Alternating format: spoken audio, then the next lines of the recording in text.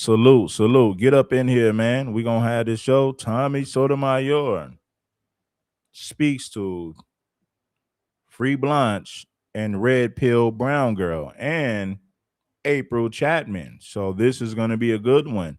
Tap on in. Let's get it. Let's have the show.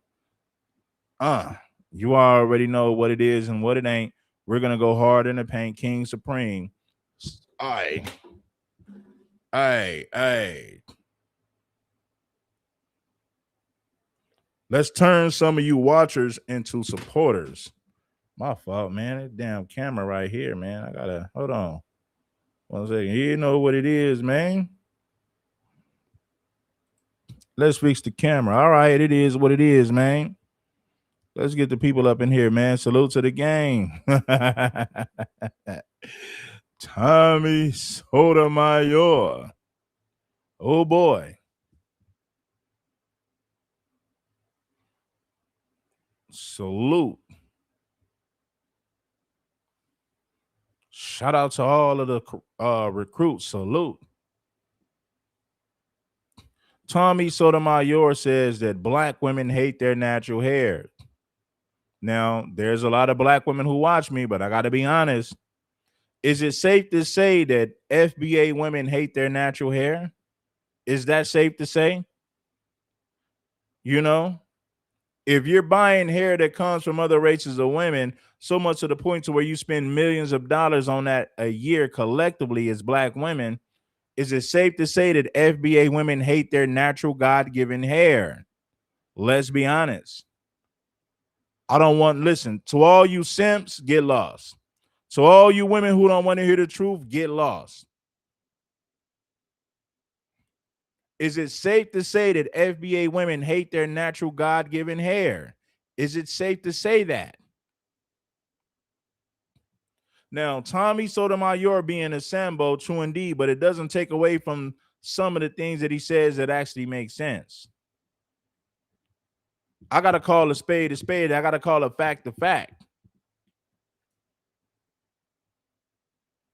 Because, you know, what people are going to say, well, Tommy's a coon. Tommy's a Sambo. He's a raccoon.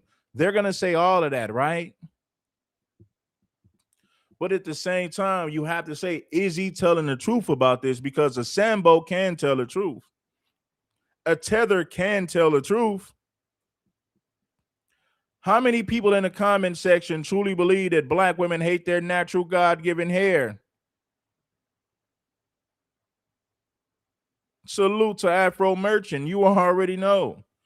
Duke, can we say that foundational black American, can we say that FBA women love the hair that God gave them? Or do we say, nah, FBA women hate the hair that God gave them?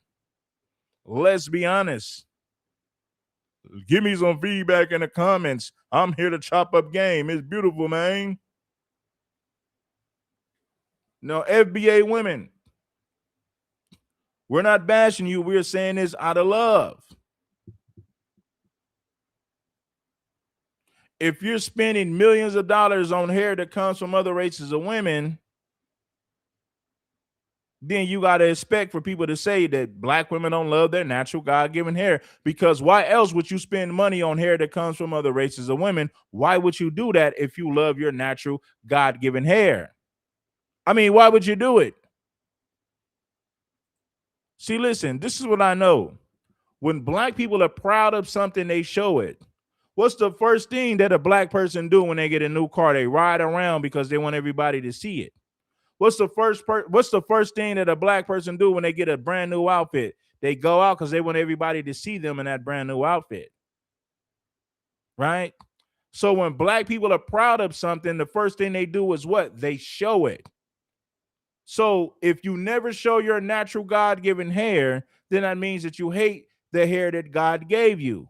But anytime you get a lace front wig, you take millions of pictures, you put on your outfit, and you show everybody this new wig and this new outfit you got. You show everybody that because you are proud of it. That's something for black women. That's something for black women to think about. It's true indeed. Giving you what you need, bringing you up to speed. You already know. Sit up there and support the show.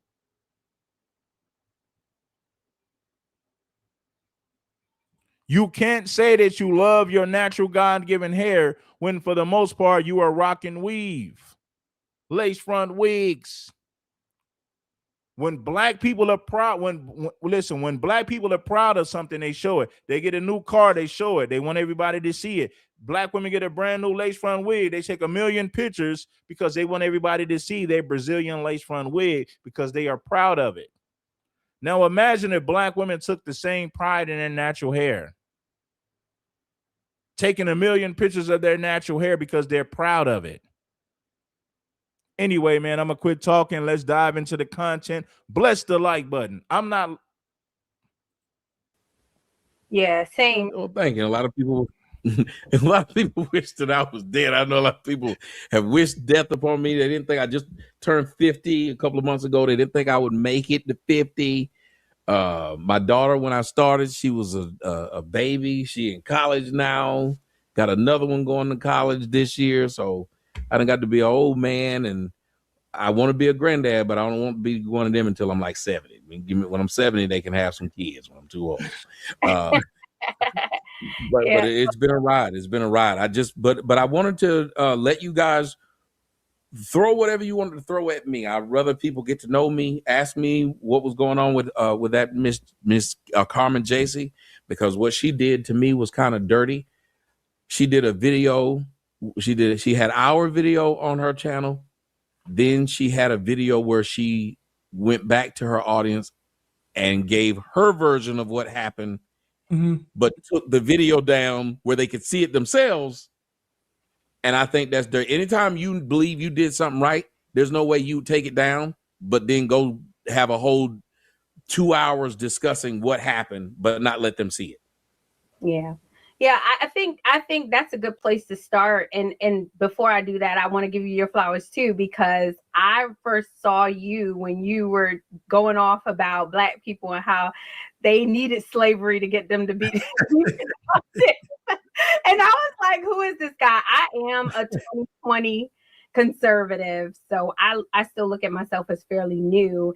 And I think a lot of these new 2020, I call them 2024 conservatives, coming out here and just jumping out there like Carmen JC, being new and not really understanding that it's easy. Carmen JC is like, Carmen JC, you got to do better. You're not a real conservative. All of a sudden, you got all these conservative Black women. Where did all these conservative Black women come from? It's a grift. All these Black people and Black women claiming to be conservative is nothing but a grift. I don't believe Carmen JC for 1 second when she claims to be a conservative. She's a liberal woman who's pretending to be conservative to make money on social media. It's a dead giveaway. Easy for us now, like, because of people like you.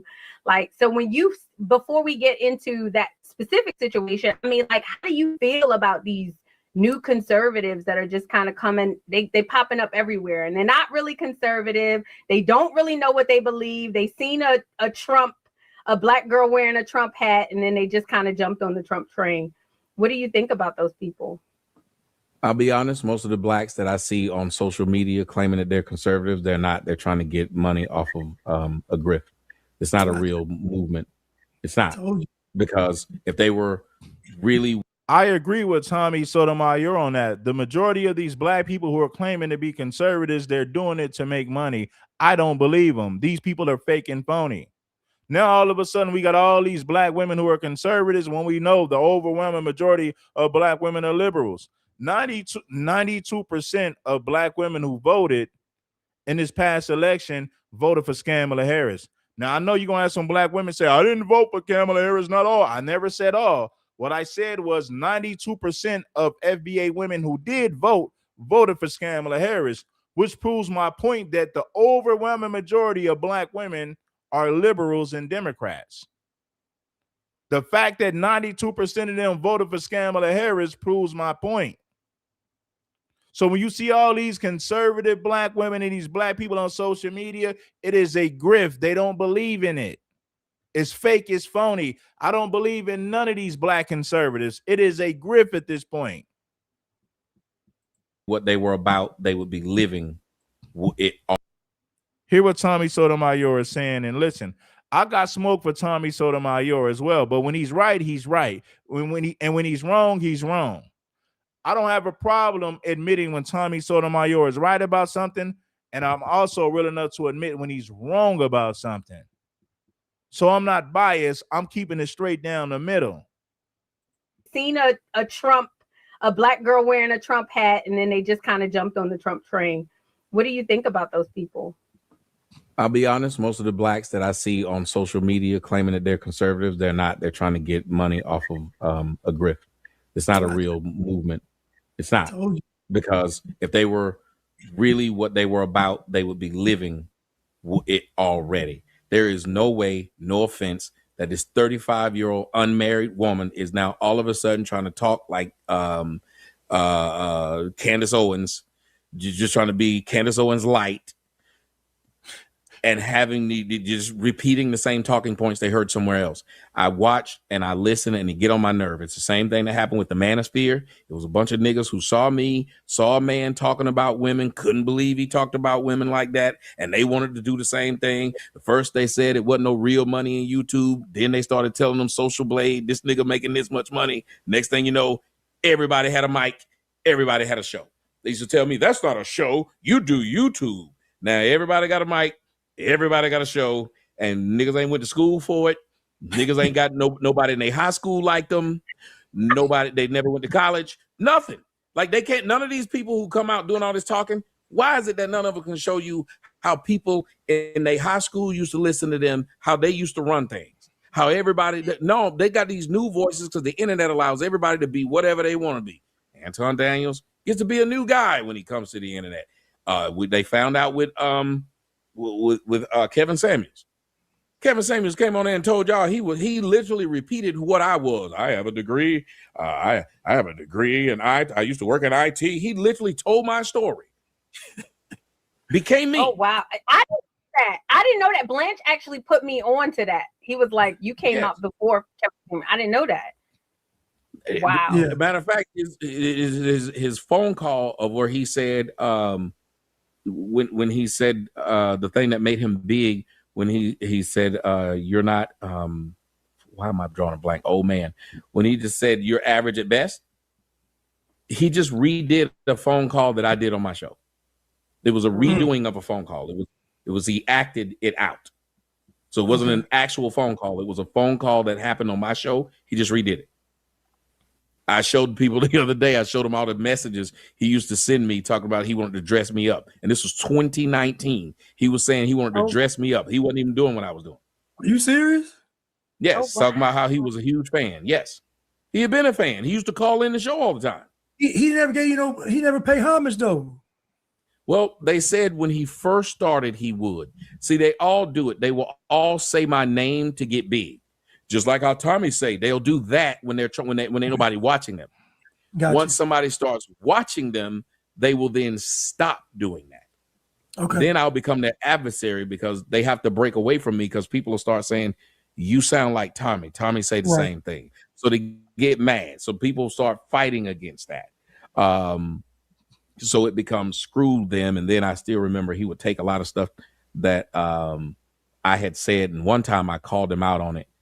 And he did a show and tried to be funny and repeated it when I used to do a song called Make 'Em Mad, when I was saying they would donate to me on Cash App and it would make them mad. So I would sing a song and go, make 'em mad, make 'em mad, make 'em want to go kick my black ass, donate some money. So he sang that on one of the shows, on his shows. And I was like, you son of a bitch. But people can do that. It's like comedians when they get bigger. If they get bigger than you, even if they stole your joke, you sound like you hate it. Yeah. Right.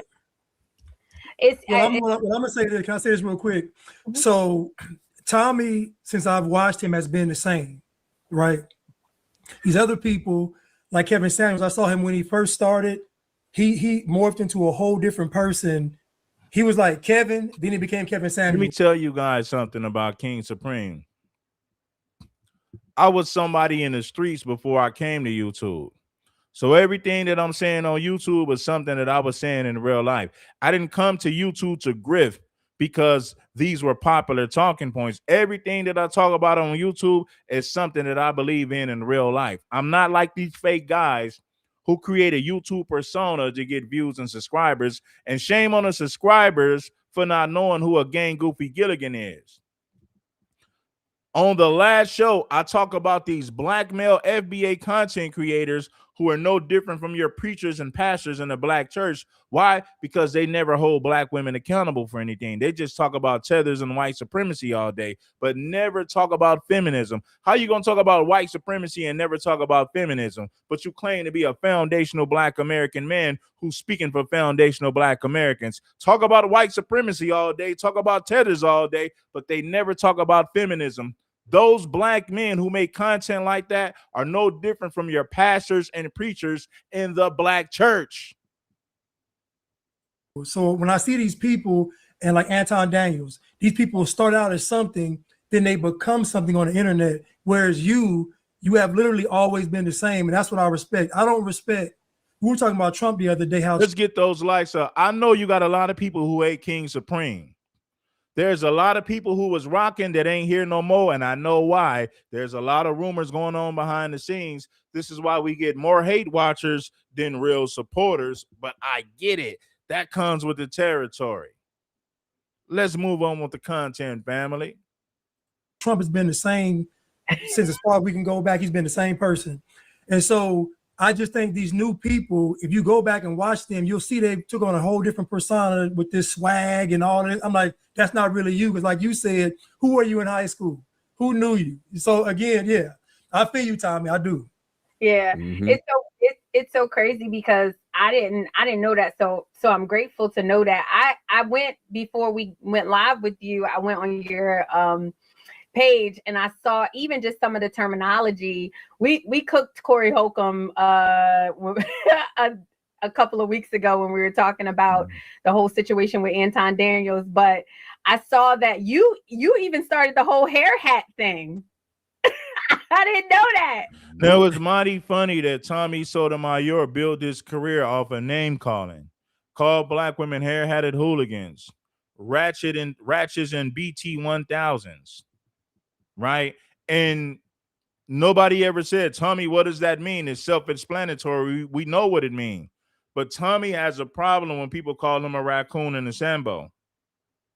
Tommy, you built your YouTube career off of name calling. But you got a major problem when somebody calls you a raccoon and a Sambo. Tommy Sotomayor, if the shoe fits, you must wear it. Tommy is right about some of the things that he's saying, but Tommy refused to admit that he is a certified raccoon and a Sambo. That's exactly what he is, if we're going to be honest. That was mine. Hair-hatted hooligan. Don't make him go and act a motherfucker. Hair-hatted hooligan. Don't make him act a damn fool again. So it's okay for Tommy to name call black women ratchet 304s and hair-hatted hooligans and BT 1000s. It's all gravy, baby. Nobody ever argued about what does that mean, Tommy? I'm confused. I don't know what that means. Black people got enough common sense to know what that means. But for some reason, Tommy wants to pretend like he doesn't understand what a raccoon is, when in reality, he's the epitome of what a raccoon is. If we're going to be honest, he's the epitome of what that means. The word raccoon has been around for over 100 years. But Tommy wants to question people like, I don't know what that means, because he's playing dumb. BT 1000 and hair-hatted hooligans, those words came out maybe like 13, 14 years ago. So if the black community understands what a hair-hatted hooligan is and what a BT 1000 is, if they understand that, and those words are only 14 years old, surely you understand what a raccoon and a Sambo, surely you understand what a raccoon is and what a Sambo is, because those words have been around for more than 100 years. So at that particular point, Tommy's not being honest. He's full of shit. Even if they stole your joke, you sound like you hate. Yeah. Right. Yeah. It's I'm gonna say this. Can I say this real quick? Mm-hmm. So Tommy, since I've watched him, has been the same, right? These other people, like Kevin Samuels, I saw him when he first started. He morphed into a whole different person. Yeah, Tommy Sotomayor is Steven from Django. He really is. Tampon Daniels is Steven from Django. Ringo T. Steven from Django. And he was like Kevin, then he became Kevin Samuels. So when I see these people and like Anton Daniels, these people start out as something, then they become something on the internet. Whereas you have literally always been the same. And that's what I respect. I don't respect. We were talking about Trump the other day, how Trump has been the same since as far as we can go back. He's been the same person. And so I just think these new people, if you go back and watch them, you'll see they took on a whole different persona with this swag and all that. I'm like, that's not really you. Because like you said, who were you in high school? Who knew you? So again, yeah, I feel you, Tommy. I do.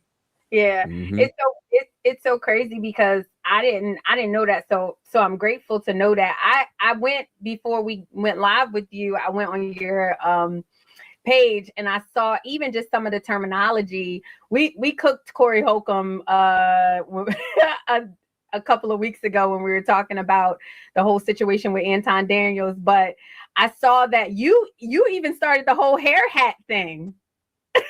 I didn't know that. That was mine. Hair hat and hooligan. Don't make them go and act a motherfucking fool again. No, Tommy. That T1000. Listen, Tommy. Angry Man is Uncle Ruckus. Angry Man is Steven from Django as well. Angry Man is Steven from Django. Tommy Sotomayor is Steven from Django. Tampon Daniels is Steven from Django. Jesse Lee Peterson is Steven from Django. Ringo TV is Steven from Django. All of these guys are certified Sambos. 100%. That Terminator music, listen, when that show would come on and that Terminator music would come, man, you used to have me cry, dude. I mean, it was classics I created. If you think about it, it was classics I created. But you had people stealing it. Somebody showed me the guy yesterday on Facebook when I used to do the song by 112, and I would play it whenever somebody would do something stupid, and I would go, "Stupid motherfuckers. But you don't know because all you do is straight lie. Stupid." Oh, yeah. I forgot about it. Officer Tatum is Steven from Django as well. If we was living in the 1800s, Officer Tatum would be Steven from Django 100%. The only difference is he wouldn't be allowed to marry that white woman, so he wouldn't have a white wife. See, white men say, okay, guess what? You can put your foot on the necks of these Negroes, but you can't marry that white woman. So if this was the 1800s, Officer Tatum wouldn't be allowed to have a white wife. Now, white people are perfectly fine with him demeaning and disparaging foundational Black Americans. They cool with that, but you better not have no white wife. You can't have that white woman. So Officer Tatum would be Steven from Django minus the white wife, because back in those times, white men wasn't going for it. White men said it's okay for us to sleep with Black women, but Black men better not sleep with our white women. We're going to prosecute them and put them in a penitentiary or maybe hang them and lynch them. So the white man said it's okay for him to sleep with Black women. It's okay for him to turn a Black woman into his Negro bed wench, but the Black man better not get caught sleeping with his white woman. That's against the damn law. The music would come, man, you used to have me cry, dude. It was classics I created. If you think about it, it was classics I created. But you had people stealing it. Somebody showed me the guy yesterday on Facebook when I used to do the song by 112, and I would play it whenever somebody would do something stupid, and I would go, "Stupid motherfuckers, but you don't know because all you do is straight lie. Stupid." You know, this nigga sit there and saying that shit, and everybody was like, "Oh, that's funny, that's funny." And I was like, "Really?" Oh. And it was a nigga that used to listen to me all the time, and I said, "Boy, when they think you dead or they bitch, just I guess that's what life is, steal your shit." And I get it.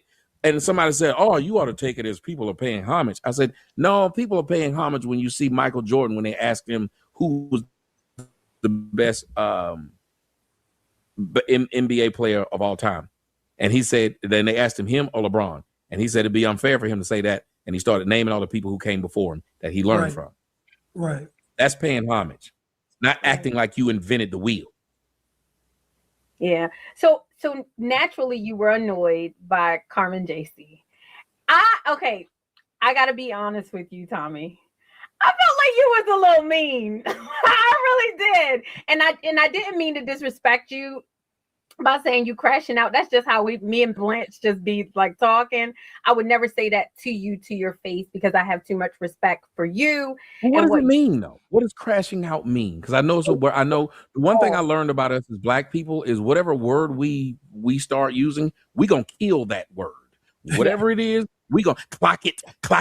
We'll kill y'all. And then when it come to Black women and stealing gay dudes' words, y'all will destroy them words. So whenever I hear somebody say crash out, that's just like somebody saying D-riding, because you ain't D-riding the guy that you like. But if I like a guy that you don't like, then you D-riding him. And I'm sitting up here thinking, so what does these words mean? What did it mean I crashed out?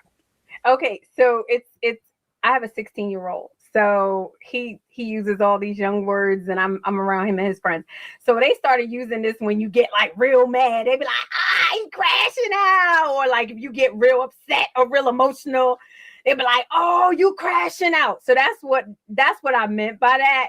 But it was crashing out is another word for acting a damn fool. Nothing is new under the sun. The slang that they use today means the same thing as words that were used 20 years ago.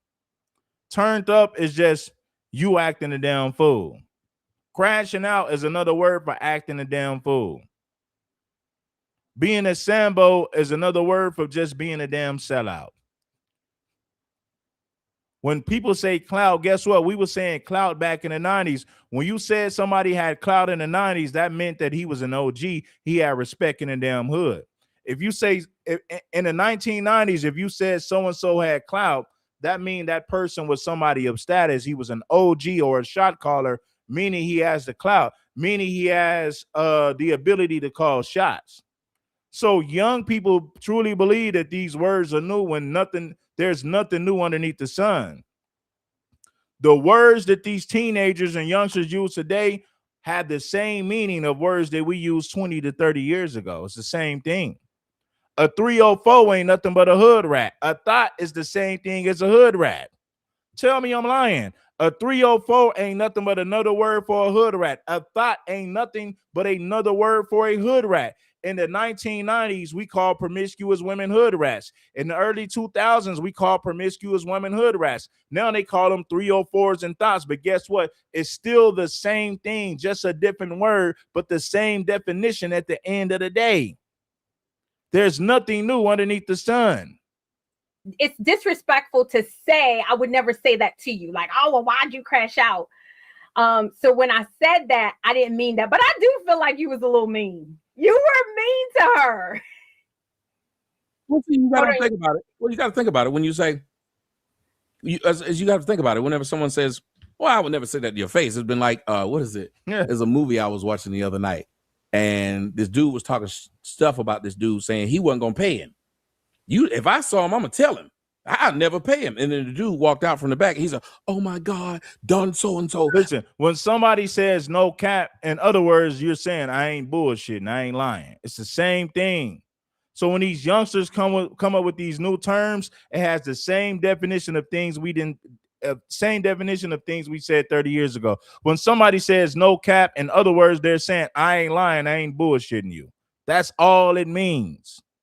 No cap is a different term, but it has the same meaning of somebody saying I ain't lying, homie, I ain't bullshitting you. It's the same thing. None of this stuff is nothing.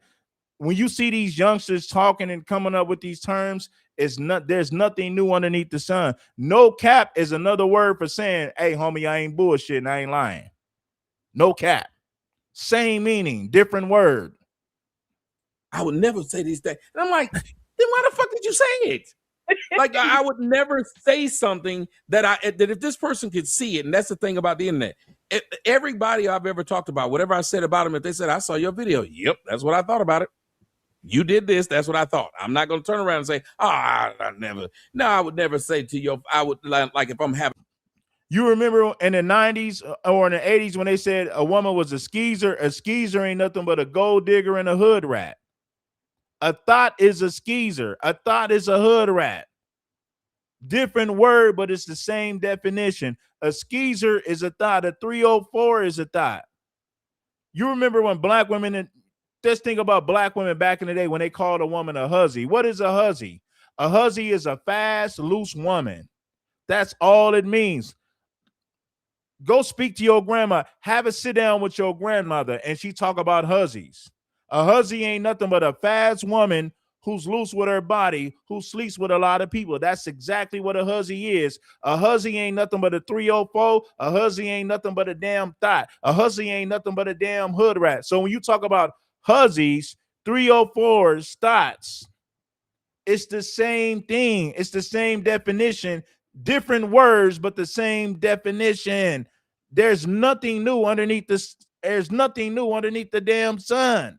A hussy ain't nothing but a 304 in the thought. A hood rat ain't nothing but a 304 in the thought. It's the same damn thing, just a different word.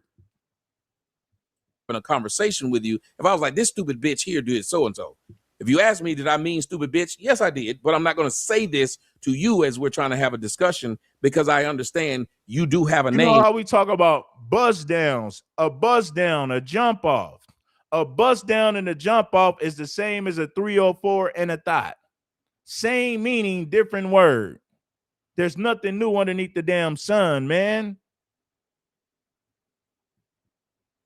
Now, I'm going to use that name, but in that person in that video was a stupid bitch. And if we want to go back to that bit, if you want to go back to being the person in the video, that's a stupid bitch in that video. But right now, your name Kelly or Mike. So what I mean by it is like the whole crash out. If you've ever watched me, I have the same tone. If you say something stupid, I do act the same. That's why people like watching my ethers. How are my ethers? Apparently crash outs. Okay. And hold on. I don't think, listen, I don't think she meant crash out in a literal sense. I think she was just saying that you were going hard on Carmen JC. But again, I understand because I think I understood your point. And it's hard talking to people who just won't come out and say what it is. And you were trying to get her to say what it is. And like I told Crystal, the real issue is when they take that hair hat off and it's that tennis ball underneath there, they don't want to go out with that tennis ball. So guess what they do? They cover it up. They don't, what it is, they don't like their natural hair. That's just it. They don't like it. And it's hard to say you a queen and you a goddess, but you don't like your natural hair. So it's a big contradiction. It's a hypocrisy. It's everything. And so black women just don't want to admit we don't like our natural hair. When we go outside, we want to look a certain way, and the natural way ain't the way. And see, here's the thing, though. Like, people didn't understand. The reason I got mad at her, I'll tell my daughter this. I tell my girl this. I tell my mama this. I'll tell my friend this. The one thing I hate to be is lie. Does he have a point when he says that black women don't love their natural hair? Is he bashing black women, or do we say no, he's being honest? Because black women love to say that you're bashing them when you're honest with them. So is it safe to say that black women, for the most part, don't love their natural hair and they only feel beautiful when they have hair in their head that comes from other races of women? Is that fair to say? Give me some feedback. Ask me, did I mean stupid bitch? Yes, I did. But I'm not going to say this to you as we're trying to have a discussion because I understand you do have a name now. I'm going to use that name, but in that person in that video was a stupid bitch. And if we want to go back to that bit, if you want to go back to being the person in the video, that's a stupid bitch in that video. But right now, your name Kelly or Mike. So what I mean by it is like the whole crash out. If you've ever watched me, I have the same tone. If you say something stupid, I do act the same. That's why people like watching my ethers. How are my ethers? Apparently crash outs. Okay. And hold on. I don't think she meant crash out in a literal sense. I think she was just saying that you were going hard on Carmen JC, but again, I understand because I think I understood your point. And it's hard talking to people who just won't come out and say what it is. And you were trying to get her to say what it is. And like I told Crystal, the real issue is when they take that hair hat off and it's that tennis ball underneath there, they don't want to go out with that tennis ball. So guess what they do? They cover it up. They don't, what it is, they don't like their natural hair. That's just it. They don't like it. And it's hard to say you a queen and you a goddess, but you don't like your natural hair. So it's a big contradiction. It's hypocrisy. It's everything. And so black women just don't want to admit we don't like our natural hair. When we go outside, we want to look a certain way, and the natural way ain't the way. Is it safe to say that black women are making excuses for not loving their natural God-given hair? Give me some feedback in the comments. And see, here's the thing, though. Like, people didn't understand. The reason I got mad at her, I'll tell my daughter this, I tell my girl this, I tell my mama this, I'll tell my friend this. The one thing I hate to be is lied on. Because one thing I noticed is when I was younger, well, we barely had telephones. You had to have some quarters to be able to make a phone call. So you wanted to lie on somebody, you kind of had to lie around them. And then they would get back to them and they were going to see you. The internet has proliferated lies. That's why niggas is just making up stuff all the time on YouTube channels and all the times on tweets. They just make up lies. So I'm sitting here with this woman and I talk about black women, and when we talk about crashing out, I talk about how the majority of black men are in jail due to a black woman put them there. We don't want to talk about that. It is very easy for a black woman to lie on a man. Look at Travis Rudolph case. Look at Brian Banks case. Why we always talking about a white woman lie on a black man, but we don't talk about every day a black man has been lied on by a black woman. So this black woman who's supposed to be a conservative, who talks about everybody else, got put in a corner and started lying on me. First off, she told me I didn't tell her what the title of the show was. I then showed everybody it's right there. Well, I didn't read it. So how you go from first saying I didn't tell you what it was, but I could show you the messages in which I told you. Then she started saying while live on the show, I ambushed her. That's like me saying y'all ambushed me. If y'all told me, well, we're just going to talk about what happened in that situation, and then whatever comes from after that, we'll just talk about it. This isn't scripted. Y'all didn't tell me a script of what we're going to talk about.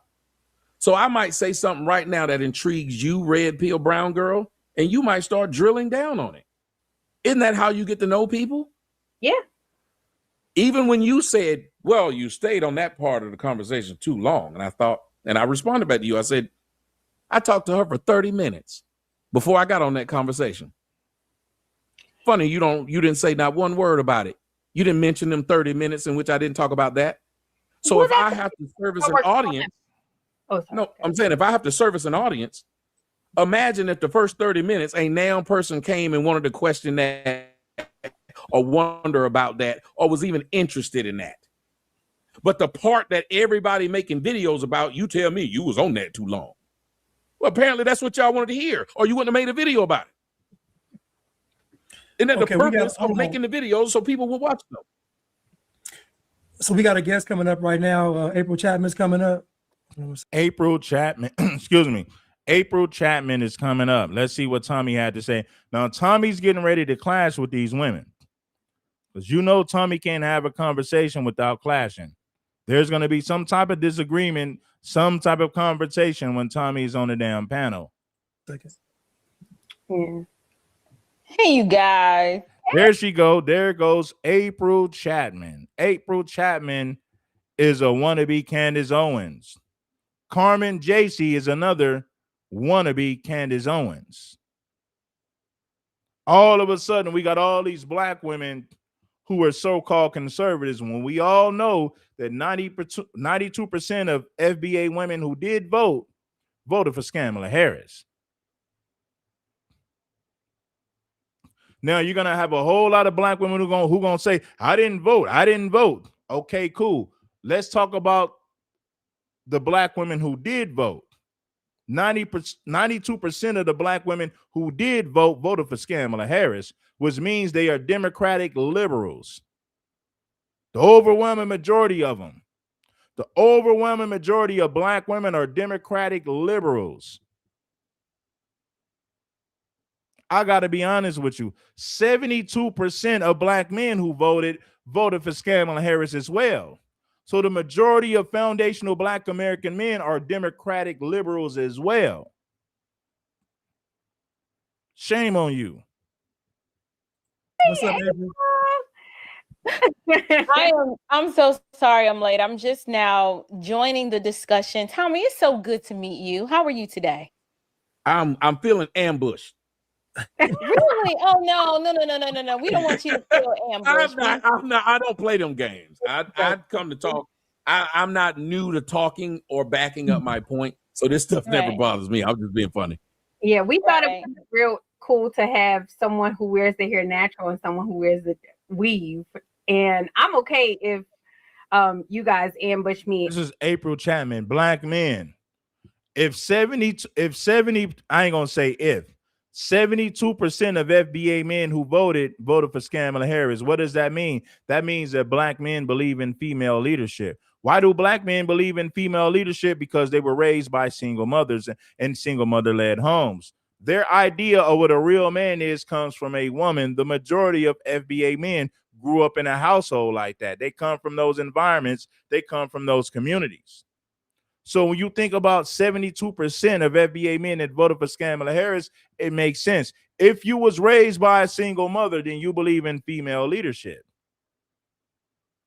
The overwhelming majority of FBA men believe in female leadership, which is why they voted for Kamala Harris in the first place. I will say this, Tommy, is that you were climbing. So when you talked to her for 30 minutes, I did watch that 30-minute conversation, and I feel like you were trying to get to know her. And then I believe that there was a couple of trigger points that a couple of little jabs, and I think that you just kind of you lost it when she went into the, well, why'd you put your kid in a school with all white people then? I think that was just like, I tried to answer her. I would say the majority of men, period, are cucks. But if we're speaking about FBA men and black men in general, of course they're cucks. Of course they're simps and beta males. The overwhelming majority of black men were raised by single mothers. So they don't have a problem with female leadership.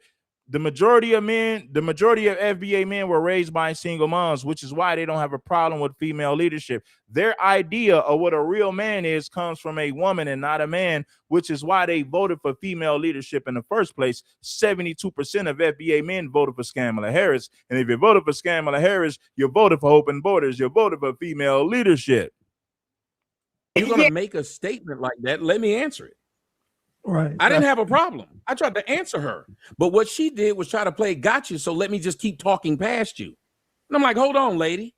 You don't sit up here and tell no damn lie to people and then keep on moving past it. That's not a got you moment.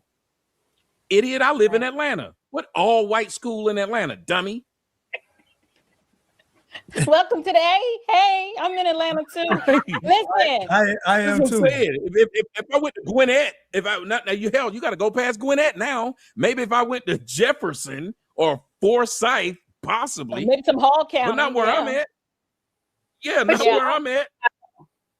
I watched the entire interview, and I understand exactly what happened and where things went left. And I think it's a conversation many of us are not willing to have.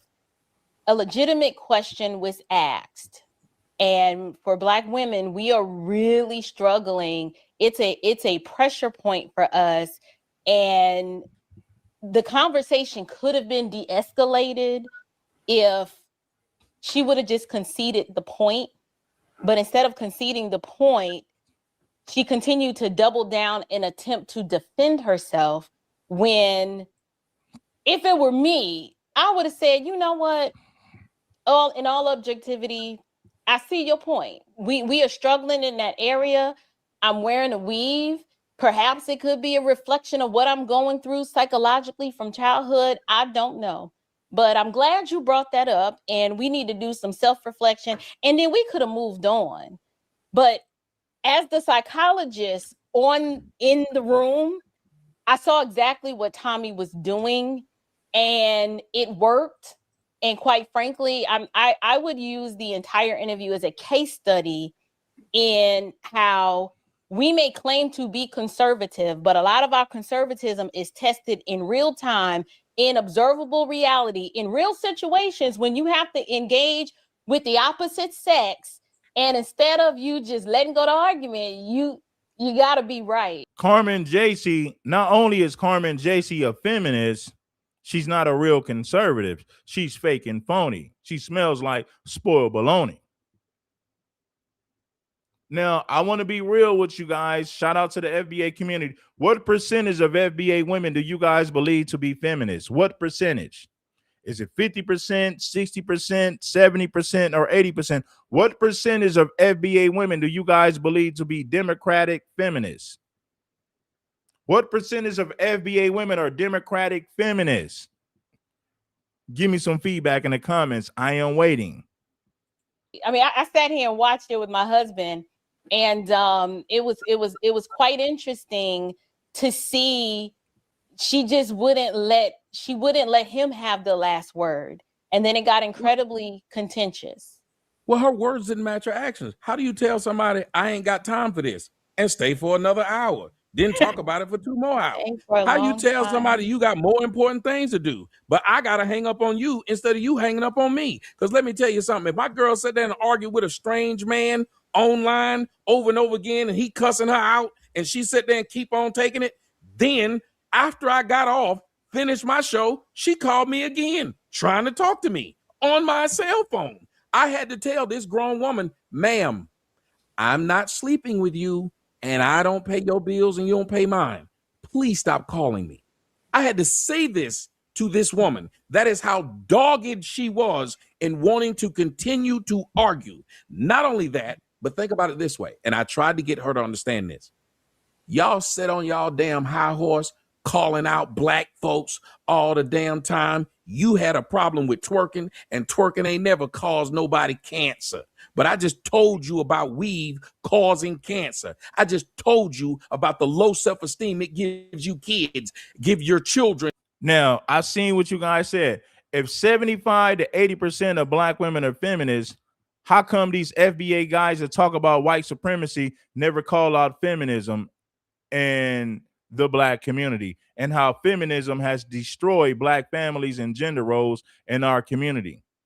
That's what I mean when I say the majority of these FBA black male content creators, they're no different than the black pastors and the black preachers at the black church. They are pandering to black women and they refuse to be honest with them. How you going to talk about white supremacy and never talk about feminism? You're fake. And your words were, I don't see the big deal about it. You ain't doing no different than the twerker does. You ain't doing no different than the girl who do OnlyFans or whatever it is. You trying to get on your high horse and complain about your videos. When it come to you, and this is what I talk about, with black women, everybody else is a problem as long as the stuff they do ain't what they do. But when it's something they do, when you see a black man talking about tethers and white supremacy, but he never addresses feminism, he's fake, he's fraudulent. He's not being real. He's not authentic. He's pandering to black women for easy money, which is why he never calls out feminism in the first place. A lot of these brothers are guilty of this. Oh, well, it's different. Like how she started off by saying, will anybody find the half-naked pictures of me online? That's my past. Don't talk about it. What? You're talking about other people's half-naked pictures. Again, have you noticed if a black woman got 2 kids by 2 different men, she'll get online and say, yeah, I got 2 kids by 2 different men. But my man said right here, he said, because FBA can't hold black women accountable because they will lose all their support. You're right about that. You seen all those FBA women who quit rocking with me and they flocked to channels where black men never held them accountable. So you're 100% correct. FBA men can't hold black women accountable because if they did, they will lose all of their financial support. You're 100% correct. I co-sign that 100%. This is why so many black men in the FBA community only talks about white supremacy and tethers and never talks about feminism. That is a prime example. At least my baby daddies pay child support. The other girl will say, well, yeah, I got 2 kids by 2 different men, but at least my men ain't gay. They will always say whatever it is they do is fine. What you do is the problem. And that's that false conservatism when she's having this discussion. If she's supposed to be, well, let the man lead, whatnot. I was leading by saying we're having a real discussion here, and it's shocking that we're supposed to listen to you talk crap about everybody else black. But I just told you a real serious issue in the black community. Billions of dollars being spent on this hair. Now we just found out that cancer is being caused by it. And you say, I don't see no big deal with wearing this wig. That's insane. Here's what I'll say. You guys, y'all may not like it, but this really was a teachable moment. I'm raising 2 girls. I have a set of 14-year-old twins. And I mean, Tommy raised some very valid points. And it does require a little bit of self-reflection. I think this was a test case of exposing hypocrisy and then forcing conservative women to say, does the conservatism that I claim to hold to? Oh, I'm going to roast April Chapman this week. April Chapman is nothing but, she's a wannabe Candace Owens. Cameron JC is another wannabe Candace Owens. It is time to call out these fake ass conservative black women. They are grifters. All of these conservative black women you see on social media are nothing but grifters. A lot of these black men who claim to be FBA, but they're similar to the black pastors and preachers at black church. They don't call out feminism, but they talk about white supremacy all damn day. I'm calling out all these fake individuals. King Supreme is diving in, baby. Am I living that, or is this just a talking point that sounds good, but there is this disconnect? And then I'll end with this. For me, conservatism flows from my worldview. It's not a coat that I put on or some lip gloss and then I wipe it off and then I go back to twerking. Like I'm living this. I've lived this for several years now, but people are borrowing. Conservatism is just, it's not in a vacuum. You have to borrow from an objective standard and a worldview that is outside of you to even understand why we believe and why we believe it. Is there legitimate criticism that needs to be levied against Black women? Absolutely. Absolutely. I'm raising 2 Black women. I was raised by a Black woman. I just don't think we're ready to have that discussion. When you start talking about Black women in their hair, they will make every excuse in the world instead of just saying, okay, well, maybe I just need to just be honest and be like, I don't like my hair and I'd rather buy somebody else's, and I will take the risk of getting cancer if I'm gonna look cute while doing it. I mean, if that's you, that's you, and that's fine. But he exposed hypocrisy, and I don't think many of us are willing to have that discussion. Because that's what I tried to tell her. I said, by your own logic, the girl who says, well, it's easier for me to make money having sex with men than getting a job. Why would you try to condemn her? You just said it's easier. No, my for you man said right here, shout out to Calvin Land, 6578. He said, FBA not a group. Some do, some don't. I do. I'm fully about patriarchy. Let me tell you something. If you support patriarchy 100% in the FBA community, you're going to lose a lot of Black female supporters, because most Black females are feminists who believe in feminism, and they love the Black church. They love Black pastors, which is why a lot of these Black male FBA content creators are no different than your Black preachers and Black pastors at the Black church. Why? Because they never hold Black women accountable for anything. So if you believe in patriarchy and you're in the FBA community, you're going to lose a whole lot of Black female supporters, because Black females don't believe in patriarchy. Now, if you're paying all of their bills and making a lifestyle easier, they'll go along with it. But the reality of it is this: The overwhelming majority of black females in the FBA community do not believe in patriarchy. They believe in you paying all their bills, but at the same time, they want partnership. They want to be partners. They want equality. They want to be partners. They don't want to submit to their man. They don't want to listen to their man. Now, if you're paying all their bills and making their life easier, then they may fall in line with that. But the reality of it is this.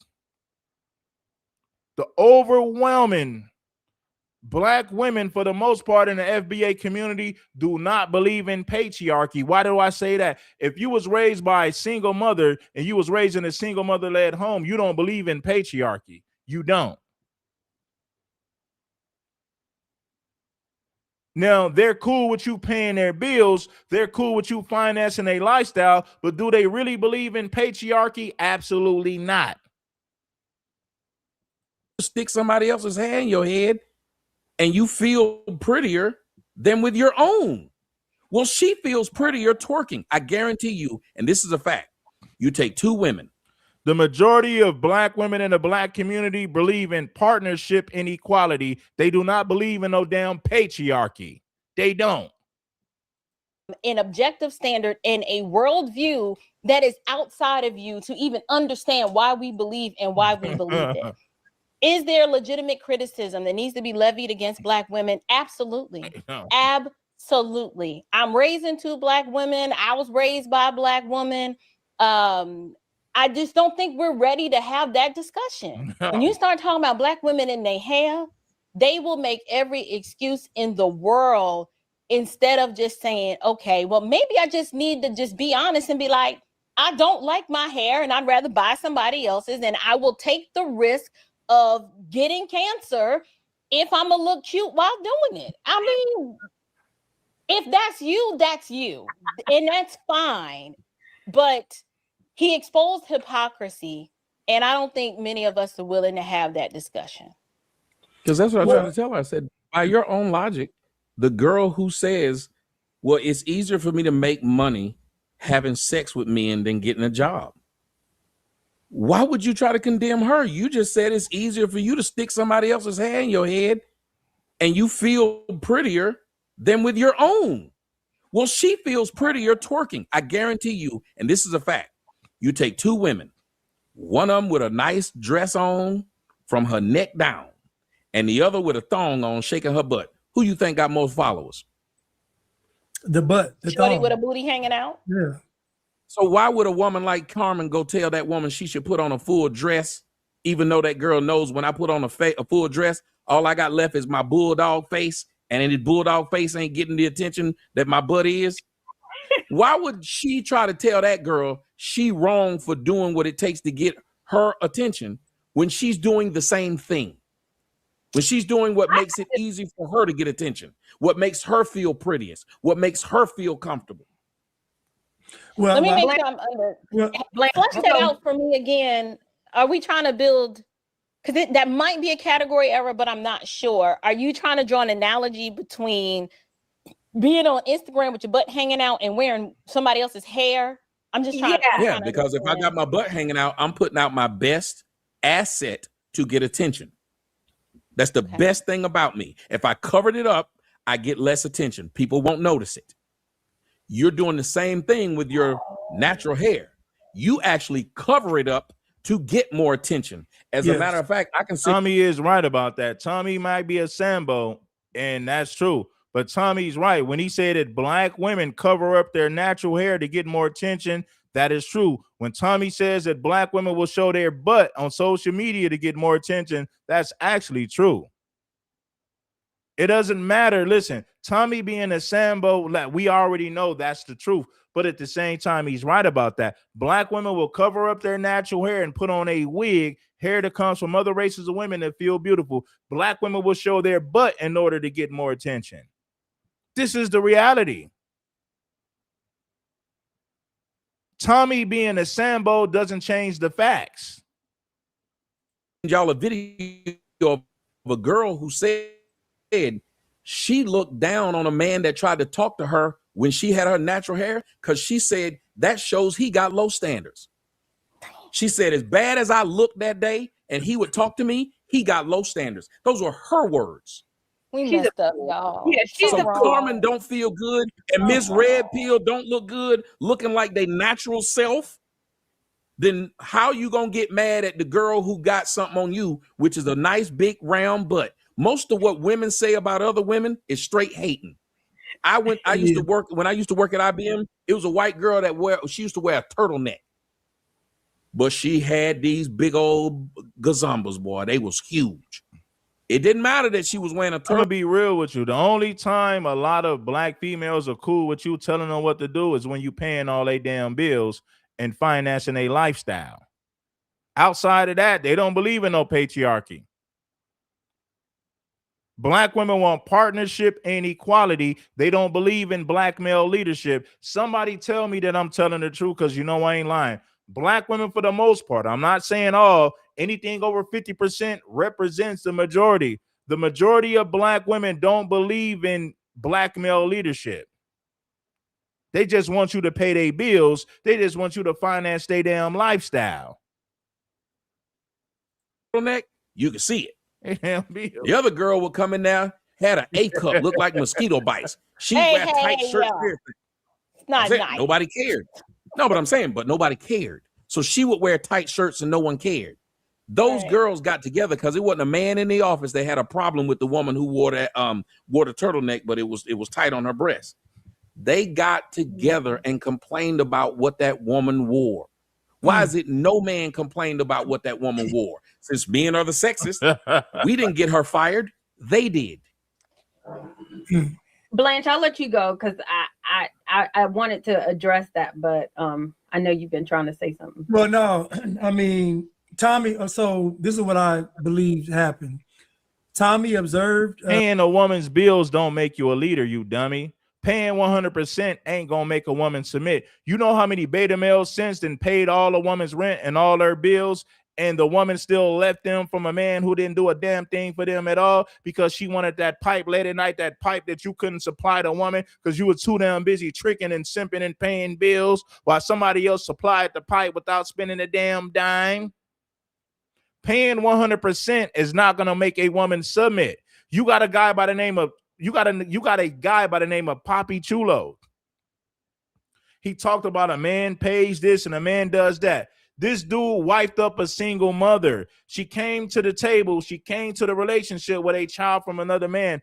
This simp paid 100%. That woman still disrespected him. That woman still left him. You know how many simps I know that paid 100% and their wives and girlfriends still left them, still took them to the cleaners. But you know what those women are going to say? Well, he had money, but he was a cheater. He was this. So they're going to find an excuse to justify their actions. Paying 100% ain't going to make a woman submit. How in the hell you even know if this woman likes you if she don't make no sacrifices to prove her damn loyalty? How do you even know if that woman likes you at that point? If I pay all the bills and make her life easier, but she ain't made no sacrifices to be with me, how do I even know if this woman likes me? Let me tell you something. If a woman don't pay no bills and she don't make no sacrifices, it's easy for her to leave you. Why? Because she ain't invested a damn thing. When women don't invest, they don't like you. They don't love you. I don't give a damn that you pay her bills. I don't give a damn that you pay her rent. Paying 100% ain't gonna make modern women submit. Standing on business, your manhood and masculinity, standing on business and principles is what's gonna make a woman submit. Paying 100% ain't gonna cut it, ain't gonna do it. I know several of simps, rich simps, athletes, entertainers, actors, celebrities who paid 100% and still couldn't get their wives and girlfriends to submit. Carmen, JC, and in the back of his mind, he's thinking she's possibly a grifter, possibly a fraud. Now, not saying he thought it completely, but he's thinking she could be. Let me tell you something. A woman who never invests anything will be the first woman to leave you. It is easy for that woman to leave you. Why? Because she ain't invested anything. This broad ain't never made no sacrifices to be with you in the first place. If you pay a woman's bills and pay everything, you don't even know if that woman likes you. She's only dealing with you because you're making her life easier, but it doesn't mean that you like her because you're making her life easier. The only way you're going to know if a woman is rocking with you and if she's really down with you, she's going to have to prove her loyalty through actions. She's going to have to invest in the relationship to prove her loyalty. And if she's not willing to invest in a relationship, she is playing you. Paying 100% ain't going to make that woman submit. And a lot of you simps don't understand that, unfortunately. Let me bring her on the show. He had these big old gazombas, boy. They was huge. It didn't matter that she was wearing a turtleneck. You could see it. The other girl would come in there, had an A cup, looked like mosquito bites. She wear tight shirts. It's not nice. Nobody cared. No, but I'm saying, but nobody cared. So she would wear tight shirts and no one cared. Those girls got together because it wasn't a man in the office. They had a problem with the woman who wore that wore the turtleneck, but it was tight on her breast. They got together and complained about what that woman wore. Why is it no man complained about what that woman wore? Since men are the sexist, we didn't get her fired. They did.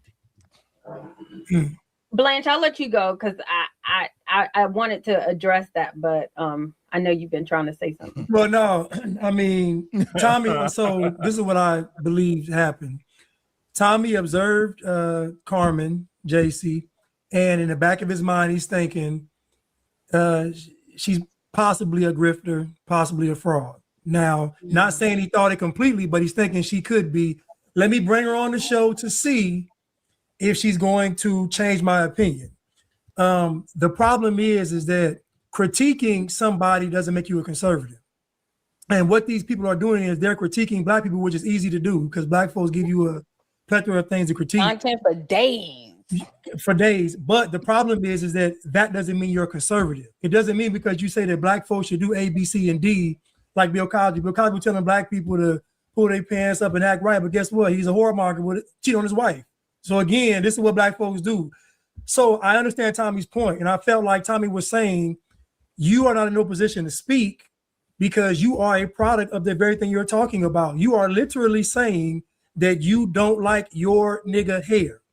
And you're saying, I'm willing to cover it up with cancer-causing hair to, like he said, appear a certain way in public. But again, that makes you a hypocrite. In my opinion, that's not part of conservatism, in my opinion, because most conservatives actually are who they say they are, that I've noticed. And so, again, these new people are coming and they're thinking that they can be conservative just by offering social critiques. No, what you do when the cameras are off makes you a conservative, in my opinion. And I felt like Tommy was trying to get her to see, I guess what they say in the Bible, a log in her own eye when she's pointing out the splinter in somebody else's eye. But she knew what he was doing. And she didn't. Listen, man, if a woman doesn't prove her loyalty through actions, she ain't really rocking with you. If a woman ain't made no sacrifices, then she ain't really rocking with you. See, you don't know if a woman really likes you if you paying all of her bills and making her lifestyle easier, but she ain't done anything to prove her loyalty. She ain't proved her loyalty through actions. She ain't showed you nothing. That woman is using you for what you provide for her. So if a woman doesn't invest in a relationship, she's playing you. These women got jobs and careers. You will be a fool to let that woman ride for free, and she got a damn job and she goes to work, but she ain't got to pay no bills. She get to live free, save all her money and live off yours. You a damn fool. The only way you're gonna know if a woman is really rocking with you is when she invests in you. Is when she does things to prove her loyalty. If she don't do that, that woman is playing you, using you for the things that you provide, because you are a beta male who spoils unworthy females, because you are a beta male who spoils unworthy females. That woman ain't did a damn thing to prove her loyalty. Want to concede because to concede would mean what? He's right. I don't like my natural hair. I'm ashamed of my hair. And to me, that's what, to me, black women don't want to say it because it takes away from them being all this other stuff, the boss chick, the queen, we gonna save America. This is what they all, black women talk crazy. We the best thing. We got the Eve gene, we got the melon. Black women give all these tattoos to themselves, except when it comes to that head. They go from all the way till they get to that head, and then you know what? Give me that wig. So yeah. Think about this. You can have a white baby. And here's the funny part. Whenever I bring up them having the blonde hair, they show this same old two blonde black people from over in Australia. And they've been passing that picture around for 30 years. That little girl should be grown by now. Yes, that should be grown by now. But I will then ask him, I said, hold on a minute. Cool. She got that hair. Her hair ain't straight, bone straight like the one you got on your head, number one. But number two, if you claim black folks can create that hair, and I ask them and they always get mad and they usually block me on Twitter or wherever I'm at. I say, name one person in your family that's got that hair. Why you got to name somebody you ain't never meet, never will meet? This is the stuff that black women say. And you got to understand, this the same group of people that get mad when a white girl get braids and say she cultural appropriating. Yeah, and that's insanity. See, I think that's my point. I tell you, black people, it don't matter what they are when they claim themselves to be black. They just, to me, it doesn't matter what's on your head. Like I hear the passion, and I hear you guys. I hear you, the message about cancer causing Tommy. But for me, like, it's just hair. I don't care if a white woman wears an afro. I don't care if If it's just hair, then why are black women spending so much money on it? If you're going to say it's just hair and it doesn't matter because it's just hair, then black women wouldn't spend millions to billions of dollars on it. If it was just hair, it wouldn't be that damn important to spend that much money if it was just hair. Black woman wears a Why you got to name somebody you ain't never meet, never will meet? This is the stuff that black women say. And you got to understand, this the same group of people that get mad when a white girl get braids and say she cultural appropriating. Yeah, and that's insanity. See, I think that's my point. I tell you, black people, it don't matter what they are when they claim themselves to be black.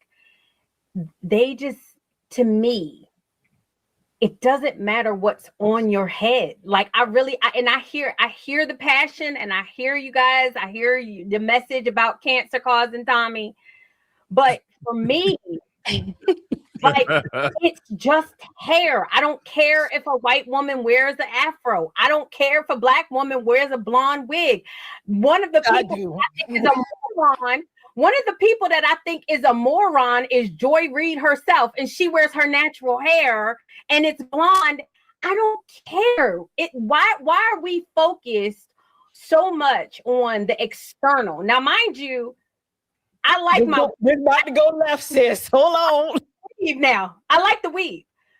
But it's too externally focused and not what's in your brain, like what's in your head.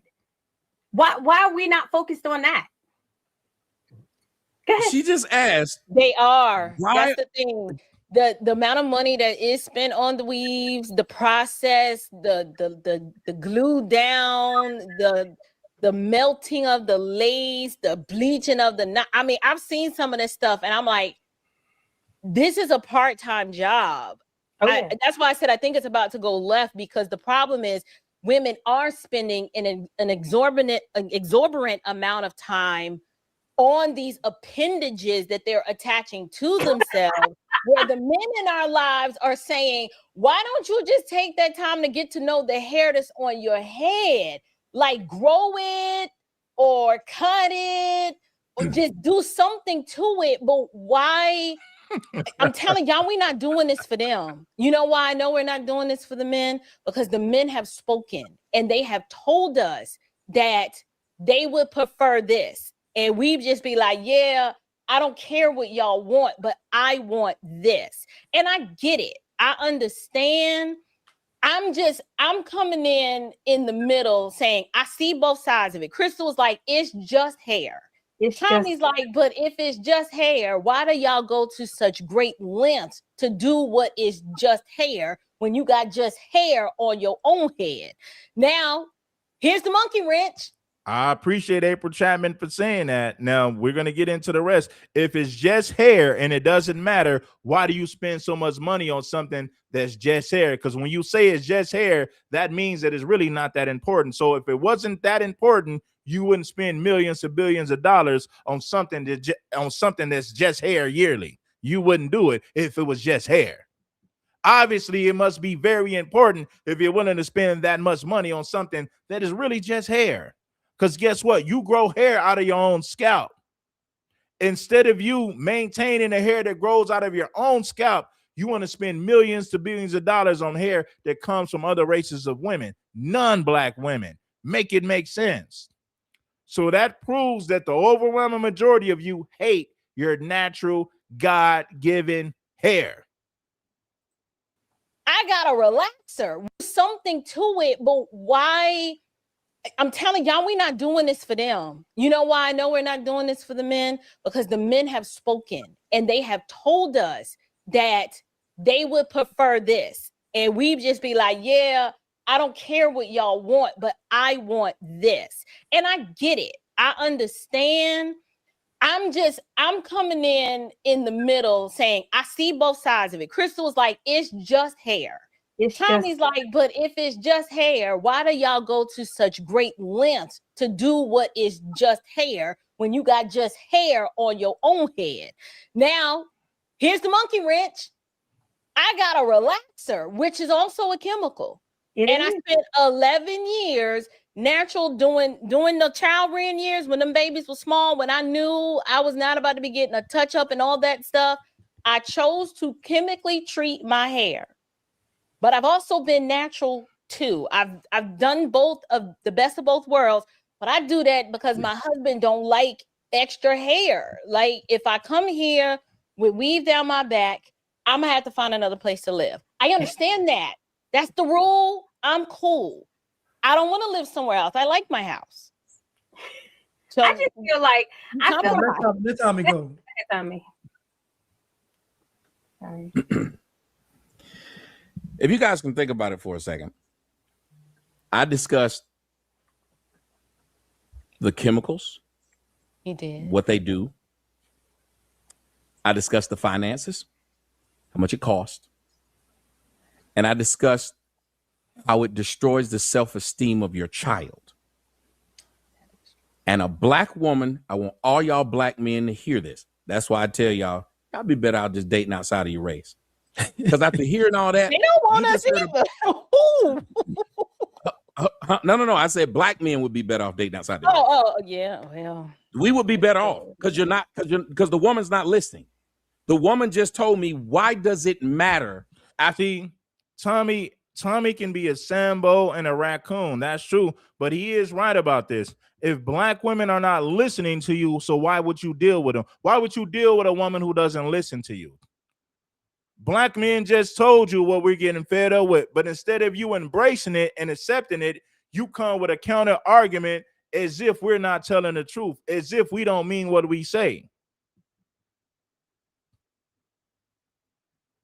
Instead of them conceding the point, they come around and make tons of excuses and make several excuses for why they should be okay to wear weave. Tommy just said how it hurts black women financially, how it hurts you when it comes to health, because a lot of those weaves cause cancer. You're spending too much money on it. And for three, it destroys the self-esteem of young black girls. Prime example. If you a black woman and your daughter grew up seeing you wear wigs and weaves, she's going to feel like she needs a wig and a weave to feel beautiful. But guess what? Because she see her mother buying wigs and weaves. So in her mind, she's going to believe that she needs a weave to feel beautiful because she is now imitating her mother. So Tommy Sotomayor just broke down how weaves hurt black women financially. You're spending too much money on it. He exposed how it hurts black women psychologically because young black girls feel like they need weave to feel beautiful. Tommy also said how it hurts you when it comes to health. A lot of these weaves have chemicals and nonsense that causes cancer. So he explained that it hurts your health. A lot of women are getting cancer because of these wigs. You're spending too much money. You're spending $1 billion a year. And for three, it hurts the self-esteem of young black girls because young black girls also feel like they need weave and wigs to feel beautiful because they see their mama doing it. They see their aunties doing it. They see black women all in the community doing it. So self-consciously, a young black girl is going to grow up feeling that her natural hair isn't good enough, which is why she's going to buy weaves to imitate the same women who came before her. Maybe that makes too much sense for people who lack common sense. I don't know. Tommy Sotomayor is a Sambo, but he is Tommy Sotomayor is a Sambo, but he is 100% correct about these lace front wigs and how it destroys the self-esteem. And let's go. Leave down my back. I'm gonna have to find another place to live. I understand that. That's the rule. I'm cool. I don't want to live somewhere else. I like my house. I gotta agree with that. Tommy Sotomayor's observation when it comes to black women is impeccable. It's impeccable. You can say that Tommy Sotomayor is a Sambo, but he's not wrong about black women. See, two things can be right at the same time. Tommy Sotomayor is a Sambo, which is true, but he's 100% correct about what he said about black women. So shout out to Royalty. Tommy Sotomayor's observation when it comes to black women is impeccable. I got to be honest, and I have to agree with that. Tommy Sotomayor is not lying about black women. You can get mad all you want, but damn it, he's telling the truth when it comes to that particular situation, when it comes to that particular subject. So I just feel like Let Tommy go. Tommy. Sorry. Yeah. If you guys can think about it for a second, I discussed the chemicals, he did. what they do. I discussed the finances, how much it costs. And I discussed how it destroys the self-esteem of your child. And a black woman, I want all y'all black men to hear this. That's why I tell y'all, y'all be better out just dating outside of your race. Because after hearing all that, They don't want us either. Ooh. No. I said black men would be better off dating outside their race. Yeah. Well, We would be better off because because the woman's not listening. The woman just told me, why does it matter after hearing finances, health, and psychology? She still said after hearing that, it just happened. It don't mean nothing. And let me tell you, this is why y'all should date outside your race. Because if it's just hair and it don't mean nothing, at least if you get you a white woman and have a child, you ain't got to run around and stick a perm in his head, stick weave in his head, stick braids in his head, and you ain't got to have them feeling bad. As a matter of fact, your half-breed child will still get called black and will be the king of blacks because every time they walk around, Miss Red Pill Brown Girl will tell them, ooh, you got good hair. Ooh, girl, I wish my hair was like that. I have to wear a weave. As a matter of fact, you've heard black women. One black woman told my girl it was brave of her to go to wear her natural hair. Brave? You act like she just fought the Spartans. Brave? She said, I wish I could go natural. You mean like how you were born? How do you go natural? That tells you it's something wrong with black women right there. They have to go natural. Imagine having to go natural. Go what you were. You were born that way.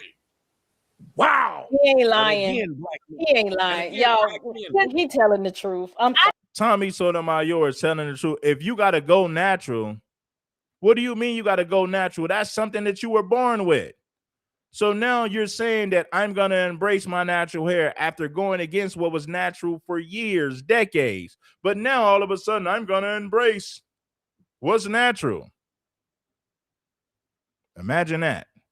I don't think There's so. no reason for me to procreate with a black woman if that black woman is going to pass that same hatred of her hair to my child. Tommy Sotomayor is right about that. If a black woman is going to pass that hatred for her natural black hair to your daughter, that is a terrible thing. Tommy Sotomayor might be a lot of things, but he's 100% correct about the things that he's saying about black women and how they hate their natural God-given hair. He's right about that. Doesn't mean that I think those of us with common sense get it. A Sambo can tell the truth. Just because Tommy Sotomayor is a Sambo doesn't mean that he's wrong about the things that he's saying about black women. It doesn't mean that he's wrong. Girl, Miss Red Pill Brown girl will tell them, ooh, you got good hair. Ooh, girl, I wish my hair was like that.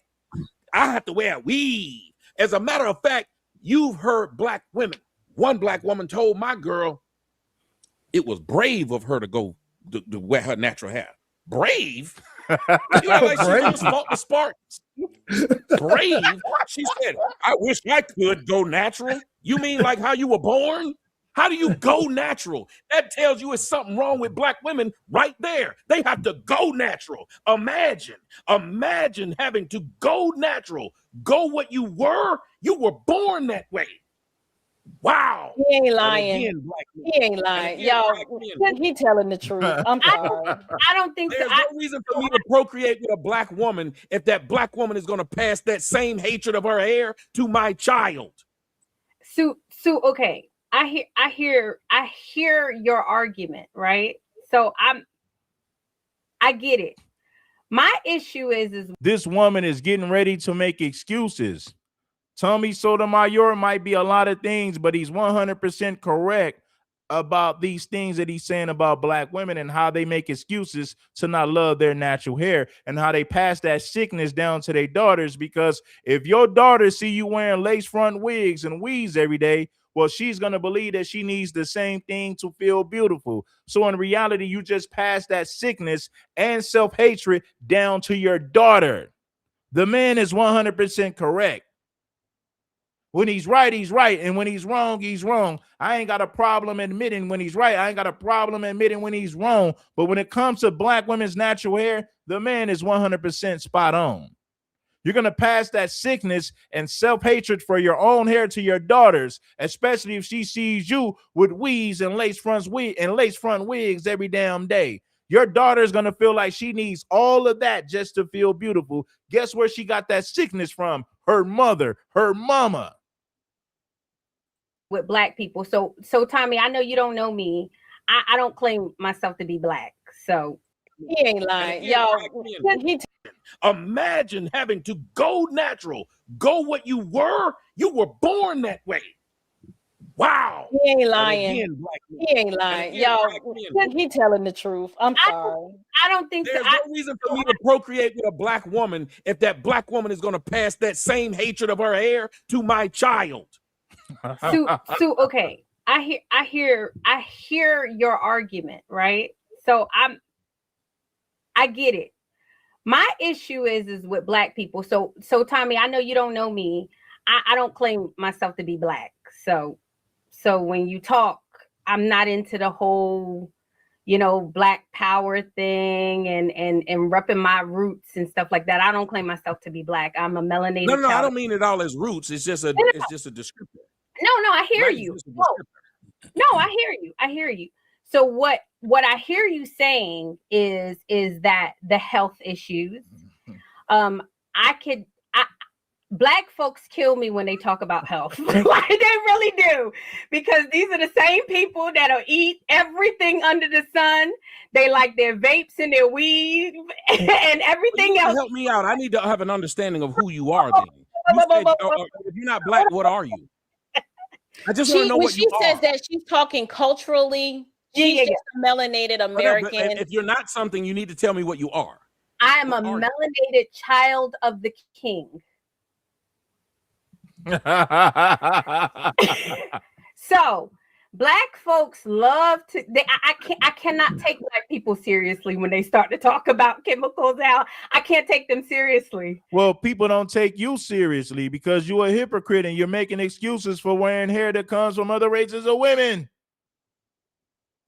Like these are the folks that literally they care about the health that they care about. Like I watch people with food stamp cards talking about, oh, I only eat vegan or I only eat organic. Like black people. That's possible. That is possible.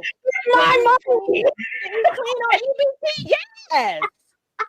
I can't take black folks seriously. I know. And when you talk about the self-esteem of a child, that is the responsibility of her parents. So I'm not worried about my daughter's self-esteem because I wear weave. I know a lot of Black folks are, because they still live in that world of, you know.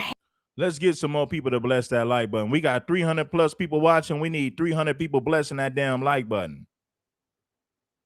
Salute to the team. Make sure that you like the damn stream in a major way. Now, this woman is clearly overweight with a wig on, and she got the nerve to talk about who she don't take serious. But if you made fun of her weight and her wig, she would say that you hate Black women and somehow you hate your mother. That's exactly what she would say if you criticize her for her weave, if you criticize her for her weight. You just hate Black women. You just hate your mama. That's what she's going to say in response if you ever criticize her for her weight and her wig. Hair makes them beautiful, and if their hair is not this way, you know, whatever. And so when you talk about finances, like I said, I can't take Black folks seriously. These are the same people that spend their money on trash, sneakers. They spend their money, they stand in line, they fight at Walmart for a video game. I can't take y'all seriously. So when people are talking about all of the reasons why they don't wear weave, I love that for you, Tommy. I love that. I love that you don't wear weave for those reasons. But I'm sure that you spend your money on a lot of other things that I personally don't think that you need. But I'm okay with you doing that. Do you understand how that's conservative in and of itself? And she really thought that she made sense. She said all this stupid crap and really thought that she made sense. Let's dive back into the content. If you're watching, make sure that you bless that like button for some of this dope, for some of this dope content. One of the realest that's in it. No, I understand because y'all spend y'all time. No, because y'all spend. Oh.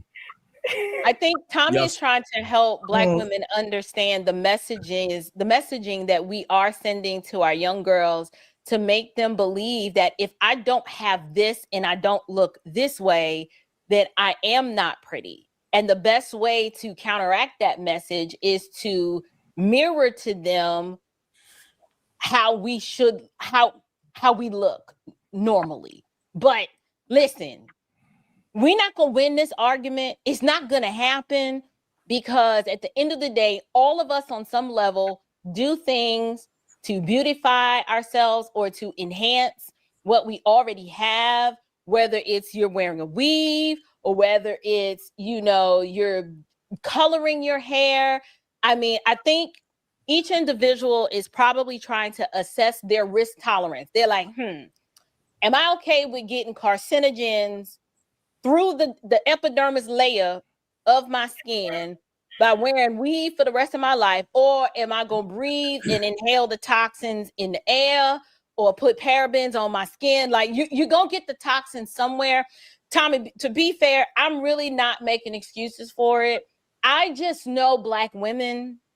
And at the end of the day, if they want weave, they're going to wear the weave. They just going to wear it. And if you're not okay with that, I am perfectly, not that you need my permission to go date outside your race, but that's already happening. Men are telling us what they want and how they claim to love us. We're not listening. And so y'all are finding what it is that y'all want in other ethnicities. And we're going to be mad about that too. They're going to be mad. But my husband's Black, by the way, just so y'all know. I'm not married to a white man. Go ahead, Tommy, please.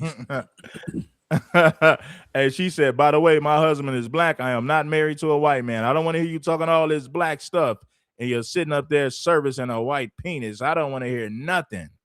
You are disqualified if you're bowing down to a white man, talking all this FBA stuff, but your leader is a white man. I don't want to hear nothing you got to say. If you a Black woman talking Black this and Black that, and you're submitting to a white man is your leader and husband, I don't want to hear nothing you got to say. I respect a white woman who has a Black leader compared to a Black woman who has a white leader for a husband. I just want to say, and there's no offense to anyone, but it becomes difficult if she makes a comment towards me and then someone else makes a comment, and then I sit here and wait for that to happen, especially when I was brought in for the interview. It's kind of like you got to let that person cook. When they don't get to cook, it was difficult for them to speak back. She said some things, and I would like to respond back to what she said to me. Again, she keeps saying it shouldn't matter, and then use the excuse of, well, other people do things. Well, if that was how you felt, that's why I know y'all who sit online always talking about what other people do are frauds. Because if you felt that way, you wouldn't be online saying nothing about nobody. You wouldn't find the video that bothered you. You wouldn't find what somebody said that they shouldn't have said. You wouldn't have had a problem with Jasmine Crockett. That's what she wanted to do, and that's how she wanted to run her race. You wouldn't have said anything. It's funny how when it's something that you don't want to address, it's, why is it a big deal? I don't want to talk about it. I don't care what y'all do. You do what you want to do. Then say, and that's good. That's you raise your own kid. Sure. So why are you talking about a woman that's out there? Why are you talking about Cardi B? You raise your own kid. Cardi B twerking and singing should have nothing to do with what would happen to your kid. Y'all say these things, and then when you hear somebody say, you want to talk about delusion, you got a person who then turns around and talks about black people, but didn't ask them people if they call themselves black. When you ask them, what do they identify as? What did they say? A melanated child of the king. That sounds pretty delusional. You don't know no kings, and you ain't related to no kings. Because if you was, no offense, you'd have more money in your pocket if you was a child of a king. Or your daddy, your king daddy, sure done did you wrong and treating you like a stepchild. But we ain't gonna want to talk about somebody being delusional again. But if you got something to say about all these black people, listen to the thing. Y'all blacks make me laugh. You mean doing what they want to do? What you just said, you don't care people doing what they do? So why do you have to voice your opinion about what they're doing? Because that's all people are doing. And lastly, my child wouldn't have low self-esteem because of what the world sees. Well, then they mean that what you're saying is you deny that there's a thing called peer pressure. You deny that your child lives in the world. You deny that your child live outside.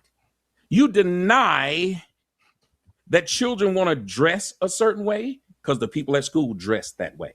You deny that they talk. You just sit up here and told me you use words to me because your kids use them. Somebody tell me I'm lying. Oh, I don't know. It's just my kids say these things and I just pick up on the lingo. So apparently peer pressure is a thing, but your child gonna be immune to it, even though you ain't immune to it, because who taught you to weave your hair? You didn't get it on your own. You didn't figure it out on your own. At what point did you decide your hair, you didn't like it and you wanted to change it? Where'd you get it from? Tommy Sotomayor is right about that. You can't say peer pressure is not a thing when you cave to the pressures of society. You didn't come up with this on your own. You've seen other black women doing it, which were your peers, and you fell victim to peer pressure, which is why you put a weave in your head in the first damn place. So stop pretending like peer pressure ain't real. You caved to peer pressure just like your kids didn't cave to peer pressure. This woman don't know what she's talking about. She's just talking just to be talking. I'm speaking about that red pill brown girl. At least April Chapman was real enough to admit that Tommy was right about the things that he said about black women and how they don't love their natural God-given hair. So just so I'm clear, peer pressure and low self-esteem, you think are synonymous, or? I never said those words, did I? Well, I'm asking. I'm asking for clarification. I said I never said those words. You said it as if I had said it. I never said they were synonymous. I tell you, when I said that you said your sons, you said what your sons said. Is that low self-esteem? You said, is that low self-esteem that you repeated what they said? Tommy. Is that low self-esteem that you repeated what they said? No. You notice how she has no comeback. Now she's looking to deflect. She's getting ready to say something stupid because this is a got you moment, right? This is a got you moment. Tommy just proved that you were a hypocrite. You said that peer pressure doesn't mean anything, but you caved to peer pressure because you put a weave in your head because you saw other black women doing it. You're not the first person to come up with that idea. You did it because of peer pressure, and you seen that it was acceptable for black women to do it before you tried it yourself. So Tommy Sotomayor might be a Sambo, but he's 100% correct about black women when it comes to these weave and how they don't love their natural God-given hair and how they make a million excuses to wear this stuff. He's right about that. He might be wrong about some other things, but he's 100% correct about this. This fat woman, red pill brown girl, is making a ton of excuses for her own hypocrisy. And all Tommy did was point out the hypocrisy, called her out for her buffoonery. Instead of her saying, you know what, Tommy, you got a point. She wants to argue, deflect, and make excuses for the things that she said. Low self-esteem. So Self-esteem. you deny that children want to dress a certain way because the people at school dress that way. You deny that they talk. You just sit up here and told me you use words to me because your kids use them. Somebody tell me I'm lying. Oh, I don't know. It's just my kids say these things and I just pick up on the lingo. So apparently peer pressure is a thing, but your child gonna be immune to it, even though you ain't immune to it, because who taught you to weave your hair? You didn't get it on your own. You didn't figure it out on your own. At what point did you decide your hair, you didn't like it and you wanted to change it? Where'd you get it from? So just so I'm clear, peer pressure and low self-esteem, you think are synonymous, or? I never said those words, did I? Well, I'm asking. I'm asking for clarification. I said I never said those words. You said it as if I had said it. I never said they were synonymous. I tell you, when I said that, you said your son. You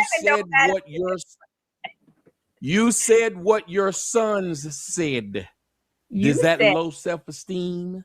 You said, is that low self-esteem that you repeated what they said? Tommy, is that low self-esteem that you repeated what they said? No. Low self-esteem. So that you would, and I use it as an example. So of course you wouldn't think that I said.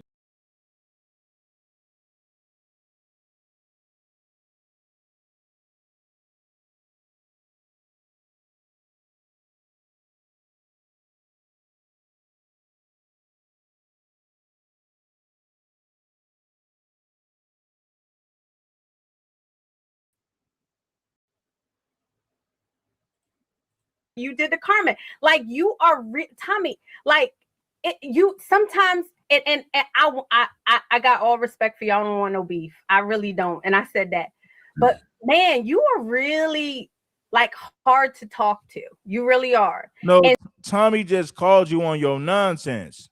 He poked holes in your argument. Not only did he poke holes in your argument, he exposed your hypocrisy. Instead of you saying, you know what, Tommy, you got a point, you decided to deflect. You decided to make excuses.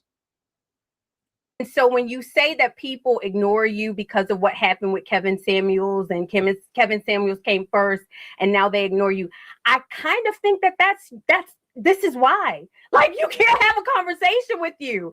I am literally trying to say to you, well, you better get her. That to me, like, and I said that to you. I said that to trigger you. I said that to trigger you. Of course you did.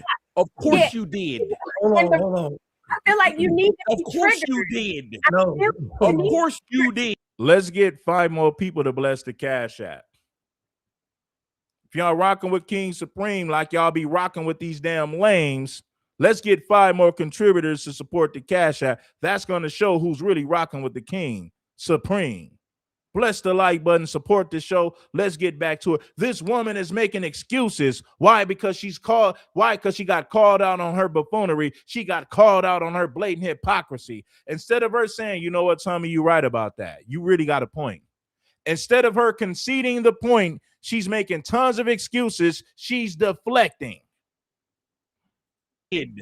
Hold on. Ladies and gentlemen. When you say that people ignore you because of what happened with Kevin Samuels and Kevin Samuels came first and now they ignore you, I kind of think this is why. Like, you can't have a conversation with you. I am literally trying to say to you, well, you better get her. That to me, like, and I said that to you. I said that to trigger you. I said that to trigger you. Of course you did. Of course you did. Hold on. I feel like you need to Of be course triggered. you did. No. Of course you did. Hold on. Time out, Ladies hold and on. gentlemen, you got Hold on. I won another one. I beat another one. Ladies Hold and on. gentlemen, you see, this is another Hold- one. Grifter Hold 2. on. Hold on. So I want y'all to understand something. I want y'all to understand something right now. Tommy is going to pay attention to what you say, and he's going to do this in context. So that means he's not emotionally listening.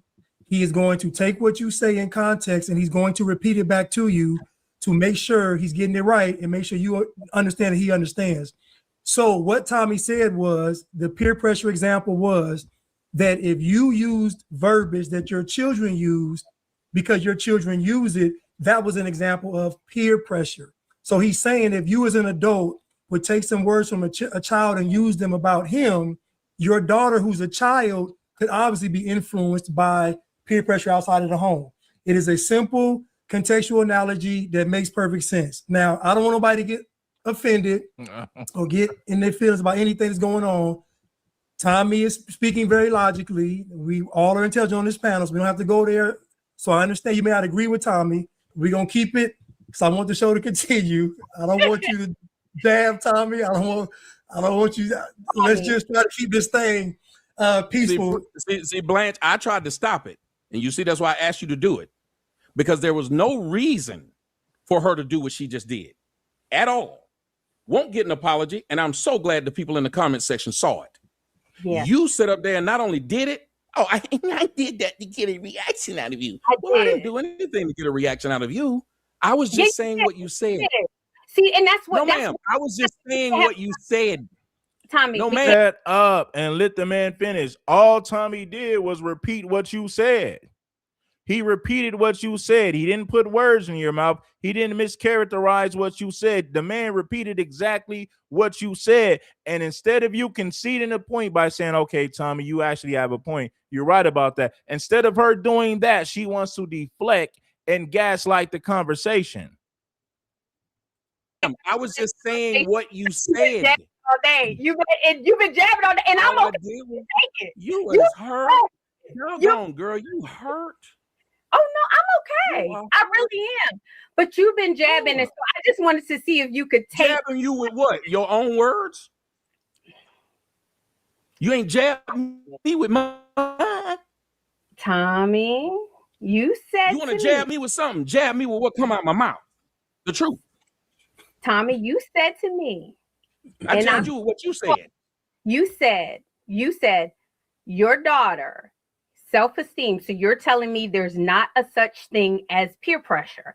I simply asked you, are you saying that peer pressure? Man just explained this to you already, and all the examples I gave, and you still gonna try that. That's exactly what she did. So what what Carmen did. They will refuse to acknowledge they might have made a mistake. She gonna keep on saying that I somehow tied self-esteem with peer pressure together, and I didn't. I said close. Blanche, I might have. How many of y'all say she got it wrong? She's never gonna say it. I said it. No, you said that this is what you said. So say my bad. You didn't say, hey, bro, you on here answering our questions directly. Ain't running from none of them. I'm gonna be real. These black women are no match for Tommy. These black women are no match for Tommy Sotomayor in these type of debates. Tommy will mop the floor with these black women that's making excuses for this weave conversation. Tommy is he's undefeated when it comes to these weave analogies and these weave conversations. This woman right here is clearly outmatched. She got submitted, knocked out, and defeated by pure logic. She got submitted, knocked out, and defeated by pure logic. Instead of her conceding a point, she continues to make excuses as if she didn't say what we heard her say. So why I'm getting smart with you? Well, I'm getting smart with you because you are really difficult to talk to. You really are. And I'm not even trying to jab. I am literally trying to answer what you said. So when it comes to you said something that was untrue. Wow. Black people, it don't You weren't matter. trying to answer me. You said something that was untrue. It don't matter if they're liberal. It don't matter if they're conservative. Black people got problems, Tommy. They really. That's that cackling she did. That's why nobody want to listen to you. That stupid cackling. See, you won't win this one with me. Because I'll just use you. I won't use somebody else. I will just use you. Yeah. By saying that someone's hard to talk to, more people want to talk to me than you. I believe that. Am I That- lying? No, not at all. Am I lying? No. Right. So if I'm hard to talk to, what the hell are you? I guess I'm just, I don't know. Maybe I don't know. What am I? No, if I call somebody something, listen. There's always, when you point the fingers, 3 of them pointing back at you. You got to make sure that when you say something, that you could be. It's like calling somebody broke and you homeless. You got to make sure that when you make that name call, you got to make sure you don't fit what you say. Yeah. Because if people was just pining to talk to you, you wouldn't have a problem. Agree. You agree. But you do. So while trying to tell somebody have a problem talking to them, people seem to like talking to me, like how Shaq stopped me today to talk to me. I like talking to The you. blue. No, you said I'm hard to talk to. You know what? Who I'm hard to talk to? People who lie. You are hard to talk to, and I think there is Who don't lie. Charleston White talked to me for 5.5 hours. Didn't want to quit. Okay. Oh, I don't like him. He lies. He definitely lies. Shout out you to got a lot of not like. You don't like the way I talk. You don't like Charleston White, and you don't like your own hair. What's some other things you don't like? You got a long list. like black. Hold on 1 second. Hold on. So, Crystal, did you agree with Carmen's position when she was talking with Tommy? Did you agree with her overall position? So here's what my thoughts about Carmen was, and the same thing I would say about this conversation as well. Carmen is a new conservative, and so sometimes I feel Carmen is a grifter. She's not a real conservative. Just like these weak ass black men, you had weak ass black men in the black manosphere allow a woman who's never showed her face on camera to pretend like she's an advocate for black men's rights or men's rights in general. And you ain't never seen this woman on camera a day in your damn life. But these weak ass black men in the black manosphere allowed Jessica X to grift off of the talking points that comes from black men in the black manosphere. I blame weak black men for allowing that. They're weak. Some of the weakest black men you can ever find. They were in the black manosphere allowing this woman that they never seen on camera grift and pretend like she's an advocate for black men so that she can make money, so that she can empower herself by copying the talking points of black men who's really been going through it. But at the same time, I blame weak black men. I don't even blame the woman. Those weak ass black men allowed that female to grift off of the black manosphere. Never seen this woman on camera. Don't even know if she's a real person. But weak ass black men tolerated it. Weak ass black men allowed it. Feel like in this situation, and I'll talk directly to Tommy. When you're talking to people and you know that they're new or you know that they may not. Let me tell this lady something right here. Shout out to Golden Goddess. Let me tell you something, lady. Let me tell you something, because apparently it's clear to see you lost in the sauce. Most of my videos is me calling out black men for being Sambos and raccoons. But anytime I hold black women accountable, you fake ass FBA women get mad because you don't want to hear the truth about yourself. This is why you flock to channels where men never hold y'all accountable. If you look at all of my videos, for the most part, I am holding black men accountable for being off code. Most of my videos ain't got nothing to do with no black women. The majority of them ain't got nothing to do with black women. The overwhelming majority of my content is me calling out black men for the things that they can do better. But the moment I call out black women for what they can do better, they get pissed off. They don't want to hear it. Then they flock to these weak ass FBA channels that never hold black women accountable for anything. 90% of my videos is me holding black men accountable. Be as versed on certain things as you, like, for you to just keep punching down. That's one thing I love about President Trump is he doesn't punch down, he punches up. And so when you know that somebody is, below your weight class, and it's okay to slap them up a little bit, but then you just, then you lay up. And so when I watched Tommy just continue to bash her, first of all, okay, I would like for you to pull up. Tommy stated nothing but facts. Tommy is a Sambo.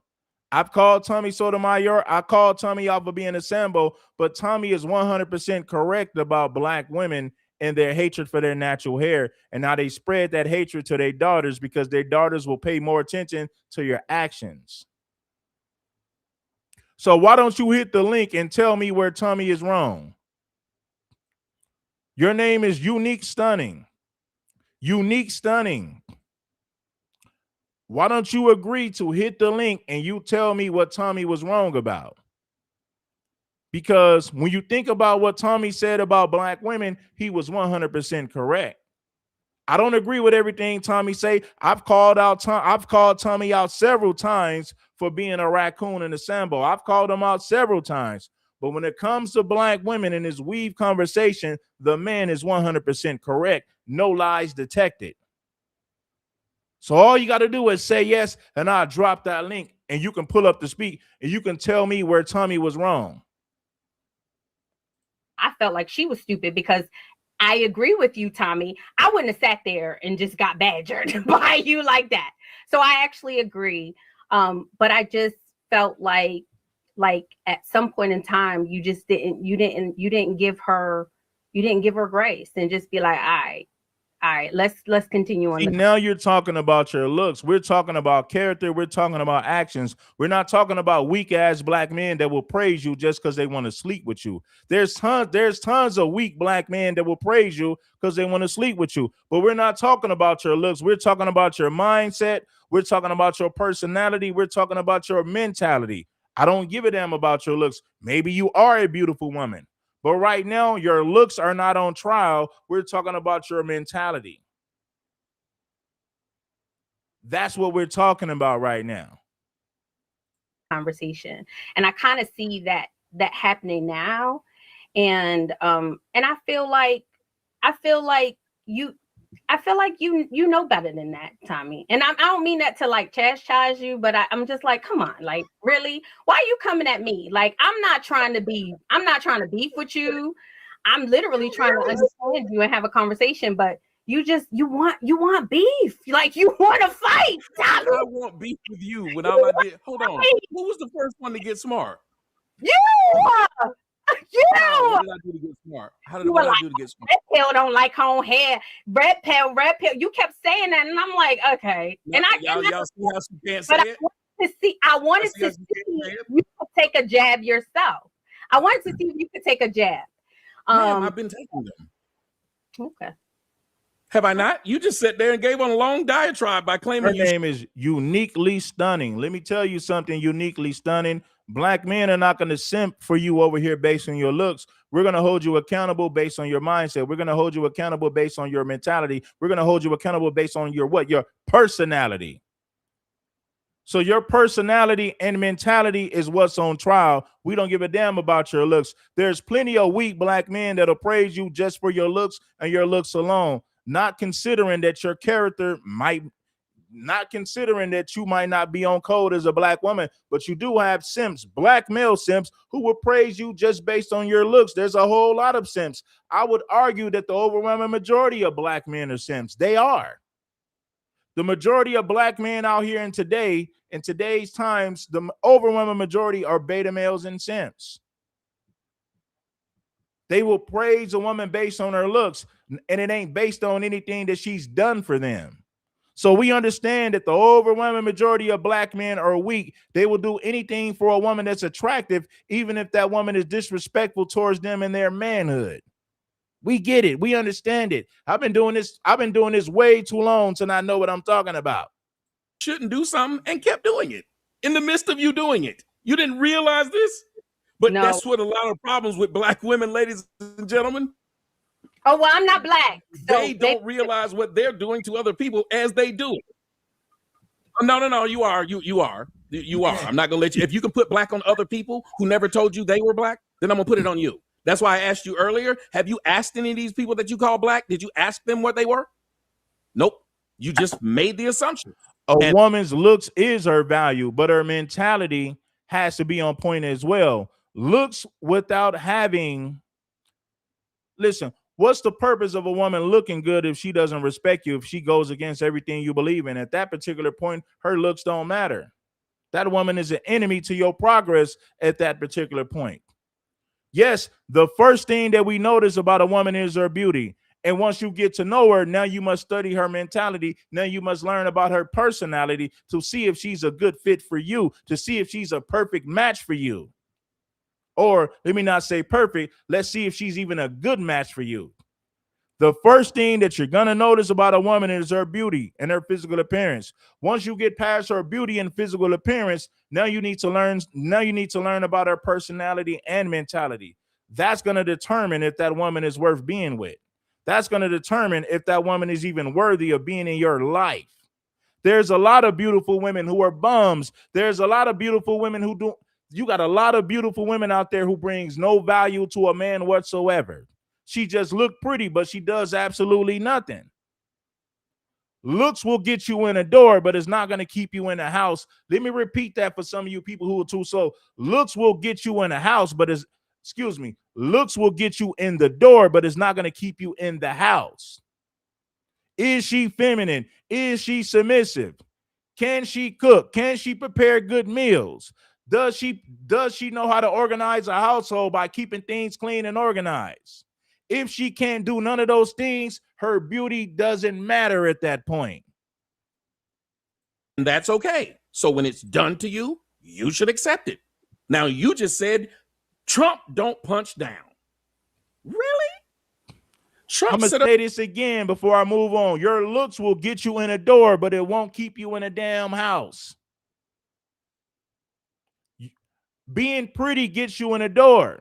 But once we realize that your personality is shitty, you're not submissive, you're not feminine, you don't know how to cook, you don't know how to take care of a house, at that particular point, you are out of the damn door, and don't you come back no more. At that particular point, you are out of the door, and don't you bring your black ass back no more. Beauty will get you in a door, but it won't keep you in a damn house. Up there and made fun of a reporter. The president versus a reporter, and made fun of the reporter being handicapped. Trump did this. A reporter. Trump made fun of people who were just in the House of Representatives. He's the president. Trump made fun of people who just asked him simple questions and they were nobodies. He made fun of Rosie O'Donnell. She's just a has-been. For you to say this tells me this. You will do exactly what I said, and a lot of y'all black men need to watch out. This person will lie to make their point. I have not had to lie to make a point to you or anyone else or even about you. You sat up there and said that Donald Trump, who is known for calling people names because he don't like them, don't punch down. Then you said I should be soft. Well, ma'am, you didn't offer me this softness because you could have. I'm a guest on your show. I help you have people come watch it, put money in your king daughter of a melanated daughter of a king pocket. And you still talk to me like I was not. You didn't give me the grace when all I did was give you the facts. We're not mad at you. We're correcting you. Let me tell you something. I'm not mad at you all, but I will correct you when you're wrong. Why do black women think that when you correct them, somehow that means that you're mad at them? No, I offer correction.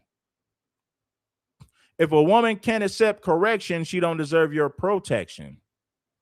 Let me repeat that so it can marinate on your mind 10 times. If a woman can't accept correction, then she doesn't deserve your protection.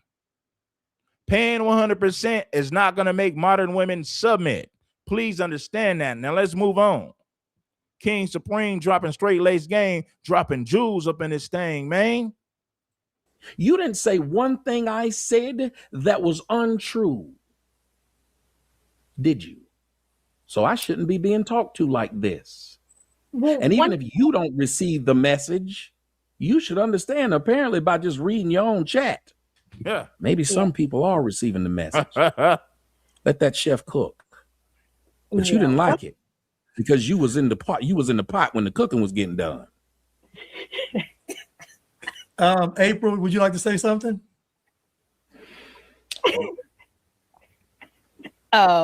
First off, I was unaware of the format of the show. And so when Crystal made her statement and I responded, I apologize to you, Tommy. I didn't realize that you needed to do the immediate. And you know, when I say if a woman can't accept correction, she don't deserve your protection. You know, a lot of these women gonna say, I make my own money. I don't need no man anyway. Okay, well, get a lesbian and be happy. You ain't gonna get a damn man with that mentality. I make my own money. I don't need no damn man. If a woman can't accept correction, she doesn't deserve your protection. It's plain and simple. Now, all these independent bosses gonna say, I don't care. I don't need no man's protection. I made my own money. I don't need no man anyway. That's what they're gonna say. I don't need no man anyway. I make my own money. Okay. Response, and I kind of jumped in. I thought we were having a free-for-all conversation. Like I said, I didn't know the format of the show and round robin and how it was supposed to go. So my apologies to you. I just want to know what is the end goal with this discussion. And the reason why I ask that is because I saw the broader kerfuffle between Tommy and Carmen, and I was able to see both sides. But I guess I'm trying to understand now, what is the overall objective? We have Tommy here. Are we trying to ascertain more of how it went left? Like, what's the overall goal and objective? Because what I don't want this to turn into is a bunch of... This woman is a feminist, man. When you see people like uniquely stunning, she's a feminist. She's the same type of woman that I talk about. That's the type of black woman who's a feminist, who don't believe in patriarchy, who don't believe in male leadership. So anytime you see a woman like uniquely stunning, she is a feminist 100%. She don't believe in patriarchy. She don't believe in male leadership. She don't believe in male authority. She feels like since she got her own money, she don't need to listen to no man. That woman is a feminist 100%. Stay away from women like that. She's nothing but a damn headache. She'll never concede the point, and she'll make millions of excuses for why you're saying the things that you're saying to her. Instead of her admitting that she was wrong about something, she will argue to gaslight you about something that you're 100% correct about. I promise. Mudslinging and you know, it's starting to get left. You know, it's starting to go left, and I kind of just don't really want to engage in that. So I could leave. I could do that, or we could try to see if maybe there's some common ground, or if we're going to agree to disagree. I don't know. What was the goal? Yeah, well, I was brought on here, and if you look at the man here, have you noticed the man has been very respectful. He's taking in pretty much what everyone's saying, filtering it, doing what the host is supposed to do when there's multiple people. Let me try to be kind of a referee, because the best thing to do is when someone is lying on someone or someone is doing something. Here's what I would have done. Had I been him and I know I'm not him, I'd have been and told her, oh, hey, lady, you got to stop doing this, because at this point, he's just answering you. He's not running from the questions. I could see if he was getting irritated. He's not.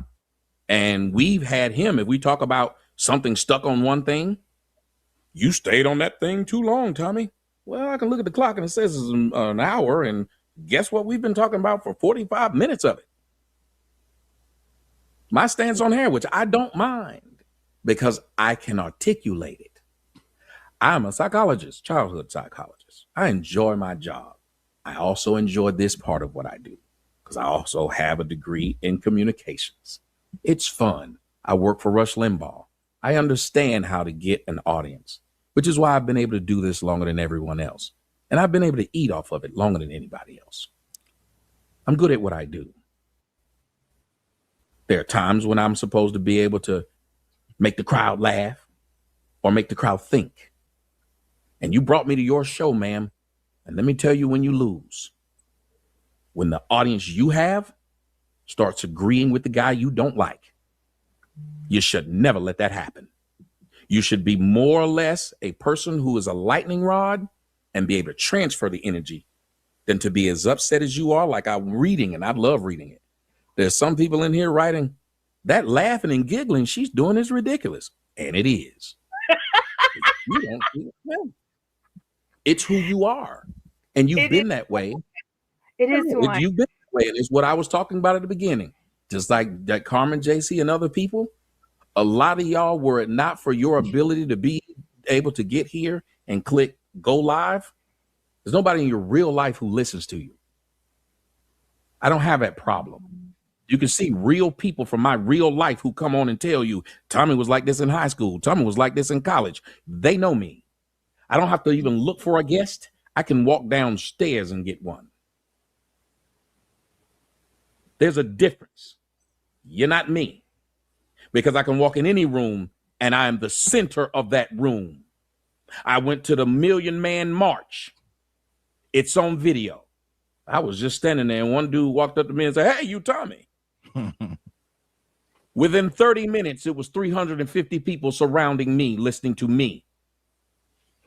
I can go anywhere and be the guy in that room. So while y'all get on here and click go live and try to be it, I am it. So maybe if y'all paid attention and stopped trying to be something, listen for a second. You brought me here. Let me make a fool of myself. Let your audience see how stupid I am. Don't let your audience see how stupid you are. I guess my question to you, Tommy, is would it have been better if I had said, I agree with you completely? You didn't hear what I'll repeat it. I said, let the audience see how stupid I am. When you let something happen, you don't have to interject. You don't have to be the catalyst. Stupid people show how stupid they are. You can sit back and smile, sip tea while they do it. Ask them a question. It exposes them. So even then, how you said, should I have agreed? No, what you should have been is smart enough to wait until I stumble. That's all. I have a question. Go ahead. Tommy, is it your opinion that a lot of the visibility that you see in the rise of a lot of these Black female conservatives, is it your position that you don't believe that many of them are conservatives? Is the argument that you believe that many of them are grifting? I'm trying to understand, like what made you want to sit down with Carmen, and we saw how it ended up. But is that your current position? Yes, I said it at the beginning of the show. I believe the majority. No, I'm saying I don't mind repeating it. I was saying I said it at the beginning of the show. So I'm saying I said it at the beginning of the show just to say I've kept the same words. It's like the brother said, Blanche said, I've been who I've been, who I've been. So the reason I said at the beginning of the show to let you know I am consistent. I walked in the door telling them that I believe this. I've been saying it. Where were these Black women who were conservatives before? They didn't exist. They weren't around. They weren't out talking. The only time they became it is the same thing they did when Black men made the manosphere. Guess who started popping up? Ex-Black strippers who now love Black men too. They would do their videos half naked, talking about someday about the patriarchy. None of them have a man, but they about the patriarchy. It's a grift. I'm not stupid. It's a grift when you are a so-called conservative, and how all these black female conservatives are either not. Tommy Sotomayor is right about that, because when the black manosphere was popping, all of a sudden you got all these females popping up talking about they believe in a patriarchy, just lying, just grifting. And black men was listening to any woman that they felt like who agreed with them. So he's right about that. When the black manosphere came out, you had Jessica X and all these female grifters who pretended to be advocates for black men rights, who pretended to be on the black man's side when it comes to social issues. You had a whole lot of women grifting. I remember, because I was around back then. That I believe this. I've been saying it. Where were these black women who were conservatives before? They didn't exist. I'm gonna be quiet. I want y'all to hear what he said. The man said something that was accurate. I ain't gotta like Tommy to agree that listen. I don't have to like Tommy to admit that he's right about something. I don't have to like anybody to admit that they're actually right about something. If he's right, he's right. And if he's wrong, he's wrong. I have no problem calling any of this stuff out. But what he said about black women right here is 100% correct. But you will never hear men from these FBA channels ever admit something like this, because they've been programmed to pander to the community, so they'll never be honest with black women. If you see a black man talking about white supremacy and tethers all day, but he never talks about feminism, that is fake and fraudulent. How you gonna talk about white supremacy but never talk about feminism?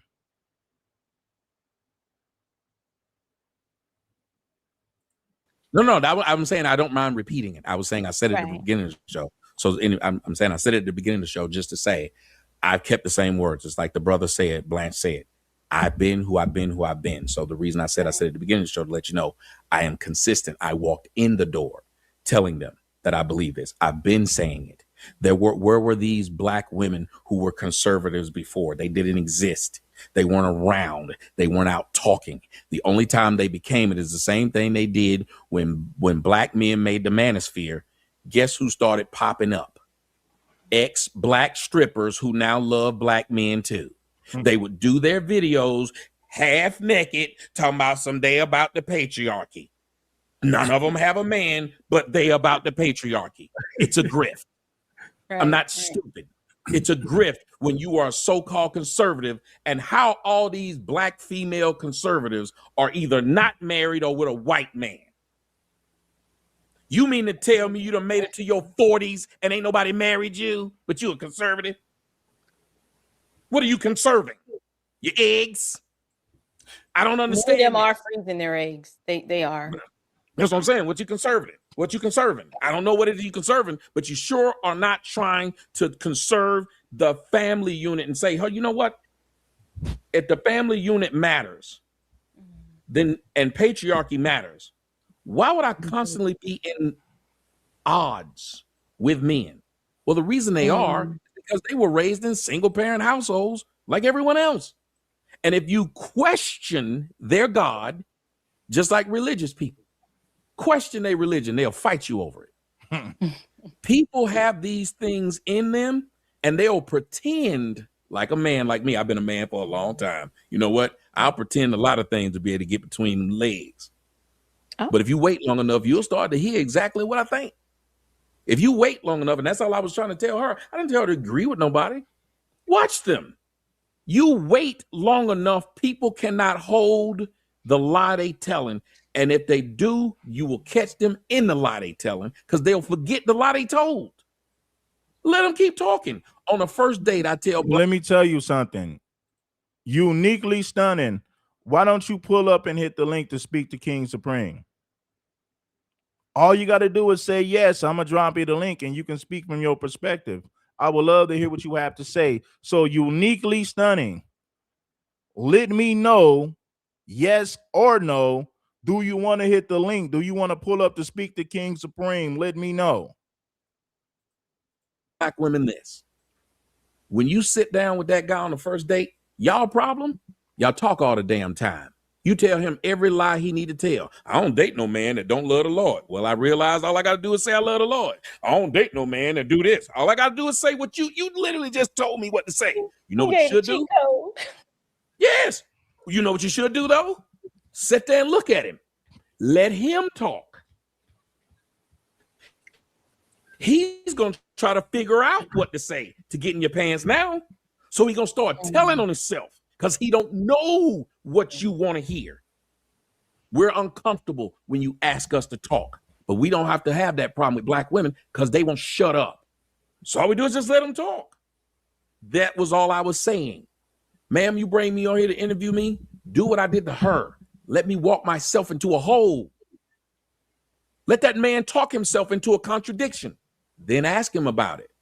Most human beings don't like being asked about their contradiction. And that's usually where our argument starts, even when you did nothing wrong. A woman told me she'd only slept with 5 people last night on my show. I said, how old are you? 35. 35. I said, those 5 people you slept with, were you in a relationship? Was any one night stand? I don't do one night stands. Cool. I said, when did you start having sex? 16. What was the longest relationship you've been in? 4 years. What was the shortest one? 6 months. I said, and you considered the 6 months a serious relationship? Mm-hmm. So I did the math of the 4 year and the 6 months and the difference between 30 and 16. And I showed her. Hey, Tommy Sotomayor just caught that broad in a bold-faced lie. Shout out to the 7030 show for the Cash App. I appreciate you, Brody. Then ask him about it. Most human beings don't like being asked about their contradiction. And that's usually where our argument starts, even when you did nothing wrong. A woman told me she'd only slept with 5 people last night on my show. I said, how old are you? 35. I said, those 5 people you slept with, were you in a relationship? Was any one night stand? I don't do one night stands. Cool. I said, when did you start having sex? 16. What was the longest relationship you've been in? 4 years. What was the shortest one? 6 months. I said, and you considered the 6 months a serious relationship? Mm-hmm.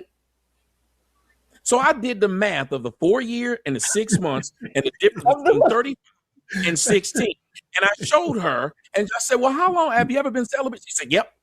I said, when? She said, I was celibate for 2 years when I was 17 to 19. I said, So I did all the math and then showed her where it lined out. Next thing you know, she started saying, well, I mean, we did do that, but so all the sex that had happened had started to come out that 5 was a bullshit number. Right. That this whole sex, but we were talking. I'm like, dummy, I'm going to let you walk yourself into this hole because I know you can't do math on the fly. She was trying. I know niggas can't do math on the fly. And if you don't believe me, ask your man when he go out too long and he come home and you ask him where he was. Start telling him where he was between this and this and this. His lie break down because he didn't think that deep. He thought all he had to do I'm not gonna let a woman question me like that. I'm gonna say what it was and I'm gonna leave it like that. I'm not gonna explain all the extra details. Hey, I was doing this. And if you ain't with it, then shut up. I'm not gonna deal with you. I'm not gonna over-explain myself to no woman. Let's say I went out and I stayed all like, yeah, where you been? Hey, I was doing whatever I wanted to do. I was where I told you I was. I'm not gonna explain all the details. I'm not gonna do all that. Now, if you a beta male and your woman wears the pants in your relationship, she can question you like that. She could question you to the 10th power. I'm going to tell you what it was, and I'm not going to further explain a damn thing. You're either going to accept it or just roll out the damn dough. But you're not going to question me like you're not going to question me like you're my damn parole officer. I don't let women do that, and neither should you. If I said I was at Do Dirty's house playing Madden all day, damn it, that's what I was doing. I'm not going to explain anything further than that. That's all you're going to get from me. He was at Tyrone them house. He thought that was enough. When you started asking to drill down on it, it got him upset. Same thing with Carmen. All I did was drill down on what she was saying. Y'all say I kept sticking on it. But yes, the reason I stuck on it because, wait a minute, part of what you're saying doesn't make sense compared to that. If that's what logic is, that is how homes are built. If it wasn't for a person saying, if this, then this, your house would fall on your head right now. Because that's exactly what architecture is. So Tom, I had a question for you. So what would you, okay, what could she have said to make you say, okay, this girl got some sense? Because I guess I'm looking at it. I mean, obviously, when you brought her on the show, you kind of was questioning her validity. And then the more she talked, I understand why. But what could she have said to make you say, okay, that makes sense, or I understand, or we can move on? Like, what could she have said? The same thing that men do when we kind of get together when we by ourselves and somebody catch the other one a lie. We kind of be like, you're right. I mean, I just was doing that. I understand what you're saying, because we will tell you. Well, think about it. We've had plenty of time when our homeboy and told us, nigga, you know you was wrong. Man, I'm not gonna let no woman ask me these damn questions. I'm gonna tell you what it was, and that's it. I'm not gonna explain further details. I'm not doing it.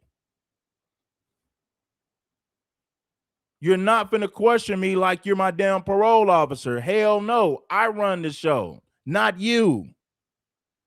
The only type of men who have those problems are men who allow their women to run the show. So he got to answer to his woman. His woman puts him on a hot seat because she's running that damn house. His woman is wearing the damn pants. I'm not going to explain all that shit to you.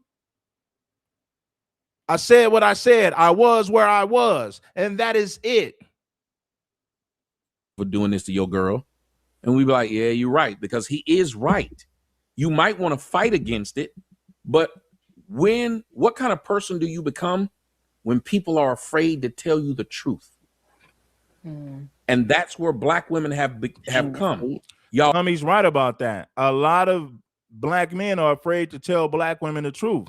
This is why when you go to these FBA channels, they talk about tethers and white supremacy, but they never talk about feminism. Why? Because they're too afraid to tell black women the truth. Now, I disagree with Tommy with a whole lot of things, but what he's saying in this particular case is 100% correct.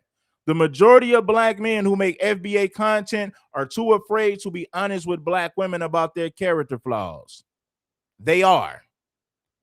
This is why they never talk about feminism and female nature, but they talk about white supremacy and tethers all damn day.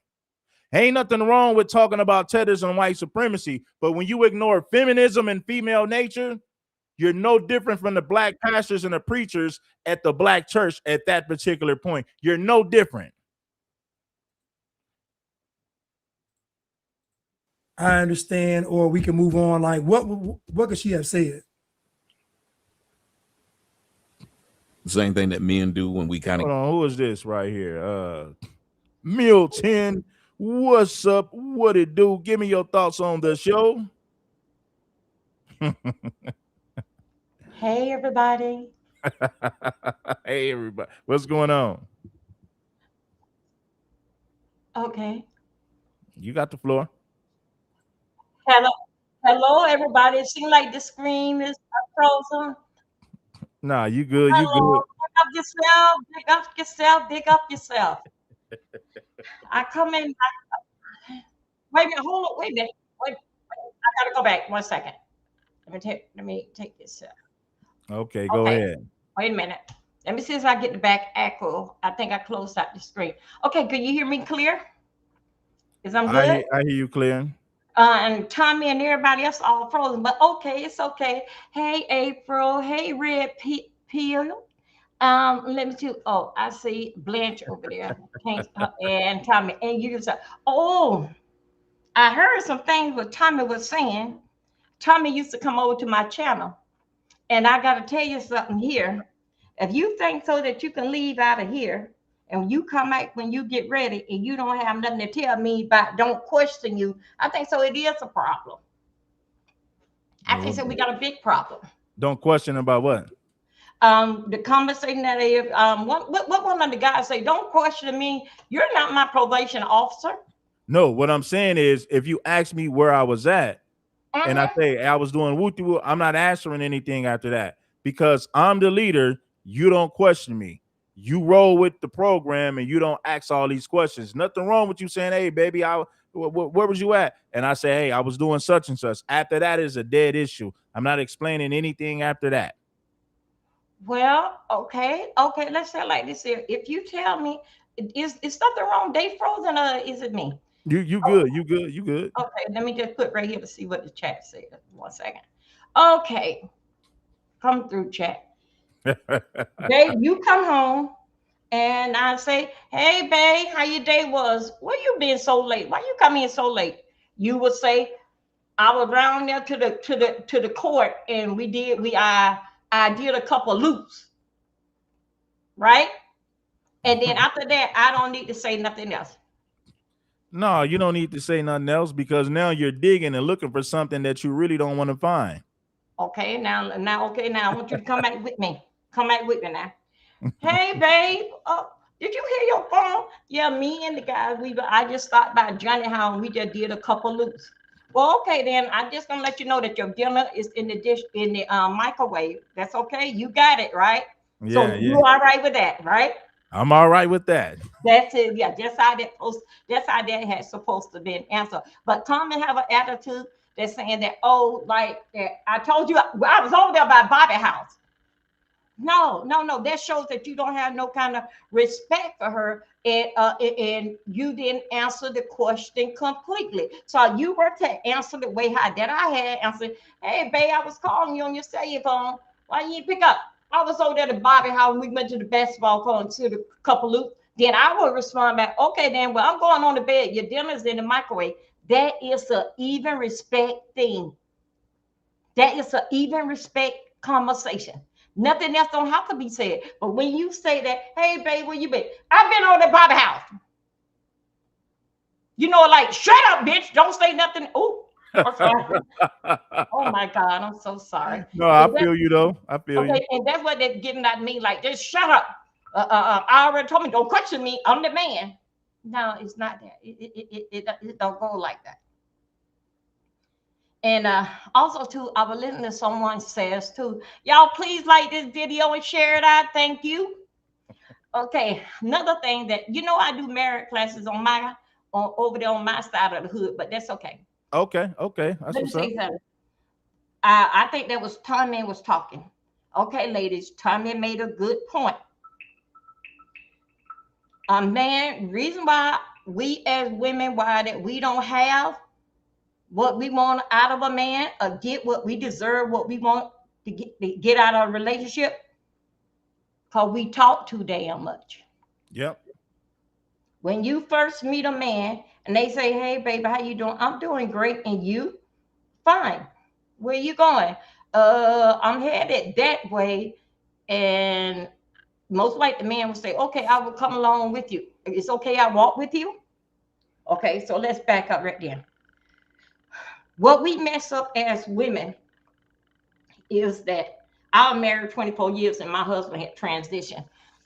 So anyway, but I did several marriage classes and everything down in Fort Lauderdale, Florida. When they're coming out in your relationship, ladies, close your damn mouth. Close your mouth. It doesn't matter because of that he looked good and already because he looked good and he got a nice car and a nice job. Already you don't jump ahead. We rich and I don't come up. No, close your mouth. If I was ever with a man, if I was, no, put like this, I'm a man and a woman tells me, oh, I got my own house, my own car. I don't need nothing for no man. I've been on my job. I'm soon going to retire. And me and my sister, and this, that. The first thing that come to my mind, and What's y'all got to that? listen to this here. Well, hell, since you got everything going your way, hell, could you help me out? Could you help pay my car payment? Said you that because you don't told me everything about you, and everything is beautiful in your neighborhood. Everything is good. You've been on your car, and you don't have no kids. You got a big old house. Well, life is beautiful. Beautiful you, but it's not for me. Even though I got a nice car, I'm a businessman, and the things looking like it's going my way. I feel that it's going my way. So, but just because that you ain't let the man talk. Ask you any question about you, you go and tell him about you. And of course, he's supposed to grab because you did not listen. A man don't want no woman that boasting. So she can say later, I did this for you. I did that for you. If it wasn't for me, and this is a man don't like that. A man don't like no boasting behind woman. He want a proud woman, and you always look like a lady at all time. But then the fact that, oh, I got this guy, that would run that man clean out the door. And as he running out the door, if he want to, I think he should grab your pocketbook and run with it. Because after all, everything, the whole country is in a war, but you got a beautiful life. You got a beautiful, I got. That don't excite them men about, I got, that materialistic thing, that material, and you can lose that tomorrow. Let's talk about you, baby. No, let's talk about you. That's why a lot of you don't have no man. But when, and majority of the time, when the girls get around by, say, 26, 27, clean up till they get about 37, 38. They play that, I don't need a man. I don't need a man. But when 40 come, their old clock start ticking in. Then Why do you think, in your opinion, like we kind of studied this, but why, now basically what you're saying in so many words, once they get 40, now they all of a sudden want to get married to a damn man. But the thing that men have been saying is these women only want to cooperate when they get old. And listen, when I see women in there, and listen, ladies, I'm saying this to give you guys some game. I'm not saying this to bash you. A lot of these ladies in these conscious communities, they're only talking about black king this and black king this once they get in their mid 30s and late 30s, and now that they're single mothers. None of these women were singing the same song when they were in their 20s and their prime. Now that they're single mothers in their mid 30s, now all of a sudden they're FBA. Now all of a sudden they're conscious. But when they were young, they didn't give a damn about black unity or none of that when they were young in their prime. I says, and when they hit like around about 37, they be saying, damn, man, what I don't did to my life, what I don't accomplish in my life. I got my house, I got my kid. Now this is the situation right here. That's when they go, see, the Bible tell you when a man found a woman, he found himself a wife, he found himself a good thing. He never say what a woman would find, okay? But stealing that with they rims and they ego, that thing right after 37, 38 years old, they start thinking. Because they're around about that time in your life, you should have at least been on your job at least 15 to 20 years. Because when you get 50, that's half of 100. Who want to turn back the hands of time and say, I wish I would have did this, that, and another in my younger age? No, maybe you do, but not me. I'm still moving on forward. So that's why a lot of them start, and then that's when they go and they start going through the hot flash. Then that's when they know they done messed up. Then they become a cougar. That's when they get no cougar license. Well, I've said this all the time. I said, and a lot of ladies ain't gonna like this because I'm being real. I'm a foundational Black American. I love it, but I got to be honest about the flaws of my own people. Right. A lot of these FBA men who make FBA content, they're not being honest with women. They never address feminism. They never address female nature. All they talk about is tethers and white supremacy. How could you lead your woman if you can't be honest with them? It's impossible to lead your woman if you can't be honest with her. If you can't reach her, then you cannot teach her. So when I look at these FBA men on social media, they're no different from the black pastors and preachers at church, because when you go to the black church, you don't see a lot of black men there. And I think we all know why you don't see a lot of black men at the black churches, because black church promotes feminism. Yes. Yes. I agree with you. Oh, someone else want to speak? Any of them want to speak? Anyone on the panel want to speak? Let me ask you a question real quick. What is it going to take? What is it going to take to get black men to come back to the black church? Because when you go to these black churches, it's nothing but women and single moms. What is going to take? Stop if the pastor would just address them for who that they see, instead of not trying to address them or what they want them to become. And a lot of the men run out because they say, hey man, I ain't that way. Because basically, in order for to get close to the pastor and get into, the pastor need me, he gonna have to look at you eye to eye, and he gonna go drilling in his mind and be a part of his circle. He gonna start right there grooming you right then. And then, but some people don't go that way. Man, did you see how he did? That's what it's going to be. But if these pastors were to just, and then also to, a lot of men in the church cannot see taking care of another man. Every time they turn around, pull it. See, a woman looking for a miracle ain't gonna happen right now before I leave the church. I'm gonna take my husband out here right now. But a lot of men don't see themselves taking care of another man, knowing that I got to take care of him, his wife, the little floozy that he fooling around there. It come out of my money. I have to get out every morning at 4 o'clock in the morning to make sure that my pastor have. So Yeah. I think that's why they would not come back. But you can't really, most men, all men, I would say, love for their wife to go to church. They wasn't going to be in the church and serving the Lord, being basically every time you turn around, I'm going to the club. So most men, they were like that. They're like, no, but for dinner fact, with a husband to go, he got a chip on his shoulder. He got a chip on his shoulder because he already see. A man can see through another man. And yes, he feels some kind of way. Look, honey, put this $20 in the church this year, but no, instead of she putting the $20 in the church, she gonna bust around and go put $100. Then gonna go and they gonna have a $100, $200. Then gonna go home and they gonna scream and yell all night long. When I told you put $20 here in church, but no, this is for the youth group and this is for this group and all this type of stuff. When the man said, put $20 in there.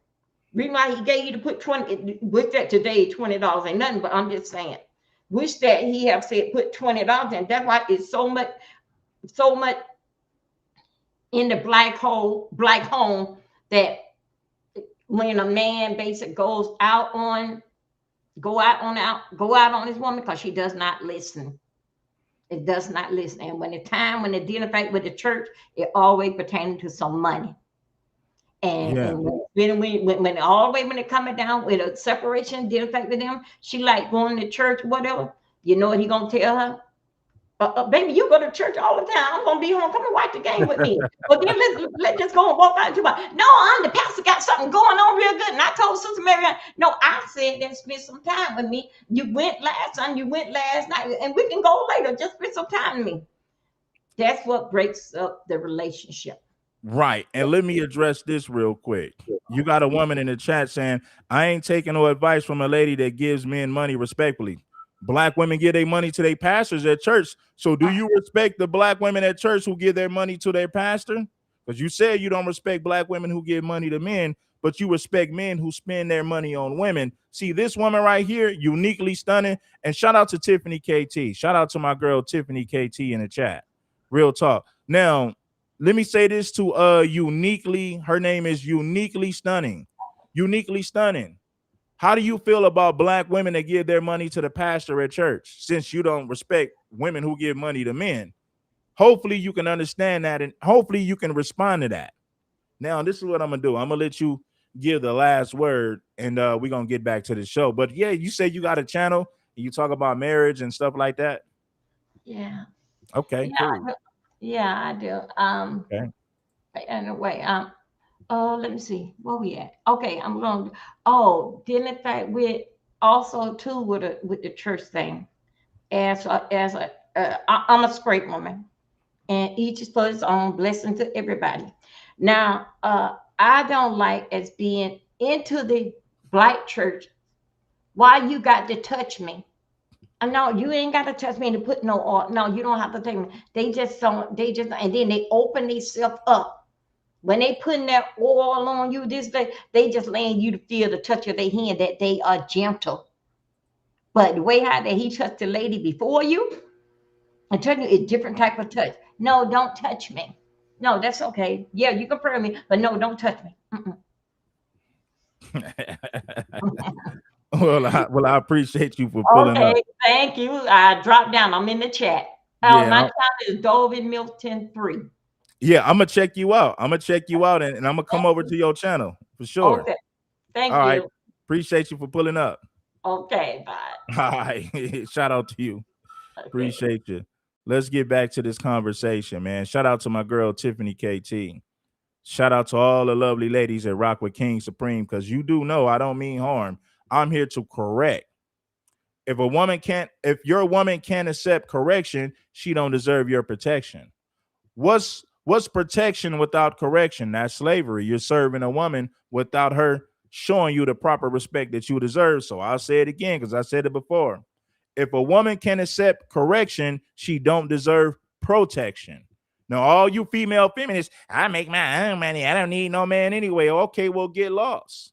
Get with a pretend man, because you're not going to get a real damn man.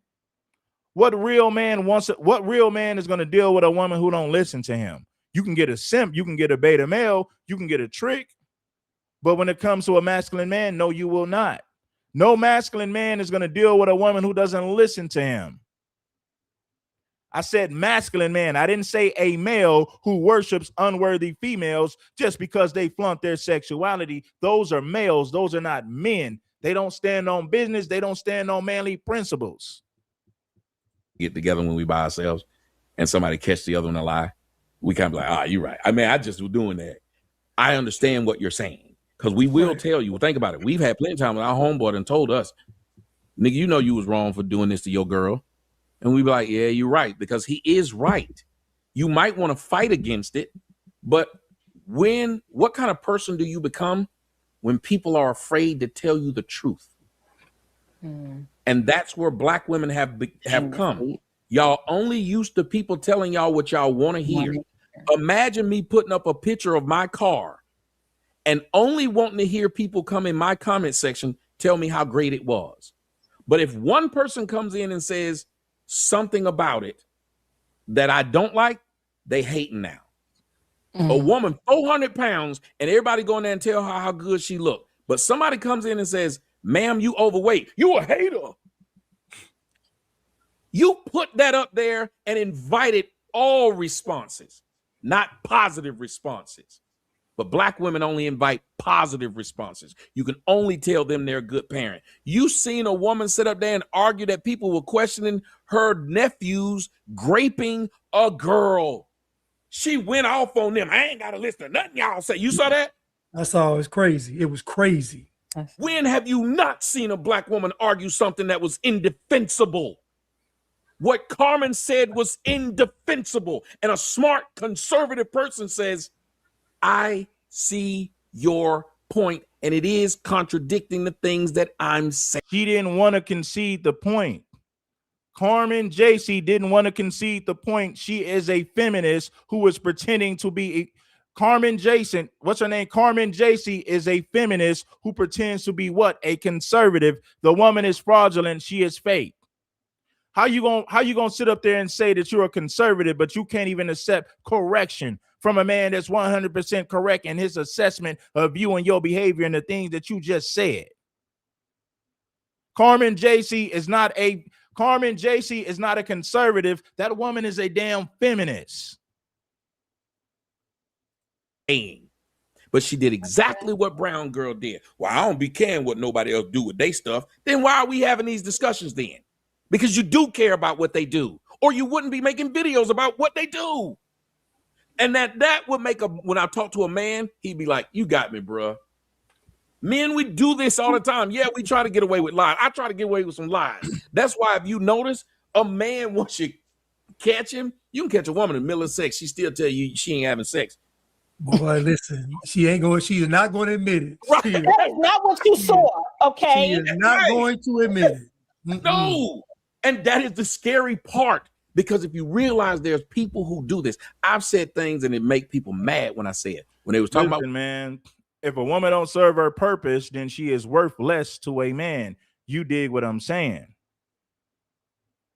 Hopefully that resonates. Hopefully that marinates. You dig what I'm saying? Masculine females attract beta males. If a woman don't serve her purpose, she is worthless to a man. What is that woman purpose? Whatever it is that you require from your woman. Maybe you like your woman to cook multiple times a week. Keep a house clean. Whatever it is that you require for your woman is her purpose. And if she don't serve that purpose, then she is worth less. On the flip side, if you a man that don't make money and can't pay no bills, that woman gonna look at you like you are worthless because you ain't serving your purpose as a man. There's a whole lot of simps and beta males who claim to be red pill in this particular space, and King Supreme is here to call it out. What happened to that little 12-year-old girl? I said something and everybody started talking crap about me until finally people started admitting he's telling the truth. I said, I'm from Atlanta. Running trains on girls when they 12, 13, 14, 15 was normal. I don't know a group of people who didn't. As a matter of fact, when I told them 13, 14, and 50-year-olds dating 20 and 30-year-olds was also normal. I know where you from. Well, guess who just said it was? Keke Palmer. Guess who else said it was? Nia Long. But because y'all like lying in public, I looked like the bad guy. There was and now almost everybody I know ran trains. And then what would happen? Boys got in trouble because when the girl got caught running a train, she lied on them. Mm-hmm. They grate me. That is true. Running a train on a female is dangerous because when she get caught, she's gonna be embarrassed. And instead of her admitting that she's a 304, she's gonna say she was taken advantage of, and somehow the men raped her. When in reality, she was a willing participant. So running a train on a female is dangerous because if she gets caught, she's gonna claim that she was taken advantage of. She was taken advantage of sexually. So running a train on a woman is dangerous. I don't even know why you would want to run a train. If I was to ever do that, I would have to be the first one in line because I'm not gonna get behind a woman after 2-3 men already done had their turn with her. What do I look like having sex with a woman and 2 or 3 other men that already had their turn with her? Man, please. That's nasty. You got this man's sweat and bodily fluids all on this woman, and you're going to be the second or third man to have sex with her, or maybe even the fourth man to have sex with her. You're nasty. I said it before and I say it again. When you run trains on a woman, a female, a lot of times they will turn around and say that they were great because they're embarrassed about what happened. They get drunk, they get turned up, they get caught in a moment. They have sex with 5 different men in the same night. And instead of them admitting that they were trifling and nasty, they will turn around and say that men took advantage of them sexually. Now you're sitting in jail based on a lie that a female has told. I've seen it happen several times. Running trains are dangerous. Not only do you run the risk of catching an STD, you also run the risk of going to prison just in case this woman wake up, feel bad about it, and say, nope, they raped me and took advantage of me. Now she's going to point the finger to get your black ass locked up. Just like when women, you know how many wives got caught cheating and then lied and said that somebody took it from them when she gave it to them? Women's first thought when caught is to blame. Was Keke Palmer. Guess who else said it was? Nia Long. But because y'all like lying in public, I looked like the bad guy. There was and now almost everybody I know ran trains. And then what would happen? Boys got in trouble because when the girl got caught running the train, she lied on them. Mm-hmm. They grate me.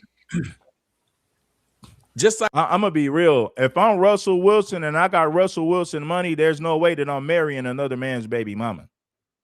Now, I know a lot of women don't like this, but damn it, I'm telling you the truth. There's no way if I got Russell Wilson money, there's no way that I'm going to wipe up the next man's baby mama. I'm going to find a childless woman to get on my program.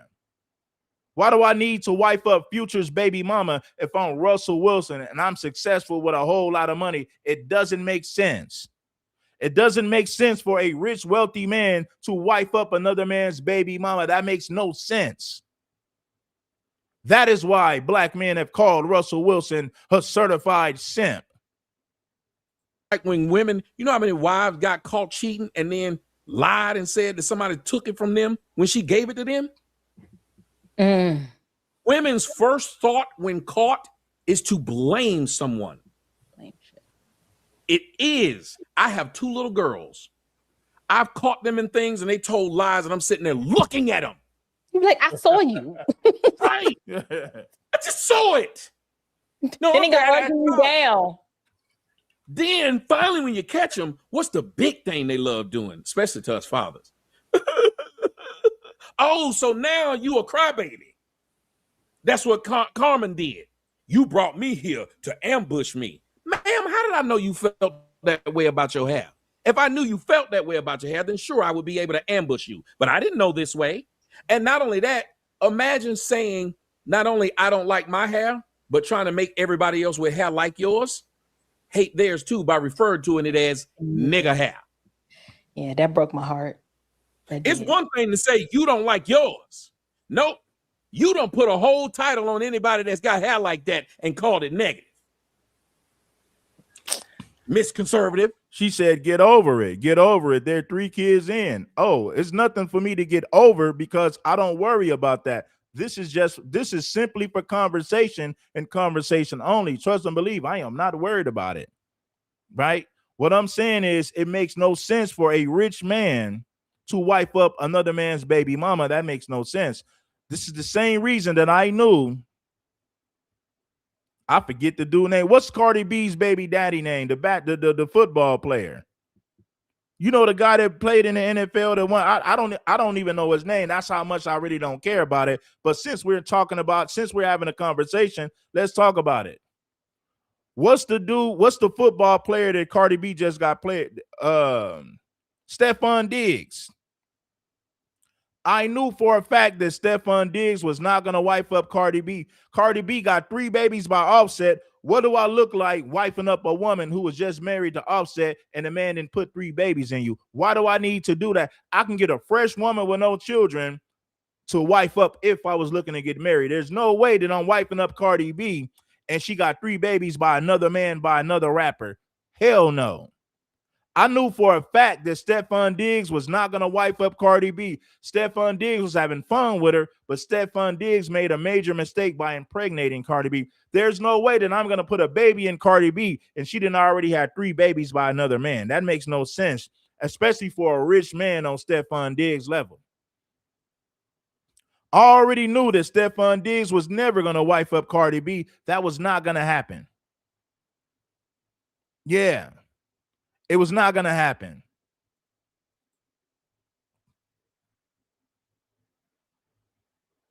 And now Cardi B can never go back to Offset because I'm definitely not taking you back after you didn't got.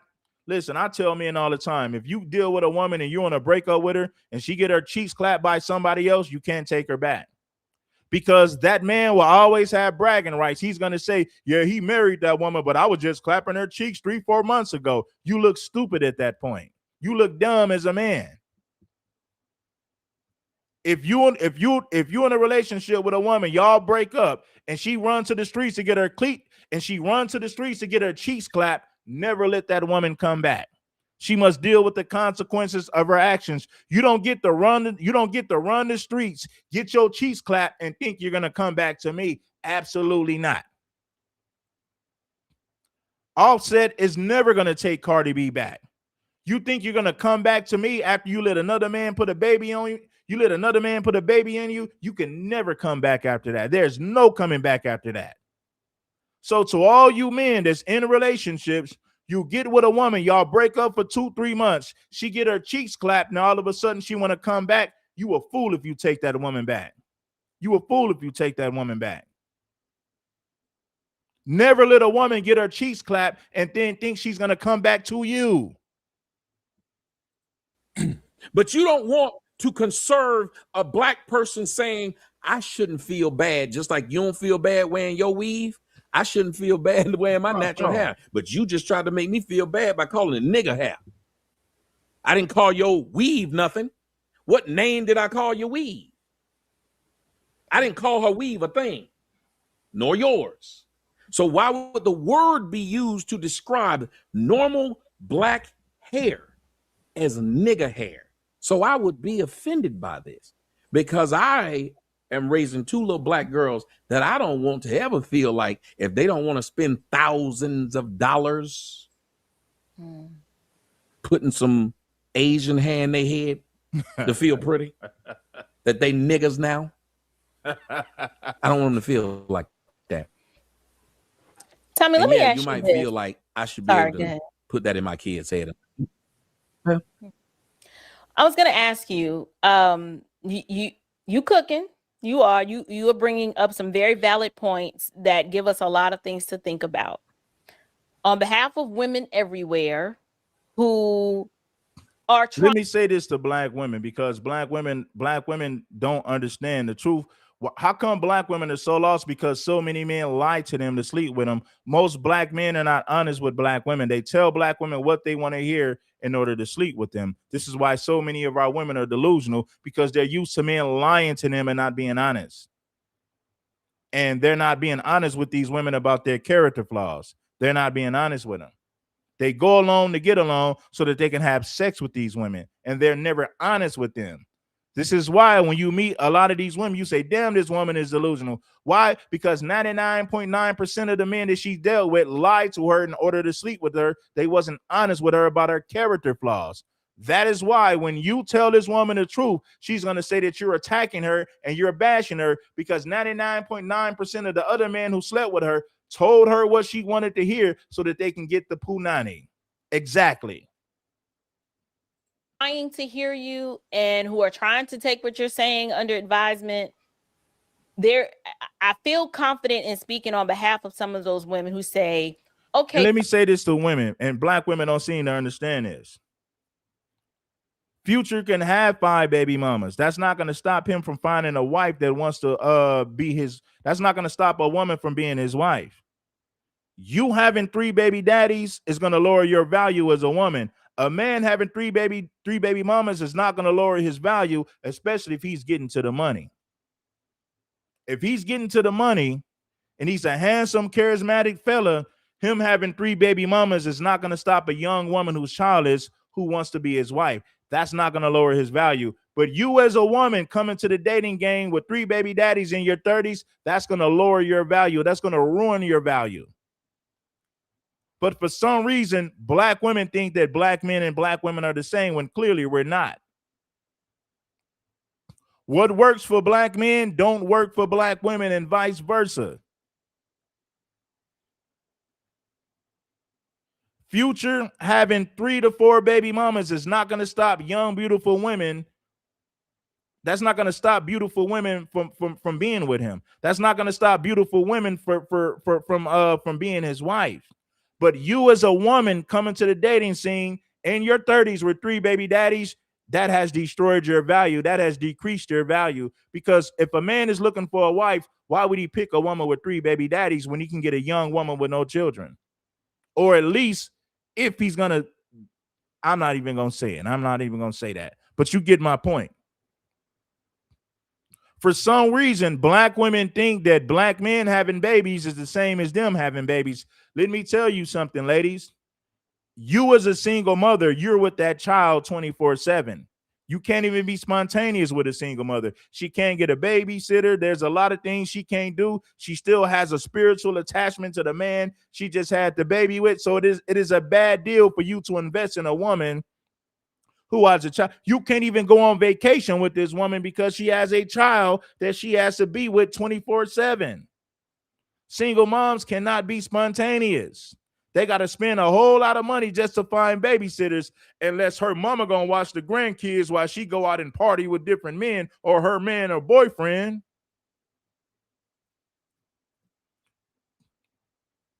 Dating a woman with children is not the same as a woman dating a man with children. Completely different. Men with children still have flexibility. They can still do things spontaneously. Women with children, not so much, unless the grandmother gonna watch the babies while she runs to the club or run the streets. You cannot be spontaneous with a single mother. She don't have a babysitter. A lot of their baby daddies are not even active in the children's life. You got to plan 2 to 3 weeks ahead to go on a date with a single mother, or to take a vacation with a single mother. You cannot be spontaneous with them. Fine. Y'all say y'all want to see us embrace who we are with the hair, the way it grows out of our heads. But what do you do with this large segment of the male population who that's not what y'all are looking at on Instagram. And women, I'm not saying they're right, they wrong as two left shoes, are saying that what you guys seem to be attracted to is an unrealistic glitz or glam version of women. And if we show up and just be ourselves, y'all don't want that either. So I'm not talking about women with grown children. I'm talking about women with small children. They can't be spontaneous. So it's a bad deal to invest in a single mom, especially a single mom with young, especially if she got young children. You can't be spontaneous with her. It's just it's a whole lot of negative things that's going to come with that. She's going to be guarded and very defensive. She don't want you to teach. She don't want you to discipline her child, but she wants her children to benefit from the things that you provide. Those are the cons that comes with dating single moms. I met a lot of single moms that don't mind you buying their children food, taking them to the movies when y'all go to the movies. But when it's time for you to discipline that child, she don't want you to discipline that child at all, but she wants her child to benefit from the things that you provide. Feeding the child, paying bills in the house that child lives in. She wants her child to benefit from the things that you provide financially, but she don't want you to discipline that child who's clearly out of line. That child don't even have a father figure. And let's say she's raising a young boy. Let's say you're dealing with a single mother that has a son who's young. She don't want you to correct that child, but she wants that child to benefit from the things you provide. That is a bad deal, which is why a lot of men are saying no to single mothers when it comes to what? Serious relationships. See, ladies, you're not going to get this honesty on these FBA channels who never talk about female nature and feminism. Those guys are not going to be honest with you about any of that. They're not even going to talk about female nature and feminism. They're going to talk about tethers and white supremacy all day. And they're going to pretend like these problems don't exist in our community. These FBA men who only talk about tethers and white supremacists, and they never hold the women accountable and never talk about feminism, those guys are no different from your black pastors and your black preachers at the black church. They are no different. They are pandering to the FBA community. They are also pandering to black women because they're not being honest with them. If black women are the least married group of women in America, we have a major problem. If black women are aborting their babies more so than any other race of women, then we have a major problem. But none of these black males who claim to be FBA, they never address those issues. They pretend like these problems don't exist. Some of these guys claim that they care about black women, but they never address the fact that nobody aborts their babies in the same numbers like American black women. American black women are the least married. There's a reason for all these things. I'm not saying this to bash a black woman. I'm saying this to spread awareness. Too many of these black men who are FBA content creators, they ignore these issues like the problem doesn't exist. I ain't going to talk about single moms, even though the majority of FBA children are being raised by single moms. I'm not going to speak about abortions, even though black women abort their babies more so than any other race of women. I ain't going to talk about dating, even though the black woman is the least married group of women in America. These black men who make FBA content refuse to talk about any of these things that I just mentioned. Why? Because they're too damn busy pandering and simping for the women. They are no different from your black pastors and black preachers at the black church. They are no different. They are pandering to FBA people for easy money, but they refuse to talk about what really affects the community. They'll talk about white supremacy. They'll talk about tethers all damn day. Women feel like they can't win for losing. What do you say to those women?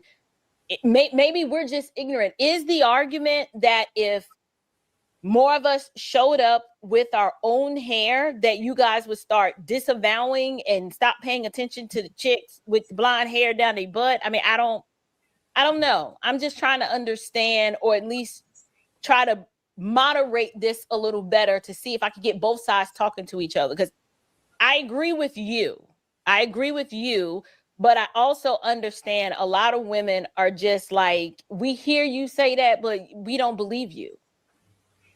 Okay, I'll point something out to you. We just said earlier, who gets more attention? The woman in the full length dress or the woman twerking with her ass out? The woman twerking with her ass out. Right. Who does the guy who sleeps with the woman who's twerking with her ass out marries? The one in the full dress. The difference is y'all don't want marriage. Y'all want attention. I used to say y'all want dick and attention. And that's what women want. They want dick and attention. And because Tommy Sotomayor ain't lying about that. That's true. Right? They want D and attention. That's what they're looking for. 100%. They don't want correction, but they feel like they deserve your protection as a black man. That's something for you to think about. I agree with you, but I also understand a lot of women are just like, we hear you say that, but we don't believe you. okay, I'll point something out to you. So this is what April Chapman just said. When black men say they're tired of weed, black women say, we don't believe you. And why do black women think like that? Because when black women go on Instagram and show their butt, when they go on Instagram and they put that weave in their head and they show their butt, you got a bunch of men telling them they're beautiful, lusting for them sexually. So in their mind, sexual attention is the same thing as real attention. What they don't realize, social media is full of perverts giving compliments to women social media is full of perverts who give attention to women who flaunt their sexuality, to women who flaunt their body. So April just said, black women don't believe us, right? When we tell them we're sick of weed, we're sick of their bad attitude, she said, we don't believe you. Now, I've heard black women say, the only reason why I wear weave, I do it because of black men. I get more attention when I wear weave. I get more attention with this lace front wig. But when black men tell you to change your attitude, you don't want to change that. You would change your lace front wig for a black man, but you won't change your attitude. Make it make sense. So what they're saying is they're wearing these weaves because that's what black men like. Well, black men also like women who are submissive, who are not mouthy and argumentative, but you won't change that. You change your weave, but you won't change your attitude. Makes no sense. We just said earlier, who gets more attention? The woman in the full length dress or the woman twerking with her ass out? The woman twerking with her ass out. Right. Who does the guy who sleeps with the woman who's twerking with her ass out marries? The one in the full dress. The difference is y'all don't want marriage. Y'all want attention. I used to say y'all want dick and attention. And that's what women want. They want dick and attention. And because they don't want stability, because the same way you said that is the same way you got Negroes here in Atlanta that don't have no job, but the girl sleeping with a dude that got a job and make money and bringing it to the nigga that ain't got no job. He's sitting up there. How you get pregnant by? If black women love a man that's worth a damn, and like you just said, these men chasing the weed, run out the weave and everything, how come all y'all baby daddies ain't shit? How he got you pregnant? I understand letting the guy who play Madden all day and sleep on the couch have sex with you. I do really do. Because let me tell you something. I had a conversation with a woman a long time ago. I said, she said, you know what? I came fast. And she said, I know. She said, don't worry about it. I said, what happened? She said, you got a job. I said, what? She said, yeah, you got a job. You got things on your mind. You looking to do something else. You got to pay bills. Like, you can't just have sex. But you know what, that guy who ain't got nowhere to live? I came up with this word called a hobosexual. You know what that guy doing? Oh, he can beat your back out because he got to have somewhere to stay. He ain't got nothing but time to screw. That's all he does. He's survival living. Survival. Yes, he gotta fuck himself into a bed. Right. I know. I got a bed and a house. I'm trying to put you out when I'm finished. So I gotta go. He need a place to stay. He trying to beat you down. So what you'll do is take money from me who work hard and go get it to him because you like the attention and you also like the control. Women will take money from simps and give it to pimps or just real men in general. Women will take money from simps and give it to pimps. It's been going on for hundreds of years in this country. It's a common thing for a woman to take money from a simp and then turn around and give it to a mother effing pimp. Straight up. See, you know you can't control me because my house is bigger than your life. You know you can't control me. It is. I had a bitch walk in and it took me. I told her the other day, I wasn't even lying. It's pieces of my house I ain't seen in months. It's the truth.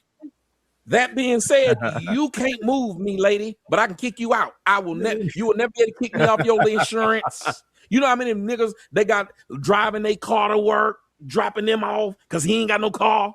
His phone in her name. So whenever they get into an argument, she cut his phone off. You can't do that to me, lady. You not only can't cut my phone off, I got like 13 of them. And Apple be sending them to me. I got a gang of them, lady. I be giving whole phone. Look, you call me on this week, on this line. It's hard to, like the young lady said, it's hard to talk to me. You know why it's hard to talk to somebody that's got. Women will take money from tricks and give it to pimps. Women will take money from simps and then turn around and give it to a mother effing pimp. That's the name of the game. Simple and plain. It is what it is. King Supreme delivering straight lace game on a Saturday. You heard me? We getting down and dirty. You heard me? You're damn right. A woman will take money from a simp, then turn around and give it to a mother effing pimp. A real man, in other words. Confidence, because they don't need you. It's hard to talk to that person. Most black women are used to talking to that guy that can bully. And why can you bully him? Because he was raised in the same household. He had a single mom. He seen his mama bully him and the men she dated. So it was easy to walk him down. It's easy to make him quit. Carmen JC, you know why it would have been easy for her to talk to the normal black man? Because he seen them big old titties. I seen them. Titties look nice. You did say that. But most men, when they talk to women, they will not bring up anything controversial to that woman because he wants to screw. Yep.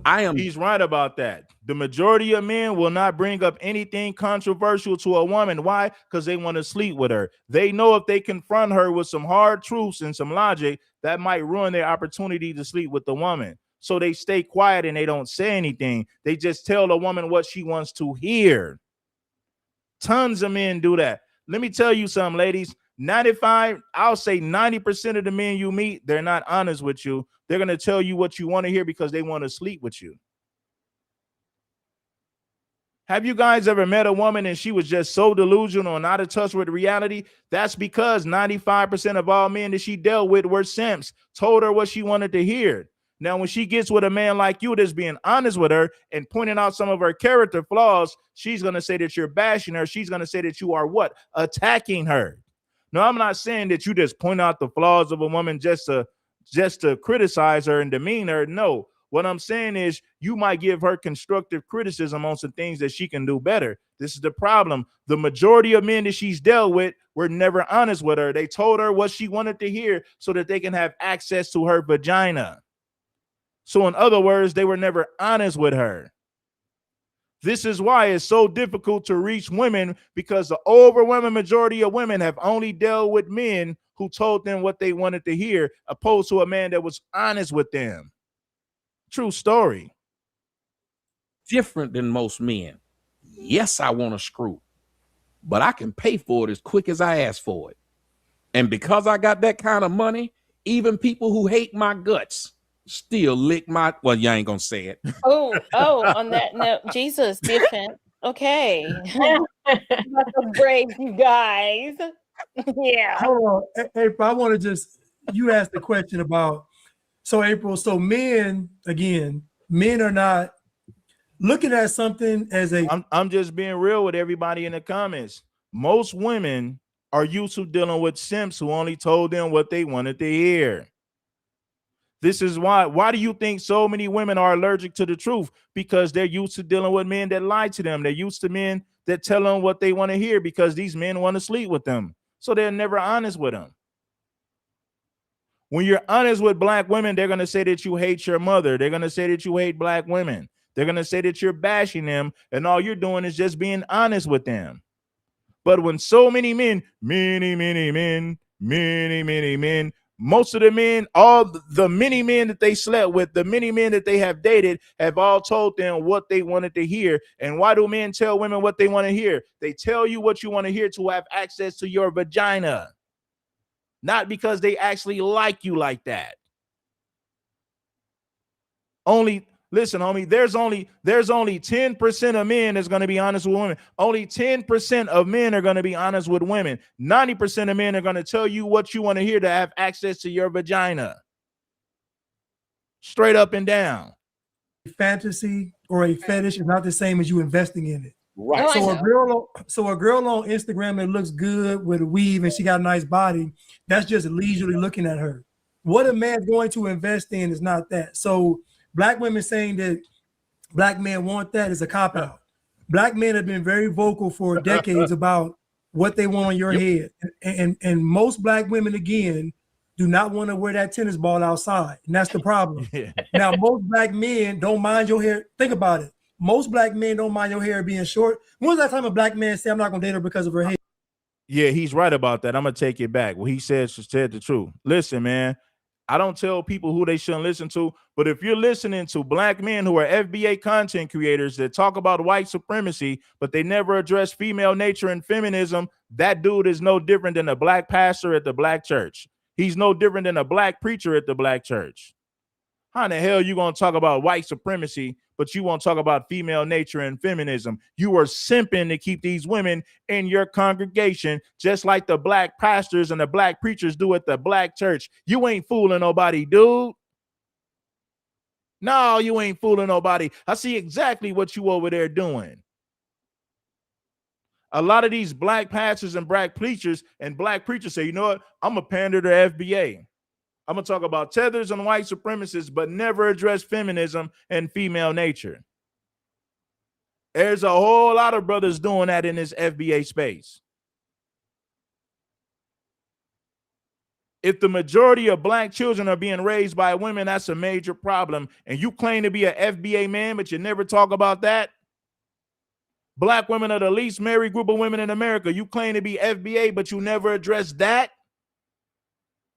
Nobody aborts their babies as much as the American black woman. You claim to love FBA people, but you never take the time to address that. It goes back to what I said. The majority of these guys are no different than your pastors and preachers at the black church, because your preachers and pastors at the black church will never hold black women accountable for anything.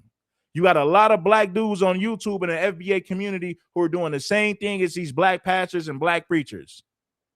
Not being honest with black women, just telling them what they want to hear. Than most men. Yes, I want to screw, but I can pay for it as quick as I ask for it. And because I got that kind of money, even people who hate my guts still lick my, well, you ain't gonna say it. Oh, on that note, Jesus, be offended. Okay. That's brave, you guys. Yeah. Hold on, April, I want to just, you asked the question about, so April, so men, again, men are not looking at something as a fantasy or a fetish is not the same as you investing in it. Right. No, So a girl on Instagram that looks good with a weave and she got a nice body, that's just leisurely looking at her. What a man's going to invest in is not that. So black women saying that black men want that is a cop-out. Black men have been very vocal for decades about what they want on your head. And most black women, again, do not want to wear that tennis ball outside. And that's the problem. Now, most black men don't mind your hair. Think about it. Most black men don't mind your hair being short. When was that time a black man said, I'm not going to date her because of her hair? When you even heard that? Hey. We don't even care about hair that much to even make a comment on the hair. Just as long as you look nice, he's not going to care. Yep. So black women just, it's another cop-out. Black women don't like their hair. That's all it is. And guess they want what? You to feel bad for them not liking theirs. They want you, because like when the young lady said, well, you know, you're just being hard on you and you just going hard. No. We're adults. As an adult, if I talk to a man or a woman, don't cop out and tell me you're a woman and I'm supposed to be softer with you. And it only comes when there's pushback. Yeah. But when a woman pushes back on a man, he need to man up. You call him a punk if he was bothered by the pushback. You call him out his name if he couldn't handle the heat of the questions being asked. As a matter of fact, I always tell people when I go to people's show, if you ever see, who saw that interview of me on in DJ Vlad? 30 minutes in the show, Tyreek Nasheed up in there doing all kind of stuff. Yeah. But the interview was 2 hours and 20 minutes. What does that mean? After he left, I stayed and still kept answering questions. Pretty good. Now hold up. That was an ambush. Tommy, that was an ambush. And still went, think about it, and still finished it. That was an because ambush. I'm good at what I do. God gave me these words, and you can't take them from me. Until you tell me I told a lie, we got a problem. They killed Jesus. You talk about somebody hard to talk to. They hard to get along with. They sure killed Jesus, and they didn't kill Jesus because he was lying. He was hard to talk to because every time the Pharisees and Sadducees said something stupid, he told them how wrong it was. He told them you put more on the people than the lawyers do. Oh, well, we got to get rid of him. So you can't make me feel bad by telling me that's probably why they don't deal with you. That's probably why they don't have you. When you tell the truth, people don't want you around like that because you're going to say something that they don't want exposed. If you lie, then they'll have you around. Why? Right. Why do you think so many FBA women have left my channel to flock to channels where black men never hold black women accountable for anything? As long as you telling them what they want to hear, they will flock to your channel. The moment you start being honest with them and giving them uncomfortable truths, you're not going to see them no more. That's the name of the game. I've been doing this too long to not know what I'm talking about. Because you'll kiss ass, because you're going to be afraid to say something. That's why you end up with bad men, because you only accept men who accept everything you got to say, even when you don't think it's good. Because if you thought your own hair was good or you thought weave was, hey, he's right about that. These women only flock to men who don't have a problem with anything they do, with men who don't have a problem with anything they say. Those are the channels they flock to because they're not going to get pushback or any criticism on those channels. This is why so many of these women who used to be over here flock over there to these fake pastors who claim to be FBA teachers, who claim to be FBA content creators, but they talk about white supremacy and tethers, but never talk about female nature, never talk about feminism. These women, for the most part, flock over there because those men are not honest with these women about their character flaws. That's why you don't see them over here no more. Because I'm speaking about comfortable. I'm talking about uncomfortable truths. But then you will flock to a channel that never holds women accountable. But then these same women will flock to a channel that never holds black women accountable for anything. They love to hear about tethers and white supremacy all day because guess what? They know that man is never going to hold black women in general accountable for anything. That's why they flock to those channels. It's a safe haven for women who escape. It's a safe haven for women to escape accountability on those FBA channels that never hold black women accountable for anything. That's why so many women flock to those channels. There's no accountability for the black woman on those channels. All the smoke for white supremacy, all the smoke for tethers, but no accountability for the black woman. That's why she flocked to those channels, 100%. Now, if you see a black woman in my comment section, that's a real black woman. That's a black woman who's not upset with the damn facts. That's a black woman who don't mind hearing the truth. So the black women you see in my comment section, they're solid. They understand that I'm telling the truth. They don't pack up and say, I ain't gonna listen to Red Supreme. He's bashing black women. Shut up. because every time the Pharisees and Sadducees said something stupid, he told them how wrong it was. He told them you put more on the people than the lawyers do. Oh, well, we got to get rid of him.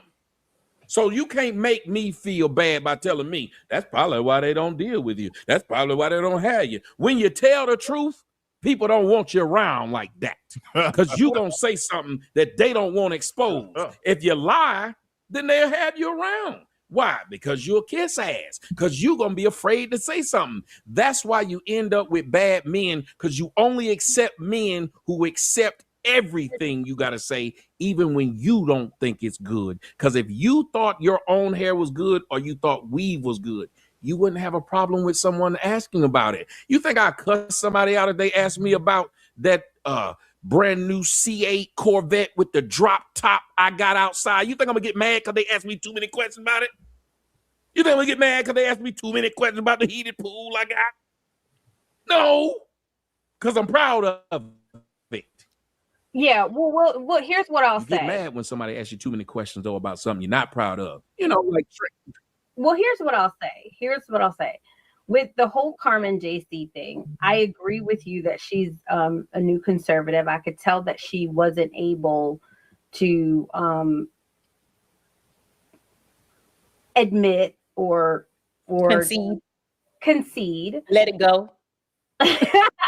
No, well, I disagree. I actually think that she did let it go at some point in time. What I feel like, and me and April disagree on this, I feel like punching down, and I specifically said this to you, is I'm okay with you correcting. Like, I'm okay with you giving her that, you know, I'm okay with you giving that to me.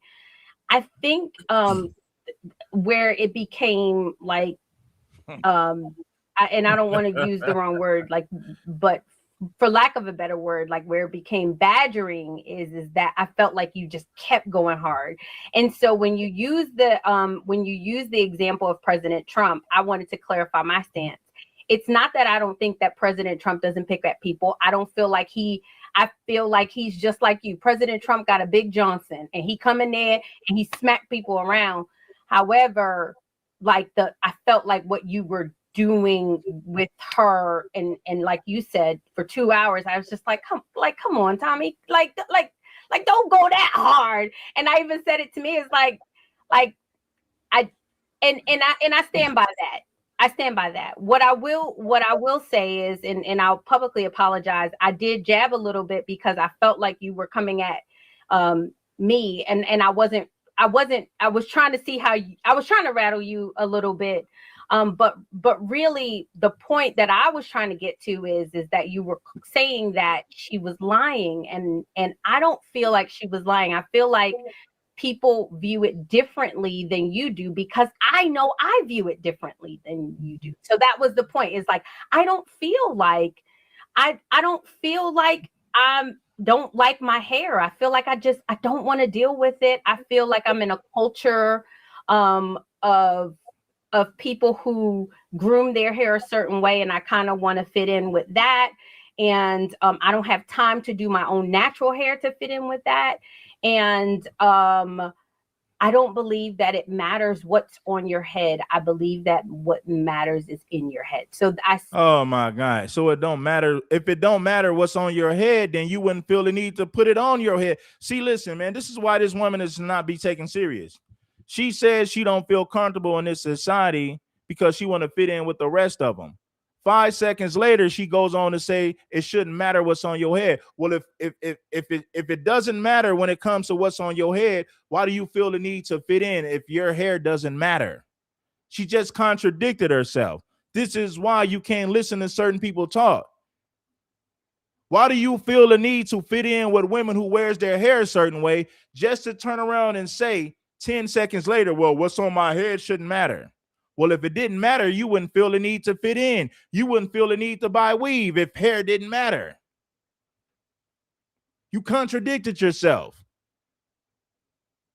That was like, come on, Tommy, like don't go that hard. And I even said it to me, it's like I stand by that. I stand by that. What I will say is, and I'll publicly apologize, I did jab a little bit because I felt like you were coming at me, and I was trying to see how I was trying to rattle you a little bit. But really I mean, did you guys hear this woman contradict herself? She said she's wearing weave to fit in, but 5 seconds later, she said, well, hair shouldn't matter.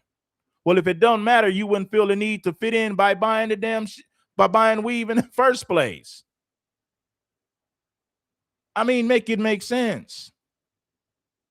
You're going out of your way to fit in by buying weave. Then 10 seconds later, you say, well, hair doesn't matter.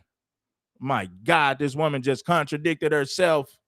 Point that I was trying to get to is that you were saying that she was lying, and I don't feel like she was lying. I feel like people view it differently than you do, because I know I view it differently than you do. So that was the point. It's like, I don't feel like I don't feel like don't like my hair. I feel like I don't want to deal with it. I feel like I'm in a culture of people who groom their hair a certain way, and I kind of want to fit in with that. And I don't have time to do my own natural hair to fit in with that.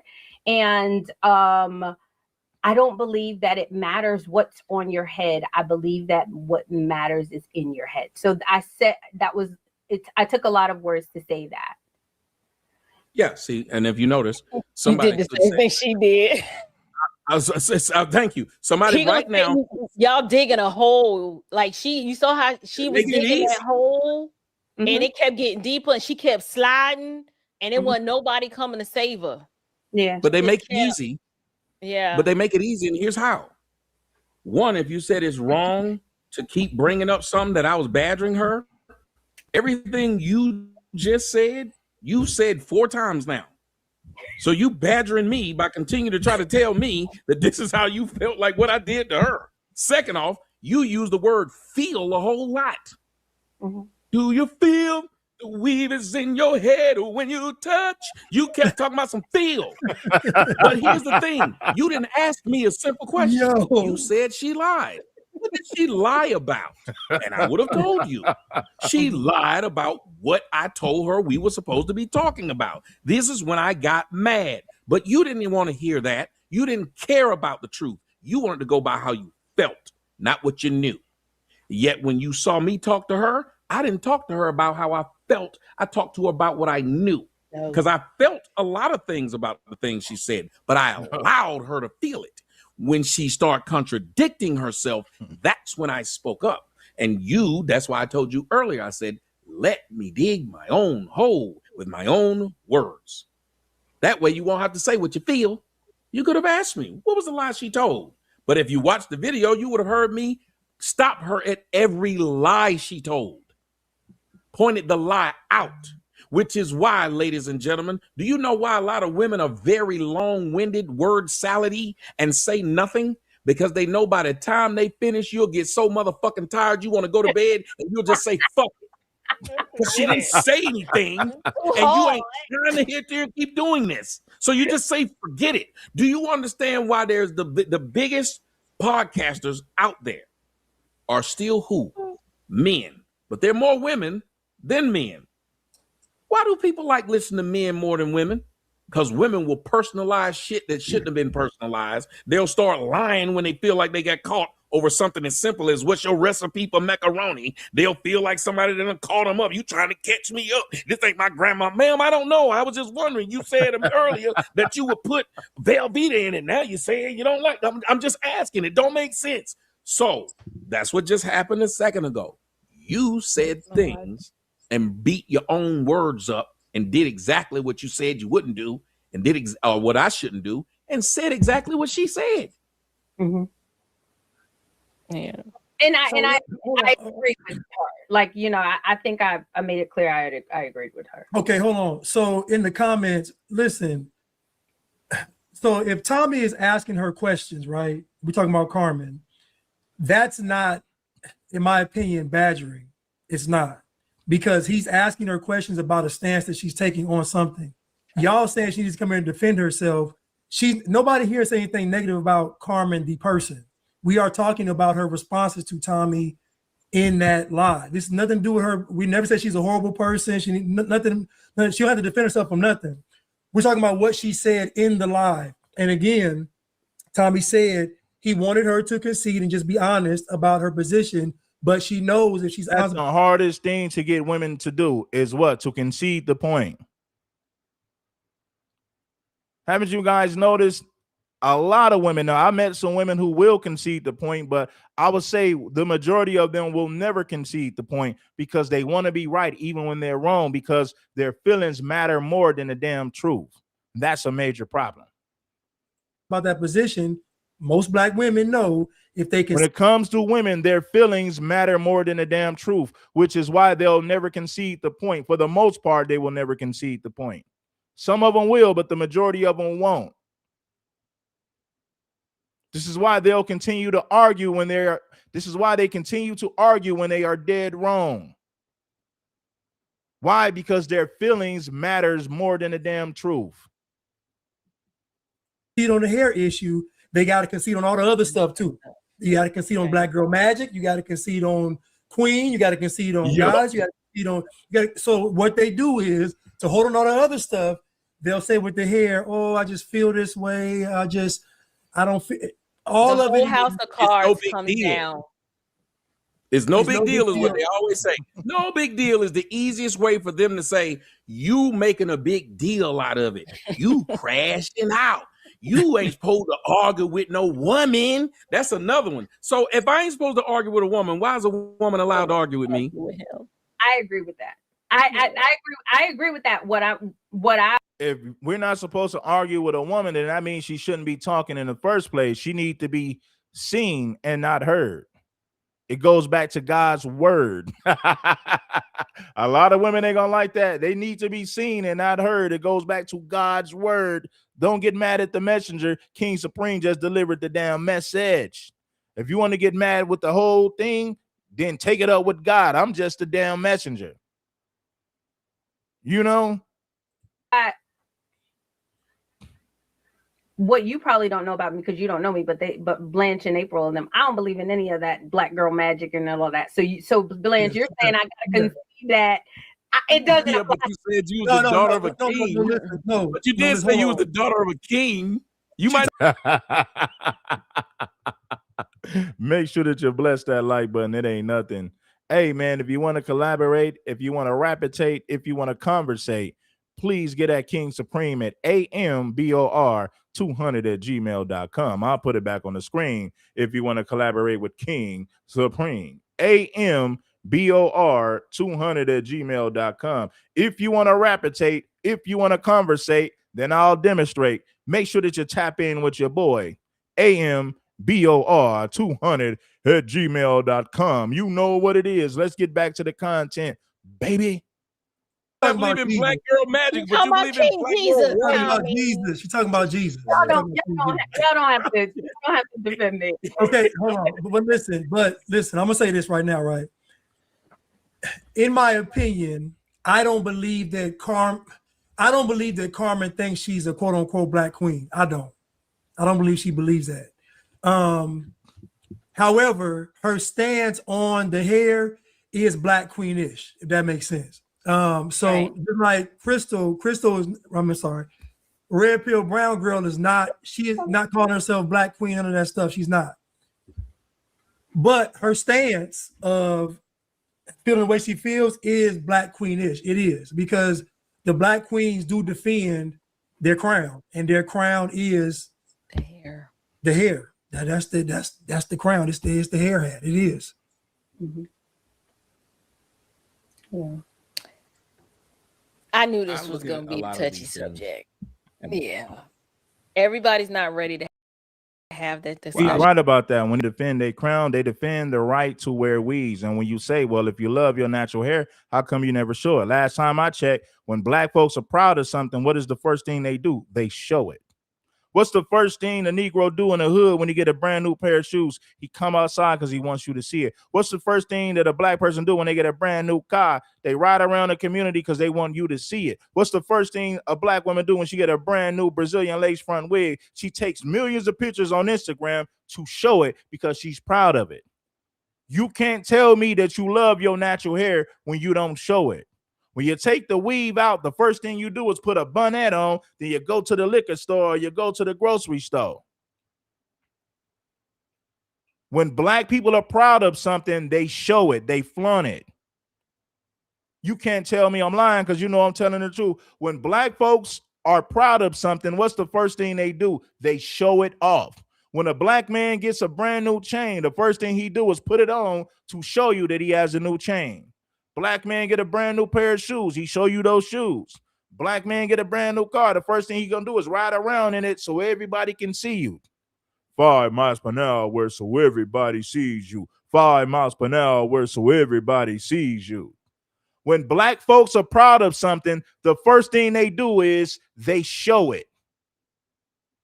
When black folks are ashamed of something, what do? They hide it and never speak about it. The only time you hide something is when you're embarrassed about it. So if you see women that never show their natural hair, they never show you their natural hair because they're embarrassed of their natural hair. The reason why they take a million pictures when they get that lace front wig, because they are proud of that lace front wig. This is why they take a million pictures the moment they get the wig installed. Go ahead, Tommy. I'm sorry. Oh, no. I was just saying that I look at a lot of this as if we're big enough to put our very perceptive eyes on what other people do, we should also be big enough to have someone put theirs on us. That's fair. Why do you think I go to any interview? I go to every interview and I don't let them tell me what they're going to ask me. I let them ask me what they want. You know why? Because I'm not lying. Liars need a script. I'm not lying, so you can ask me anything. When I went to the Hodge twins, they asked me what they want. When I was on the show with Vivica Fox, they didn't tell me what they were going to ask. They tried to ambush me.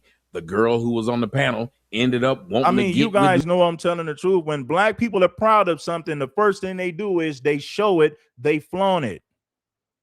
When black people are ashamed of something, they hide it. Just like when you see these women who hide their natural hair under their damn bonnet, but the moment they get a lace front wig, they show it off to everybody. They take a million pictures on Instagram, take a million damn pictures on social media. Then they walking in the grocery store like they a damn diva. Huh? Me, because she couldn't believe that I was able to answer the question about her hair. She done dug into her hair and her whole scalp was tore up, but she still was like, I'm going to keep wearing the weave. Why you care? I don't care, lady. You can keep doing it, but I'm going to keep clowning you. If you don't care wearing the wig, why do you want me to take my video down? You wore it and was proud of it. If I walk out here with my Johnson out and y'all keep replaying Let me tell the you video, something. It's not a deal breaker for a woman to wear a weave. If she's beautiful, I'm going to still rock with her. But I'm still going to ask her, let me see what you look like naturally without it. But a woman with a weave is no deal breaker. As long as she's beautiful, feminine, and submissive, I'm going to take her. I'm going to rock with her. But at the same time, I'm gonna ask her to show me what she's working with underneath that damn wig, underneath the weave. You dig, true indeed. But if a black woman is beautiful with a nice body, you're not gonna eliminate her based on that. Now, some black men may say, oh, it's a deal breaker. They're lying. If that woman is beautiful and look good enough, you're not gonna dismiss her because of a lace front. If that woman is beautiful, sexy with a nice body, nah, you're not going to dismiss her based on a weave. That weave is not going to be the deal breaker. Her mindset is really the deal breaker. Now, at some point, you're going to have to show me what you're working with, baby, because I got natural God-given hair. Look at this, ladies.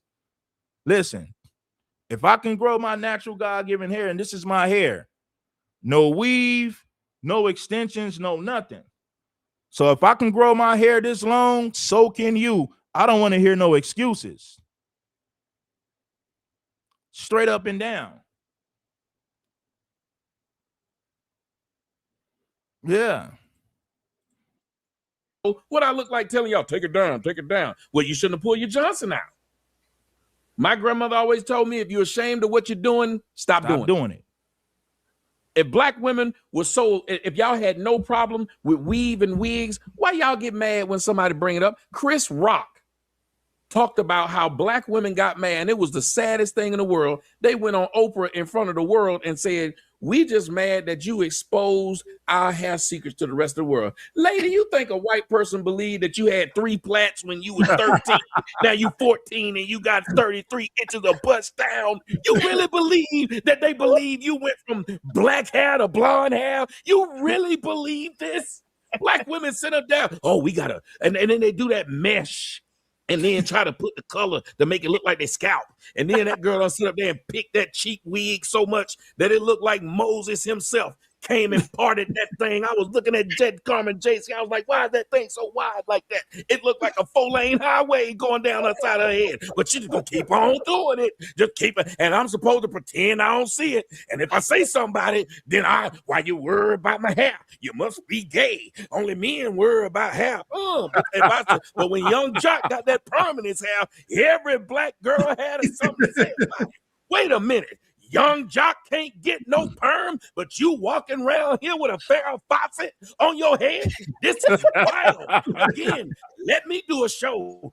And I got Tom Cruise hair on my head. So I'm like, hello, everyone. Y'all would think I was nuts. The same group of people who do the same thing. If it's okay for you to wear this wig on your head, I should be able to walk around with the Leonardo DiCaprio. But you laugh if I did it. You let that 4-lane highway going down the side of her head. But you just gonna keep on doing it. Just keep it. And I'm supposed to pretend I don't see it. And if I say somebody, then why you worry about my hair? You must be gay. Only men worry about hair. But when Young Jock got that perm in his hair, every black girl had something to say about it. Wait a minute. Young Jock can't get no perm, but you walking around here with a Farrah Fawcett on your head? This is wild. Again, let me do a show. And I got Tom Cruise hair on my head. So I'm like, hello, everyone. Y'all would think I was nuts. The same group of people who do the same thing. If it's okay for you to wear this wig on your head, I should be able to walk around with the Leonardo DiCaprio. But you laugh if I did it. You let that sink in. I can't look like Leonardo DiCaprio, but you can look like Farrah Fawcett. Yo, Tommy trying to help. He really is. He is trying to help, and I think we're so focused on how it's I making. Appreciate April Chapman for saying he's not bashing. He's actually trying to help you by seeing the error in your ways, helping you to see your own delusion. He's trying to help you to see through your own delusion.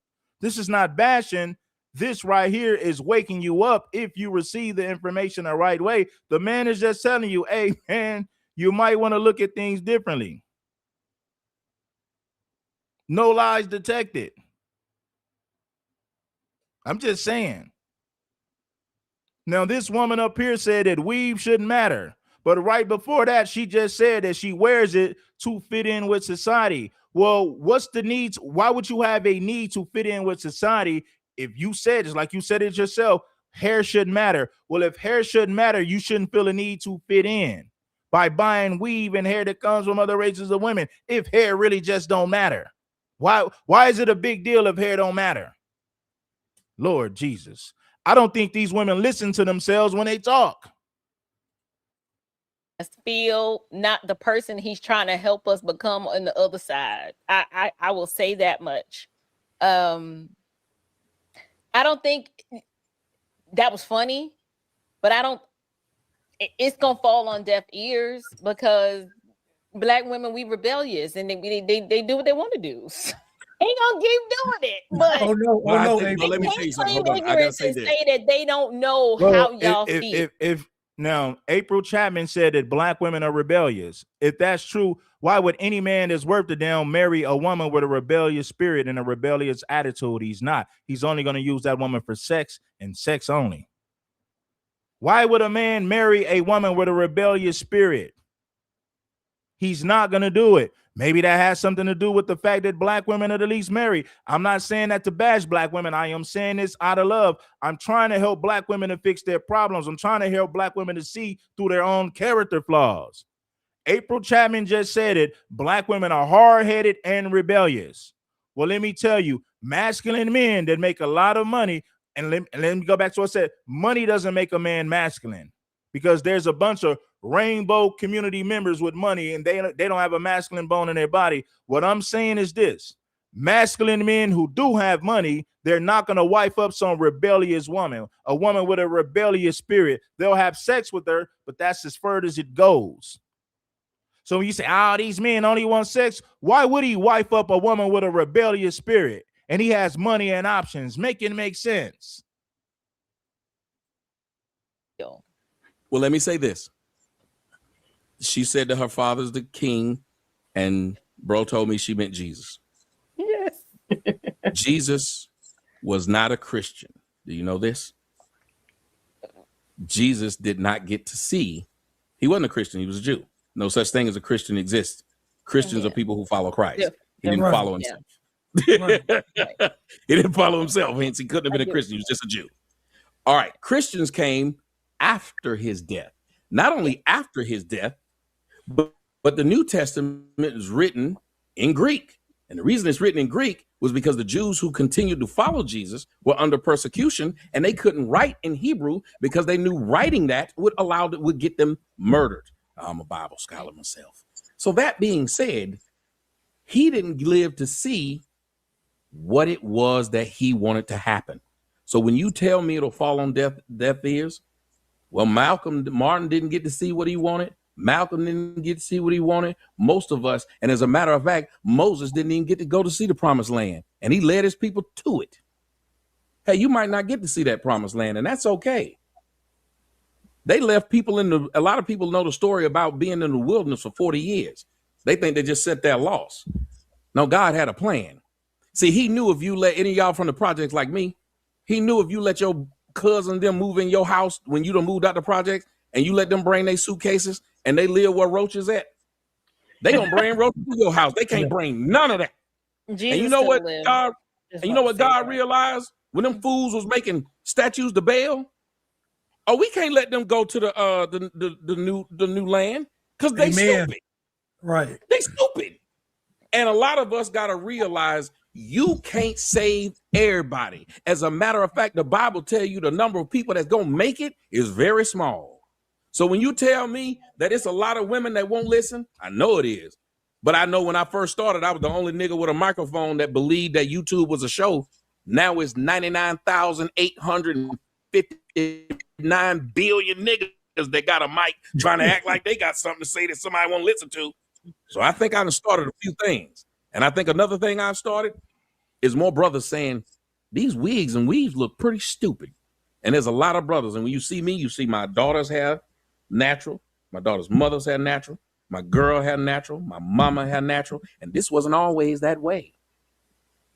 They hated me. And I clowned them. You can wear whatever you want. I'm going to make fun of you when you come to the barbecue. I am.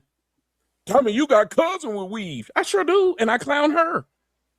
I can't stop her from doing it. She can't stop me from talking about it. We both happy. You wear that weave, I get content. Keep doing it. But then what happens? They get mad at me. Why do you keep doing it? Why do you keep showing it? Well, if you're proud of it, you wouldn't mind me showing it because I didn't make this video. You put that video of you out there. I just reposted it and said what should have been said instead of what you wanted to hear. And let me tell you what love is. Love is when you tell somebody what they need to hear, not what they want to hear. And I think there's a lack of love between black men and black women. Most black men fear black women and just want to sleep with them. We'll say whatever we need to do to screw you because none of us are trying to be in a relationship with each other long term. Why do you think that everything we do is about the short term? We screw, we find somebody else. Hell, Facebook exposed a lot of black women when they had them relationship things. I mean, you went from in a relationship, married to what was the one? It's complicated. It's complicated. I was like, how did that happen, lady? You was married at 8:00 this morning. It's complicated at 7 p.m. What happened? How did this happen? And that's what it was. All we do is screw. I live in Atlanta and Houston, home of the STDs, because all he's doing is screwing. The dude came into my barbershop today, and he told a story. I recorded it. He told a story about he light-skinned, and he screwed everybody in his apartment complex. I believe it. Yeah, I'm good. I've been married 18 years. I don't know nothing about that. Blanche, I tell them they get down. Again, that's what I'm saying. So nobody hears the truth because all I'm trying to do is sleep with you, if only for one. I said it earlier in the show. The reason why women get so offended when they meet a man that's honest with them, because 90 to 95% of men that they meet only tells them what they want to hear and never offers any constructive criticism. So when they meet a man who does give constructive criticism, he's mean. He's belittling women. He hates women. He hates his mother. They come up with all these lame excuses instead of embracing the fact. If 95% of men told you what you wanted to hear, by the time you meet a man that falls in the 5% that's honest with you, you're going to look at that man like he's the problem. Because the majority of men have just told you what you wanted to hear. The man that's honest with you is problematic. He's mean. He's problematic. Why? Because he's being honest with you? Exactly. No. Same time. Yeah. I won't tell a soul. I'm not saying that a man shouldn't be nice to you, but at the same time, he can be honest with you as well. You can be nice to a woman and still give her constructive criticism. The problem is this: 90%, listen, the majority of these women you meet, they're used to men telling them what they want to hear. So by the time they meet you and you're being honest with them, they're going to think you're mean. They're going to think that you have hatred for women. Why? Because you're speaking a foreign language to them. You being honest, you holding her accountable for the things that she needs to be held accountable for is somehow a foreign language. Just imagine if 90% of men just told you what you wanted to hear your whole life. Then later on in life, you met a man that was honest. You're going to look at that honest man like he crazy. You're going to look at that honest man like there's something wrong with him. Why? Because 90% of men that I met ain't never said that to me. And they ain't going to never say it to you because they want to sleep with you, which is why they were never honest in the first place. But you don't realize that, so you just roll with the delusion. That's what we're doing. No one has to know. Why am I saying Let me hold you near and stick it in your ear. I think that's what it said. I'm not sure. About that time. Yeah. What I'm saying is, all we do is we're not trying to build, because when you're trying to build, you tell people the truth. We had a saying when I was young. What would your parents tell you when you was young? They don't care what the neighbors do. They say if the neighbors' kids jump off a bridge, would you jump off? They don't care that they family let them do crazy stuff. So when you tell me why you care about hair, it don't matter. Oh no, you don't have to listen. Somebody will. If you tell the truth, the truth ain't designed for everybody. Matter of fact, the truth is less of an attractor and more of a repellent. That's a Thomasism. Tell me I'm lying. The truth is more. It's a repellent. It will not attract. That's why people don't tell the truth. They don't tell the truth on dating sites. Who go up there and say, I got herpes, holla at your boy? Oh. How many women say I'm overweight? I got 3 baby daddies. I don't cook or keep a clean house. They're not going to say that.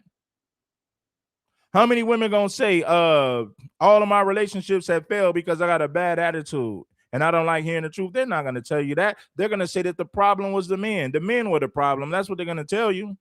Now, when you start dealing with that woman, you're going to realize why she got all these baby daddies and she's over 35 and not married. Once you start dealing with her, then you realize the truth. Oh, this is why none of the baby daddies stuck around. This is why she only attracts certain men. And this is why she's over 35 and don't have a damn husband, but thinks she knows every damn thing because she got the white man's education. Let me tell you something. You having an education doesn't make you wife material.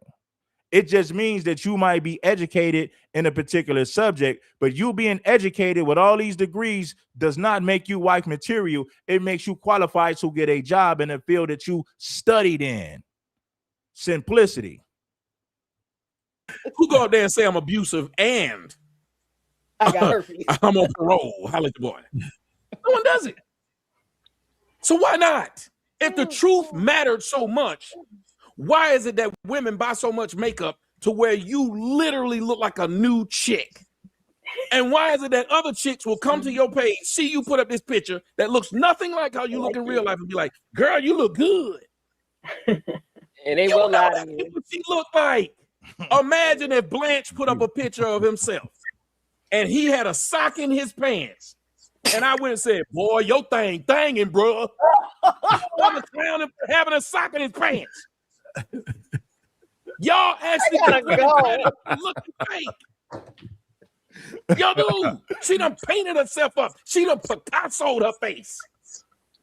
What? And you give her credit, girl, you look good. He said she Picasso'd her face. Oh, yeah. You bragging on the fact that she doesn't look like this. Imagine y'all giving me credit for standing next to a car that ain't mine. That's So it literally sounds what's like going. he's exposing the double standard, because if we saw y'all walking around with a sock in your pants, we'd be like, now I know you lied. I know Hey, this April. is lying. Okay, well, if you seen us walking around with a sock on our pants, you're gonna say we know you lying. Okay, when you walk around with that wig on, we know that hair ain't yours. When you walk around with that body shaper, we know that that belly must hang down to your knees. Indeed.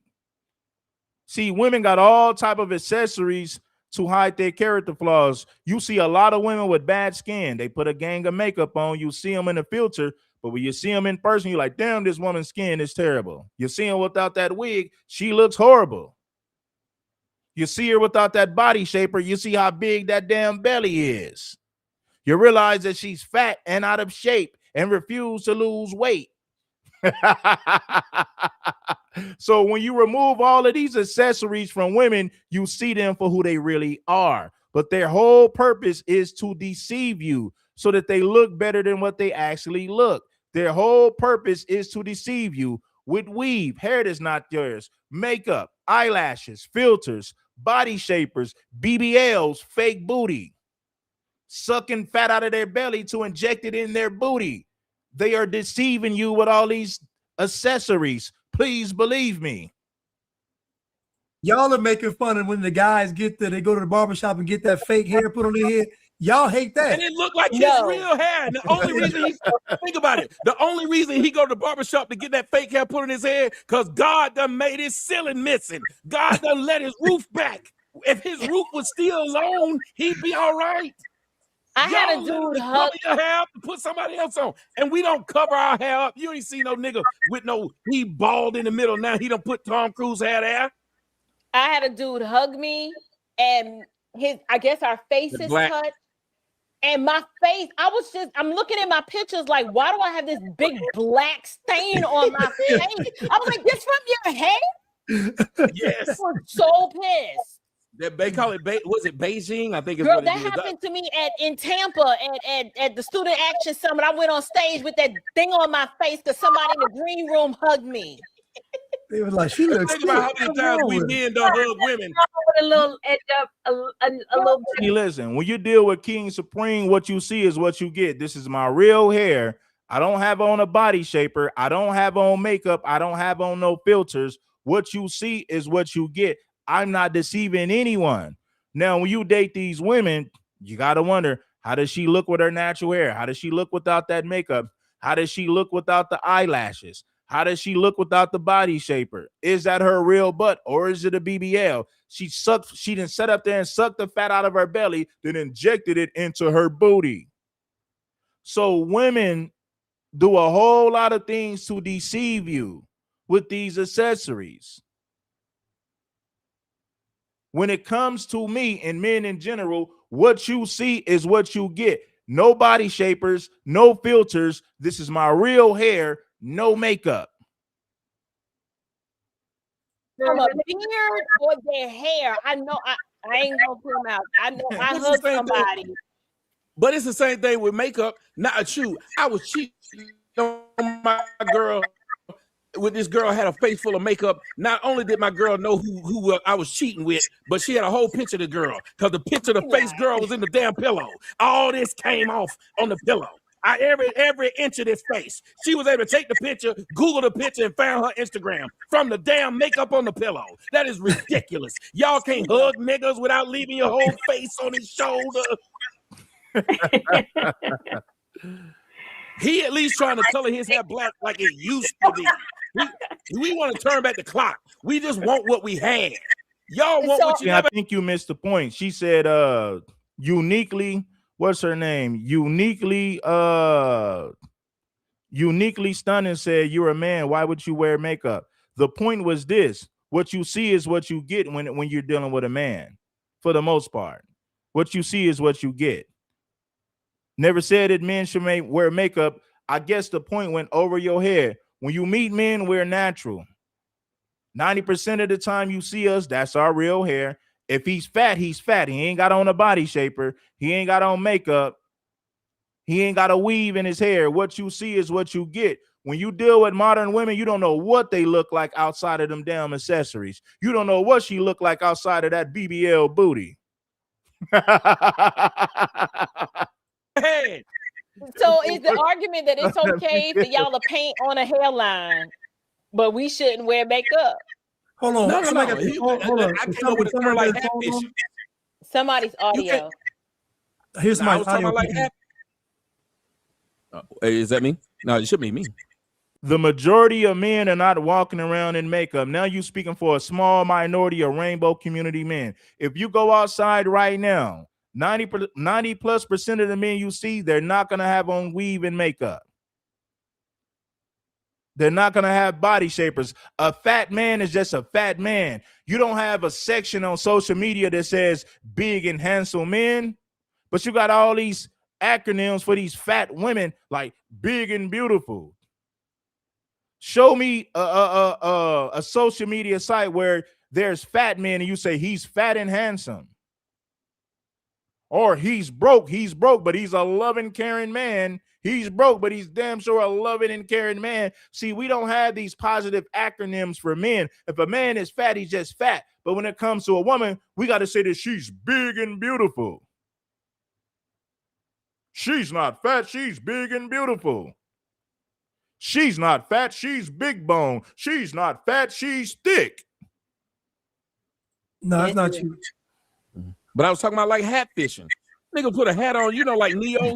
Neo got that hat on. He kind of handsome. He take that hat off, he look like a Ninja Turtle. I think he's cute. But y'all, This is not a competition. I'm speaking about observable reality. This right here is observable reality, something that you can see with the naked eye. When a man is fat, he's just fat. Nobody calls him fat and handsome. When a woman is fat, they call her a BBW. She's big and beautiful. She's not fat. She's just big boned. We make a million excuses for women who don't take care of themselves. Big and beautiful. Big and whatever. A fat man is just a fat man. There's no acronyms to give a fat man a damn compliment. I'll call him out. Don't nobody come to his rescue. What man goes to another man's rescue and say, y'all shouldn't be worried about a hat? No man came to Young Jock rescue and said, it's just hair. Right. If you call us out, all we can do is laugh. All we can do is laugh when we get called out. Every time. A deadbeat dad can't go around saying y'all being harsh. Yeah. And he just missed one payment. Y'all always want to tone police men, but nobody tone polices women. Y'all say whatever y'all want. I don't want no broke nigga. I don't want no scrub. Scrub is the guy that can't get no love. And them bitches, excuse my French, but they was broke. How you gonna say you don't want no scrub and y'all scrub? Who are these women? And I want to say this to correct the ladies. I love y'all ladies. Don't get offended. King Supreme is just giving you game. I'm helping you to reflect on some of the dumb things that you have normalized, that society has normalized to the point to where women have embraced these things. I'm telling you to do the complete opposite. Let me say this. King Supreme is going to say this. Damn near lost my train of thought. Hold on. Hold on. I done lost my train of thought. No, TLC said they made Oh, 30. I just remembered it. You know, I seen a woman on a talk show that said, you was raised by a single mother, so how come you got a problem dating one? Well, maybe I seen the negative effect that being a single mother has on a woman. I don't want to date a woman that's coming with all them problems. So just because I was raised by a single mother don't mean that I need to date one. But she thought that made perfect sense. You was raised by a single mother. Now you too good to date one? No, I want to start my own family. I don't need a ready-made family. I'm going to start my own kingdom. But she tried to shame him. How come a single mother ain't good enough? You was raised by one. Now let me flip that on the other end. Your daddy was a deadbeat and broke, so you shouldn't have a problem dating broke ninjas that are deadbeats. The first thing she gonna say, I want a man that's gonna provide and spend money. I want a man that's gonna take care of me. Hold on, your daddy was broken. Your daddy was a deadbeat. So you shouldn't have a problem dating deadbeat dads that were broke. You shouldn't have a problem dating broke men because your daddy was broke. You see how that sounds on the other side? It sounds pretty damn stupid, huh? Your daddy was broke. So you shouldn't have a problem dating broke men. Oh, he was raised by a single mother. Now all of a sudden you too good to date one? Make it make sense. If your daddy was broke, you shouldn't have a problem marrying a broke man. Yeah. $1,000 a year when they were making all them hits. $30,000 a year. And they don't want no scrub. They don't want no scrub though. I do believe that the way men come up, like I have this conversation with, you know, my husband and like my guy friends. I'm like, the way y'all roast each other, like women, we could never do April. Like me and April, we will disagree, but the way men roast each other, I can brutal. They are brutal. Brutal. Now, ladies, I say this because I'm being serious. They tried to shame this man saying that he should date a single mother because he was raised by one. He said, I want my own family. Yes, my mother was a single mother, but I don't want to date a woman with all those problems. I don't want to date my mother. I love my mother, but I don't want to date a woman that was in her position. I want better.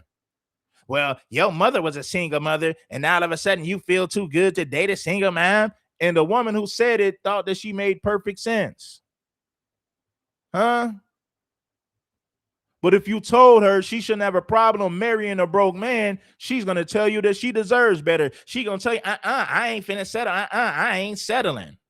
Okay, well, a man with his stuff together would be settling to wipe up a single mother. See, you want a man to settle, but when we tell you you should date a broke man because your daddy was broke, you turn around and tell us, I'm not finna settle. I deserve better. But a man who's made sacrifices to become successful, he would be settling to take on you and the children that you have by other men. This proves that the majority of women are selfish. They want men to settle, but they feel like they shouldn't have to settle. They are brutal.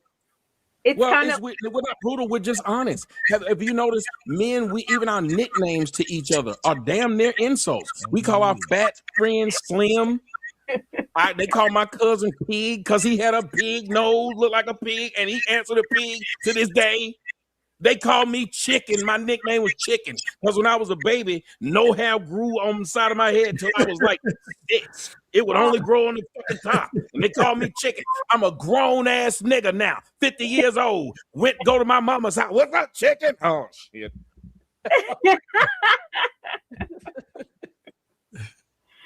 Holy shit. I need to go record something and be productive. These same women that tell you you should date single mothers, but they don't want to date broke ninjas. Y'all, I'm ahead. I gotta go to my girl. She said this. Listen, man, we're gonna wrap this show up, man. I've been on for 4 hours, man. Hey, I've been having fun. That's the only reason that I stretched this show out for 4 hours, because I've been having fun. I've been cooking in the kitchen, not to mention support the games, King Supreme in a major way. You already knowing what to do. You know.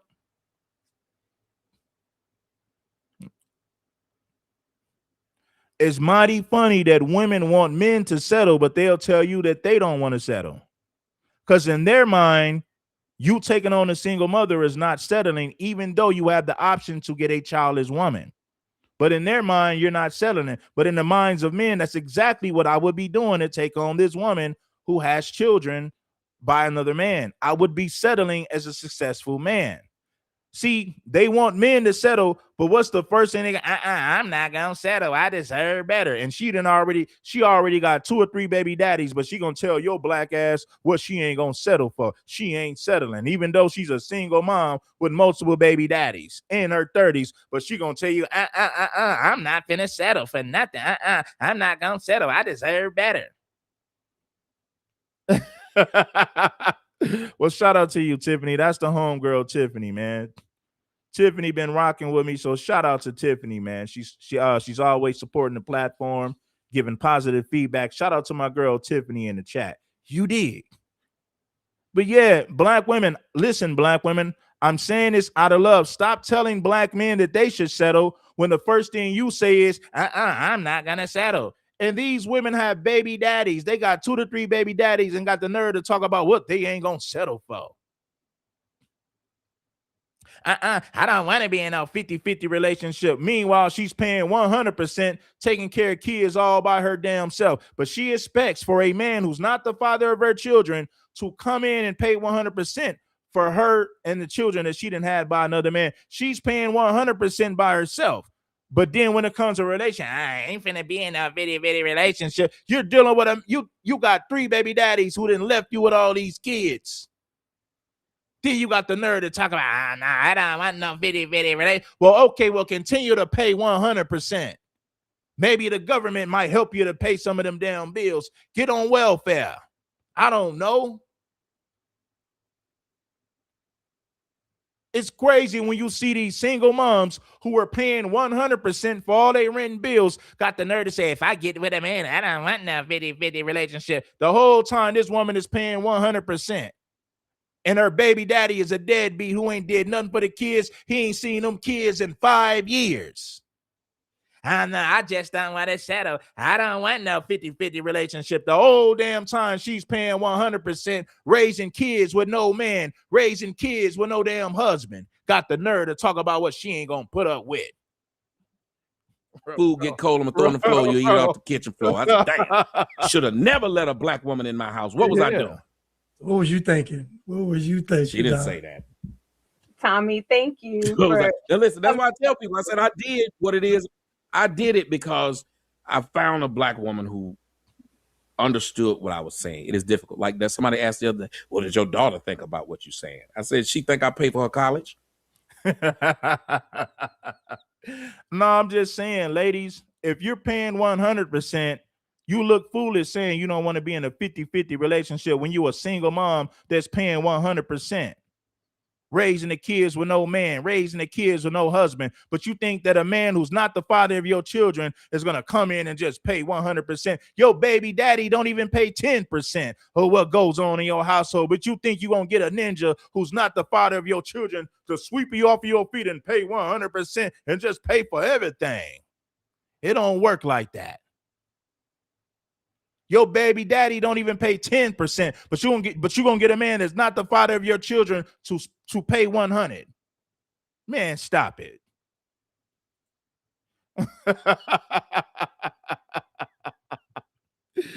Oh man. You got single mothers that's paying 100% of everything. Maybe they getting some assistance from the government, but why do you think you deserve a man who's not the father of your children to pay 100%? Because guess what? Your children are another man's responsibility. Let me say this to you, ladies. Your children is another man's responsibility.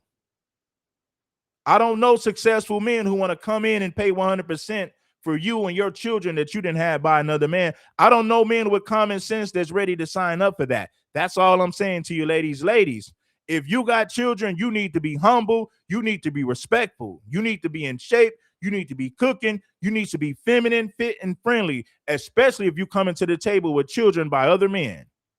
You need to be humble if you think you want you better be humble if you want to get a damn husband, because the odds are already against you. So the least you could do is be humble. Talking about, I don't want a 50-50 relationship. Meanwhile, she's paying 100% and she's a single mom. That's right. Touche. Wish you would say I don't like what you say. I'll pay for you. Can pay for your own college. Anyway, man, we're gonna get up out of here. King Supreme delivering straight-laced game. I appreciate everybody for tapping in. Make sure that you guys bless the Cash App. If you haven't supported the show with a Cash App, you are committing a crime. You are committing a crime if you haven't supported this platform with all this game and knowledge that we are kicking, all this game and knowledge that we are spitting. Shout out to C-Mac for the Cash App. I appreciate you, my brother. Indubitably, indeed, giving you what you need, keeping you guys up to speed, lacing you with this straight lace game. King Supreme, sign up. subscribe to the channel, bless that like button. And oh yeah, make sure that you guys hype the video when it uploads to YouTube. The same way that you guys be all in the live chat is the same way that I need you guys to be in those comments when it uploads to YouTube in a major way. Lord, King Supreme, please believe. It's not affecting me. I'm just calling out the mentality because I want to make sure that more black women get married. It doesn't affect me. I'm just calling out the foolishness in her mentality. And hopefully she can realize that and do better for herself and her children. I'm giving these women game. I'm not bashing them. I'm giving them game. I'm not bashing them. That mindset is keeping black women single. That mindset is keeping black women miserable. Of course, you can get a bunch of men that'll line up to sleep with you, but you're not going to get a bunch of men that's going to line up to marry you. Unfortunately, that's the reality. Right? King Supreme, delivering straight lace game. Make sure that you guys subscribe to the channel. I've been up here for 4 hours and 24 minutes chopping up this game, breaking it down to the very last compound. Peace, love, and blessings. Giving you game to keep you from stressing. I got to get up out of here, man. Peace, love, and blessings. I'm gone. Salute to the family.